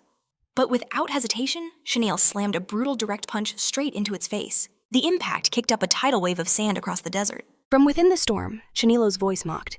Do you still think I'm that same weakling who only knew how to use a sword? The Wanderer Dominator burst from the debris, rising once more. With unshakable resolve, Chanilo declared, I have now become someone who can kill even the gods. His entire presence shifted as Chanel announced himself as a god killer. Suddenly, something shot out from the sand, soaring towards the sky. Gritting its teeth, the creature roared, You cursed bug, as it unleashed its true power. Then it materialized a massive gleaming golden scythe ready for battle. Taking its new form, the monster threatened to shred him to pieces as a system notification appeared detailing its new ability. Chen Jiliao commented to his guide. So this is the idiot's elemental power. We'll need to be cautious. He remembered all too well how easily he'd been erased the last time. Even with his high stats, he stood no chance. Now, however, he was level 100, wielding the best weapon and gear he'd ever possessed. With this power in hand, he made a vow. If he still couldn't win, all hope of escaping the temple would be lost. This battle was the ultimate test of his strength. The Wanderer Dominator's scythe slammed into the ground, unleashing a violent explosion. Chen Jiliao met the scythe's massive blade with his own sword. He then dodged another strike and countered with blinding speed. The next attack was also blocked with perfect precision. For a tense moment, the two were locked in a stalemate, their power clashing head-on. The Wanderer Dominator taunted him with disdain. You're still as slow as ever, Chanulo. Unfazed by the provocation, Chanilo assumed his stance and announced his next technique, a sacred slash. The creature stared its eyes wide with shock as it realized what was coming. Countless damage notifications erupted all over its body as the attack found its mark. The sheer force of the blow sent the Wanderer Dominator flying backward, followed by a powerful shockwave. Wounded and staggering, the Wanderer Dominator questioned how this was even possible. At the same time, a system message warned that Chanel's weapon durability was plummeting. Realizing the danger, Chanul knew he had to end this fight right now. His appearance began to shift once more as he prepared for the final decisive blow. With a voice filled with conviction, Chanel declared, I will extinguish your very existence. Staring at that transformation, the Wanderer Dominator recognized the face taking shape and wondered what kind of being truly stood before it. Without an ounce of hesitation, Chanel charged the fallen monster. The blow descended with absolute force, striking its target. But feeling no resistance, Chanul wondered why the enemy didn't even try to dodge. Sprawled on the ground, the Wanderer Dominator could only murmur, This is impossible. With great difficulty, it tried to speak again. Gazing at the young man towering over it, the monster asked, Are you my master? Far away from the desert sands, a cargo plane soared high above the ocean. Inside a control room, an operator reported the sudden emergence of unidentified creatures and the immediate mobilization of military squads. With the evidence laid bare, Minister Su's voice was like steel. She demanded Kang Wan explain why monsters from his game were now plaguing the real world. Unfazed, Jiang Wan coolly replied that they were merely game developers. To him, the monsters were just harmless bits of code. Zhang Wusan of Cosmos scoffs, telling the minister not to question the creature's origin. The minister announced her official title, her voice like ice. Cosmos's operations were to be shut down effective immediately for a full investigation. But Zhang Wusan merely smirked, dismissing her as Chief Su. He then played his trump card. The game's servers were in Europe, far beyond her country's reach. With a dismissive wave, Zhang Wusan walked away, claiming far more important business awaited him. But before he vanished, Zhang Wusan dropped a chilling bombshell. These monsters weren't just lines of code. They were born from ancient legends pulled from every corner of the globe. Minister Su's eyes narrowed in suspicion. Ancient legends. She repeated, her gaze falling upon a tablet. A horrifying thought began to form in her mind. Was Zhang Wusan saying these myths were terrifyingly real? At that very moment, 3 heroes stood grimly before a swirling, chaotic portal. From its nightmarish depths, 3 S-rank monsters clawed their way into reality. Lai's voice was heavy. Last time it took 4 of us just to kill one of these things. But Balang Dafu cut him off. Our mission isn't to win. It's to buy time until our reinforcements get here. The 3 heroes, all level 120, Bruce Balang Dafu and Liang Kan, steeled themselves against the coming storm. Balang Dafu's face was a mask of determination. Prepare for battle, he roared. But then a dark ripple in the water caught their eye. There's another one, a hero screamed, his voice cracking with shock. Balang Dafu's mind raced with a terrible question. What kind of hellscape lies beyond that gate, unleashing these horrors? Just then, a titanic dragon ripped its way out of the portal. Is that an SS rank beast? One hero whispered, pure terror flooding his voice. What are these demons you speak of? Chanilo demanded, his mind reeling. And who is this master? That power you used? The fallen creature rasped, recognizing the aura instantly. That belongs to my master. With a roar, it launched itself at the young man with blinding speed. Wounded but not defeated, the creature staggered to its feet, a single guttural whisper on its lips. It was its master's name. What do you mean, your master's power? Chenzi raised his guard. What are you trying to pull? The creature just stared, bewildered. How could a mere insect like this human possess his master's divine energy? In that instant, a ghostly figure materialized right behind Chen Jiliao. "Is that the master you keep talking about?" he asked, pointing toward the apparition. The white-haired man only shook his head. "I have lost all my memories," he replied, his voice an empty echo. "Even if I am your master, I remember nothing." Shunju watched silently as the creature began to retreat into the endless desert. "Hey!" he shouted after it. "Is your master a middle-aged man with silver hair?" The creature stopped, then snarled back over its shoulder. "My master is no human. He is my supreme god, Ra." The name struck Shanila like a thunderbolt. Ra, the chief deity of the entire Egyptian pantheon. Suddenly, the creature dropped to its knees before Shanilo. "Since my master's power now resides in your body," it declared, "you are my new master." A system window flashed into existence, revealing the database of the deity Khepri, the scarab god and soul subordinate to Ra.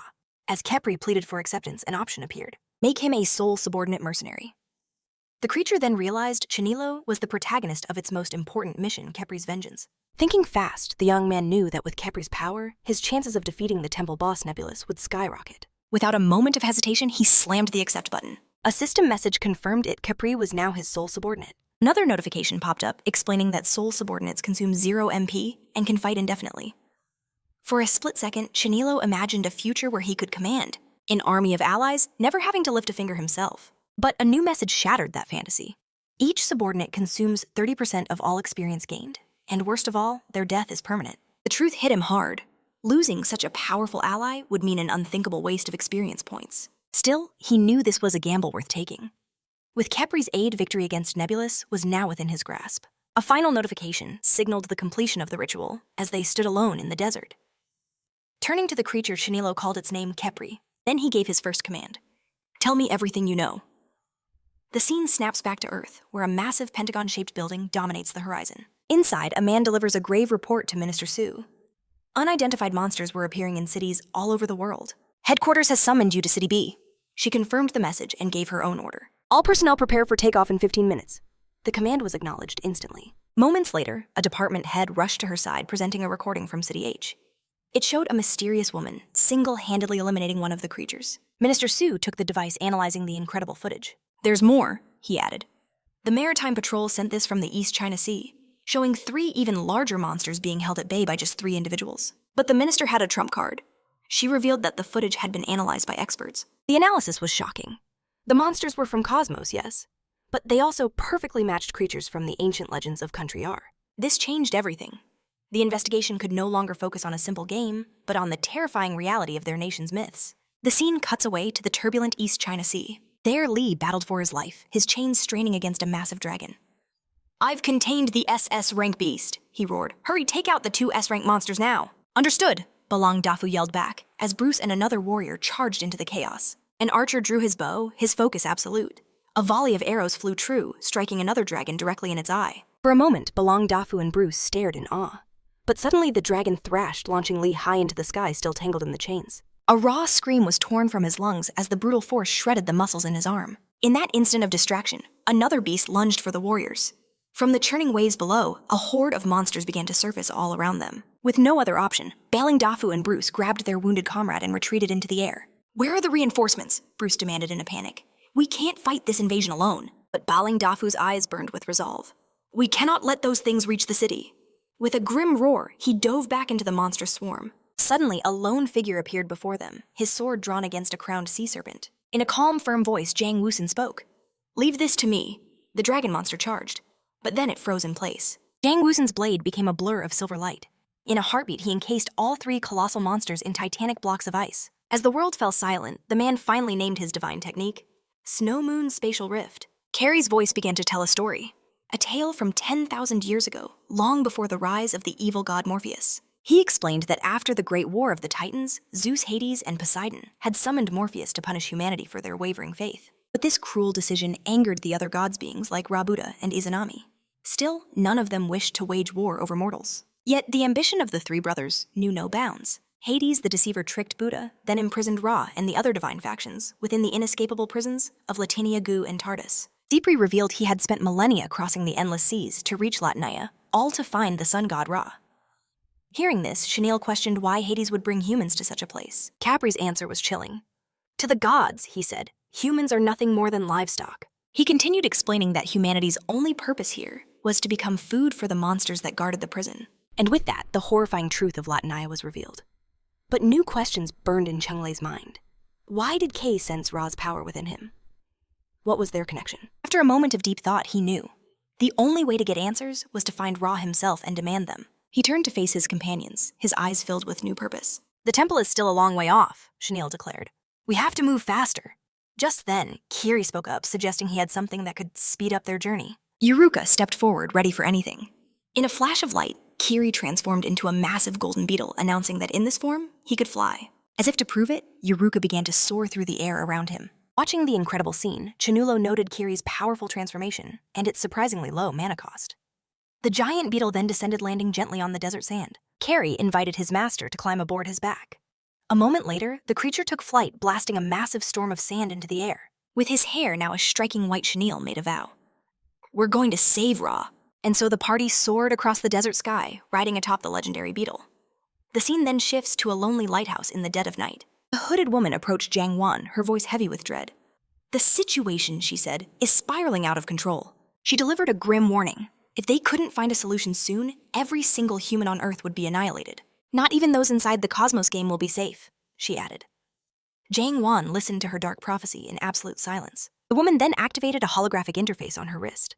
Before them, the very sky ripped open, forming a sinister portal. A system window flashed into existence, announcing that Hades' army had invaded Bergama just as a dark figure stepped out from the swirling vortex. The woman then stated that it was only a matter of time before Gansperides was also dragged into this divine war. From within the temple's domain, the giant beetle flew through the sky. On its back, Chenille rode with the mysterious man and Yeruka. During the flight, he turned to his quiet companion. Do you still remember nothing? He asked. The white-haired man simply confirmed that his mind was still a total blank. Chenille stared, the grim truth dawning on him. The man had no memory of his true self. They had to find a way to bring it back. Carefully, the young man reached out, placing a reassuring hand on his shoulder. Chen Lilei's voice was calm and steady. Don't worry, he said. Every problem has a solution. This situation won't last forever. At that very moment, a system notification flashed on the map. They had arrived at the temple. The colossal golden beetle soared towards a solitary structure rising from the endless desert sands. Chen Lilei's eyes were locked on their destination. They had finally made it. Without hesitation, he commanded, "Carry descend." The great beast dove toward the ground below. Deep inside the temple, Argolis sensed their arrival. Almost instantly, he caught a familiar scent on the wind. As Carrie touched down, he shifted to his humanoid form, bowing respectfully before his master. Chen Jiliao thanked him for his efforts, but Carrie simply replied that he had only fulfilled his duty. With that, everyone turned their gaze to the imposing stone structure looming before them. Determination burned in Chenilo's eyes. All that's left is to defeat the Guardian, he declared. Then we can leave this place and return to the real world. Carrie considered this. If the same person activated the temple and attacked the village, then they must still be hiding inside. As they climbed the grand staircase, Chenulele took note of an enormous statue guarding the entrance. Suddenly, a familiar scent flooded his senses. His gaze shot upward, spotting a lone figure standing atop the temple. From the rooftop, Argolis watched them approach. A cold smile played on his lips. So, he sneered, we finally meet. Chenille knew him instantly. Argolis' promise was a venomous whisper. I will gently sever your head, ensuring you a comfortable death. In the next instant, he charged forward, launching a direct attack against Chenille. Their blows clashed in a high-speed blur. The impact sent a massive cloud of sand exploding around them. But Carrie had intercepted the strike, revealing himself as a soul servant. Seeing this, Chenille felt a chill run down his spine. Without Carrie's intervention, he would have been struck down. In that moment, he understood. Kiri was far more powerful than he could have ever imagined. Argololis watched with keen eyes. His opponent possessed a soul servant just as he had suspected. But suddenly, a hand grabbed his arm, halting the fight. Lucius burst onto the battlefield, weapon in hand.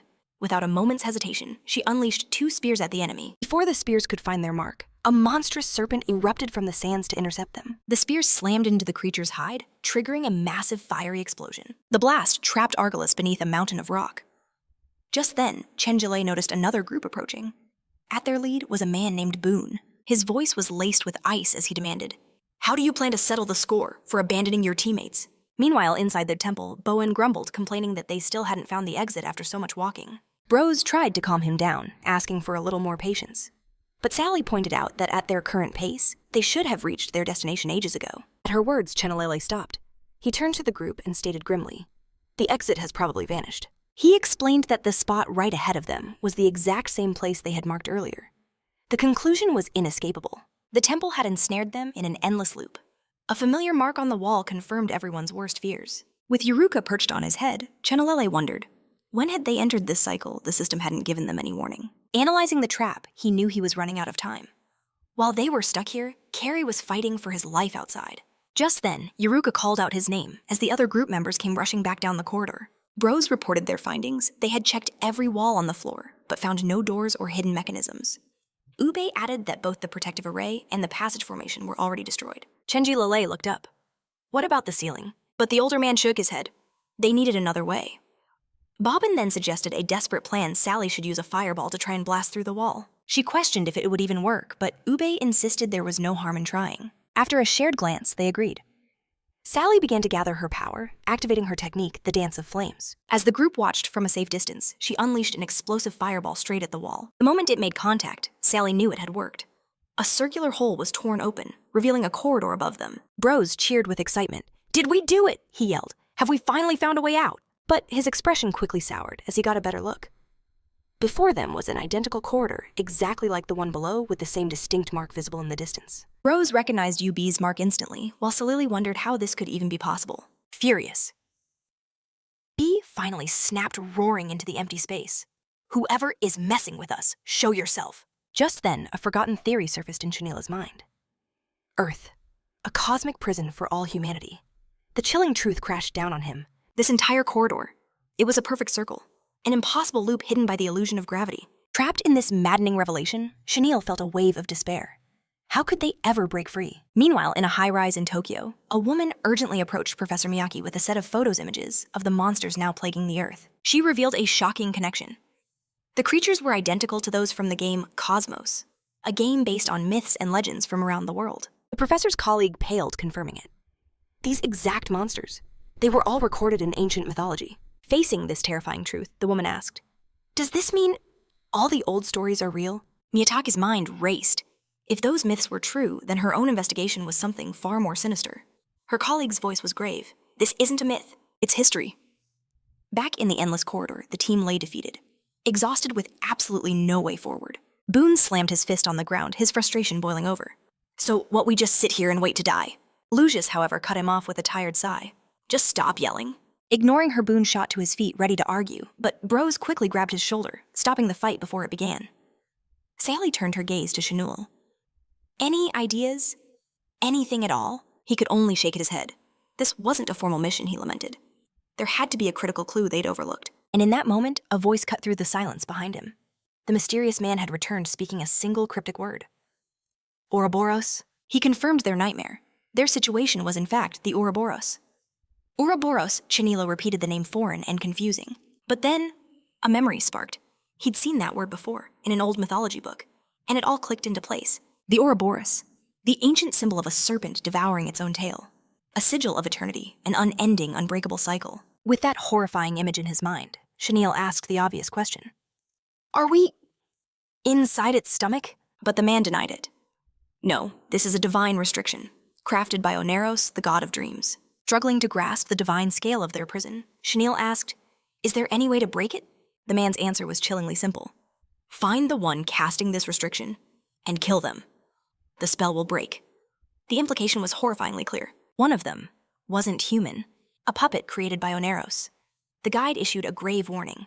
"Be careful. Inside the Ouroboros, the imposter is a god." With that terrifying revelation, Chenuel knew he had to play along. Act normal without raising suspicion, and wait for the perfect moment for a single fatal strike. His gaze sharpened silently, observing his own comrades. Poisonous doubt crept into his heart. Who was the traitor? His eyes narrowed, lingering for a moment on Faloka. Then he scanned the others one by one. At the same time, Sally calmly offered Ube a piece of bread. How could the imposter be so perfectly disguised? Chanila wondered. Who here truly doesn't belong? Elsewhere, a lone woman stood beneath a great ancient tree. As petals drifted softly into her palm, she felt a strange shift. In that very instant, she knew. The dream seal had been activated. A shadow fell over her. Hades materialized from the darkness, his voice dripping with ancient power.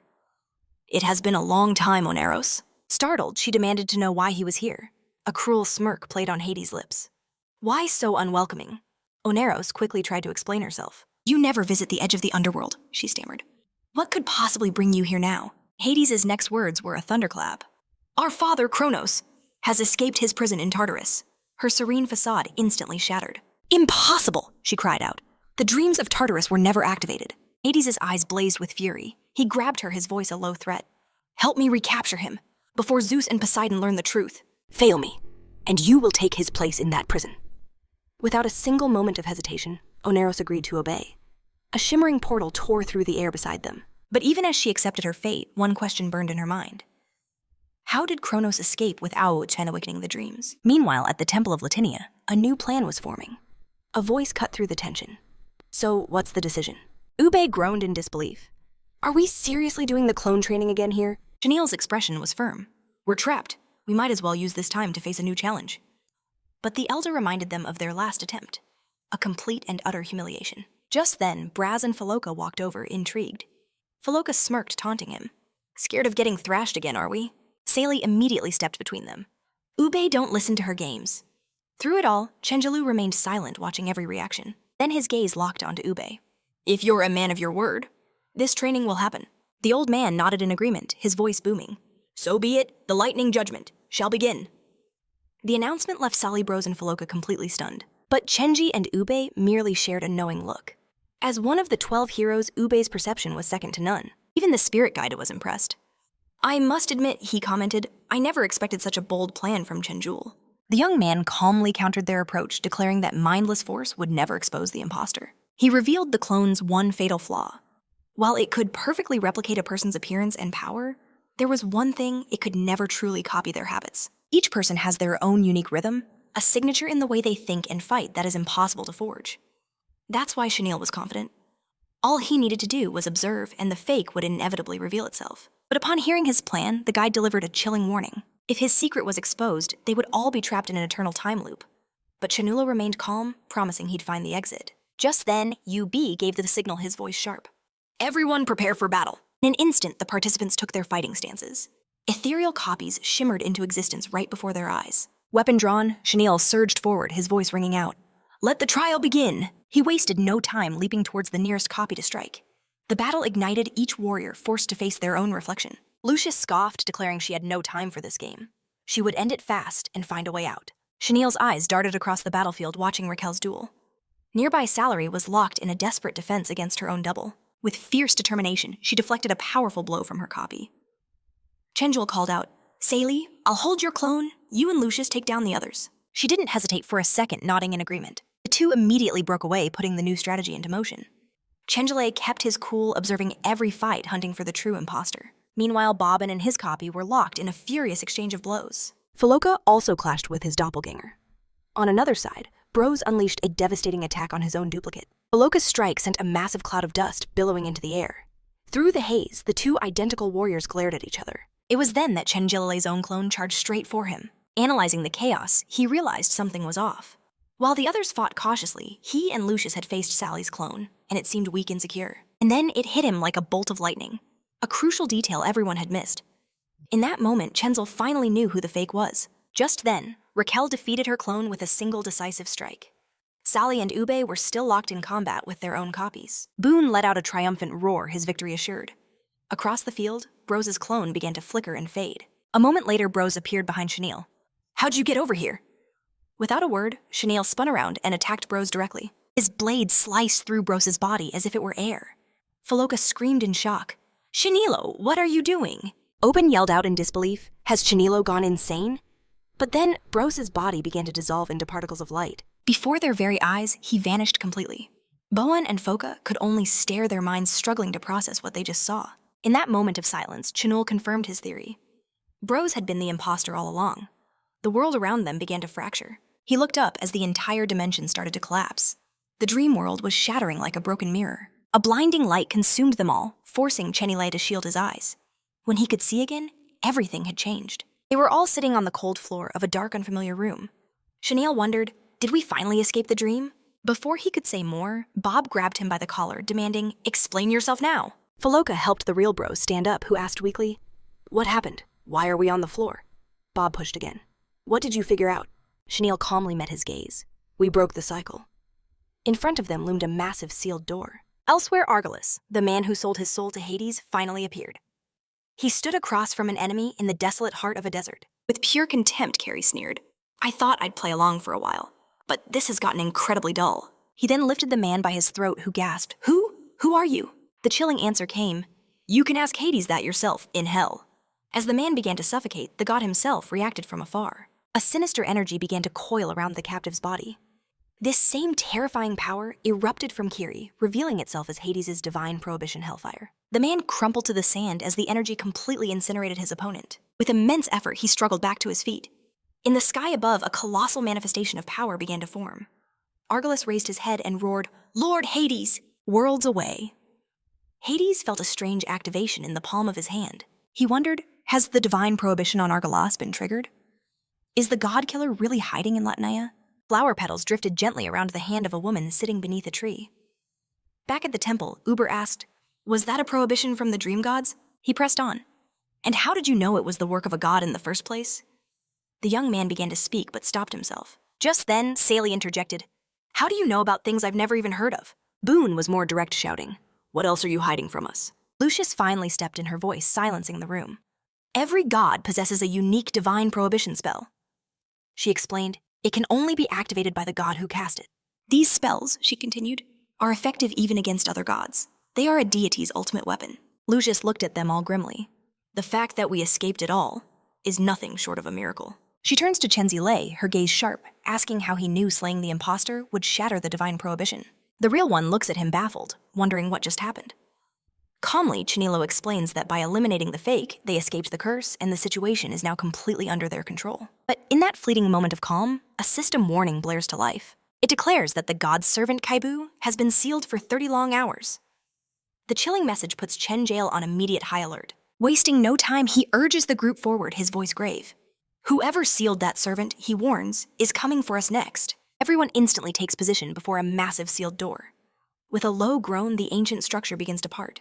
Ube warns everyone to be on their guard, finding the eerie absence of any guardian beast deeply unsettling. Suddenly, a door behind them slams shut with a thunderous crash. Chinulo watches the trap spring in silence. A moment later, Sally points into the suffocating darkness ahead. From within the gloom, countless pairs of malevolent eyes ignite. A terrifying horde of undead creatures lurches into view. The nightmarish army advances on them, a slow, unstoppable tide. Boone is frozen, stunned by the overwhelming number of foes. Bros watches intently, remarking that these monsters are on another level, far more powerful than anything they ever faced in Latnaya. While each demon is only slightly stronger than past enemies, their sheer numbers make the odds almost insurmountable. In the suffocating confines of the corridor, their numerical disadvantage is a death sentence. A new mission appears. Anubis's Infernal Eye. The system warns that the eye will summon an endless stream of demons, and clearing this hellish trial will awaken the temple's final guardian. At the far end of the hall, a colossal eye materializes from the shadows, endlessly spewing forth more monsters. Seeing it, Chinulo knows the truth. The eye is the source. To survive, they must destroy it.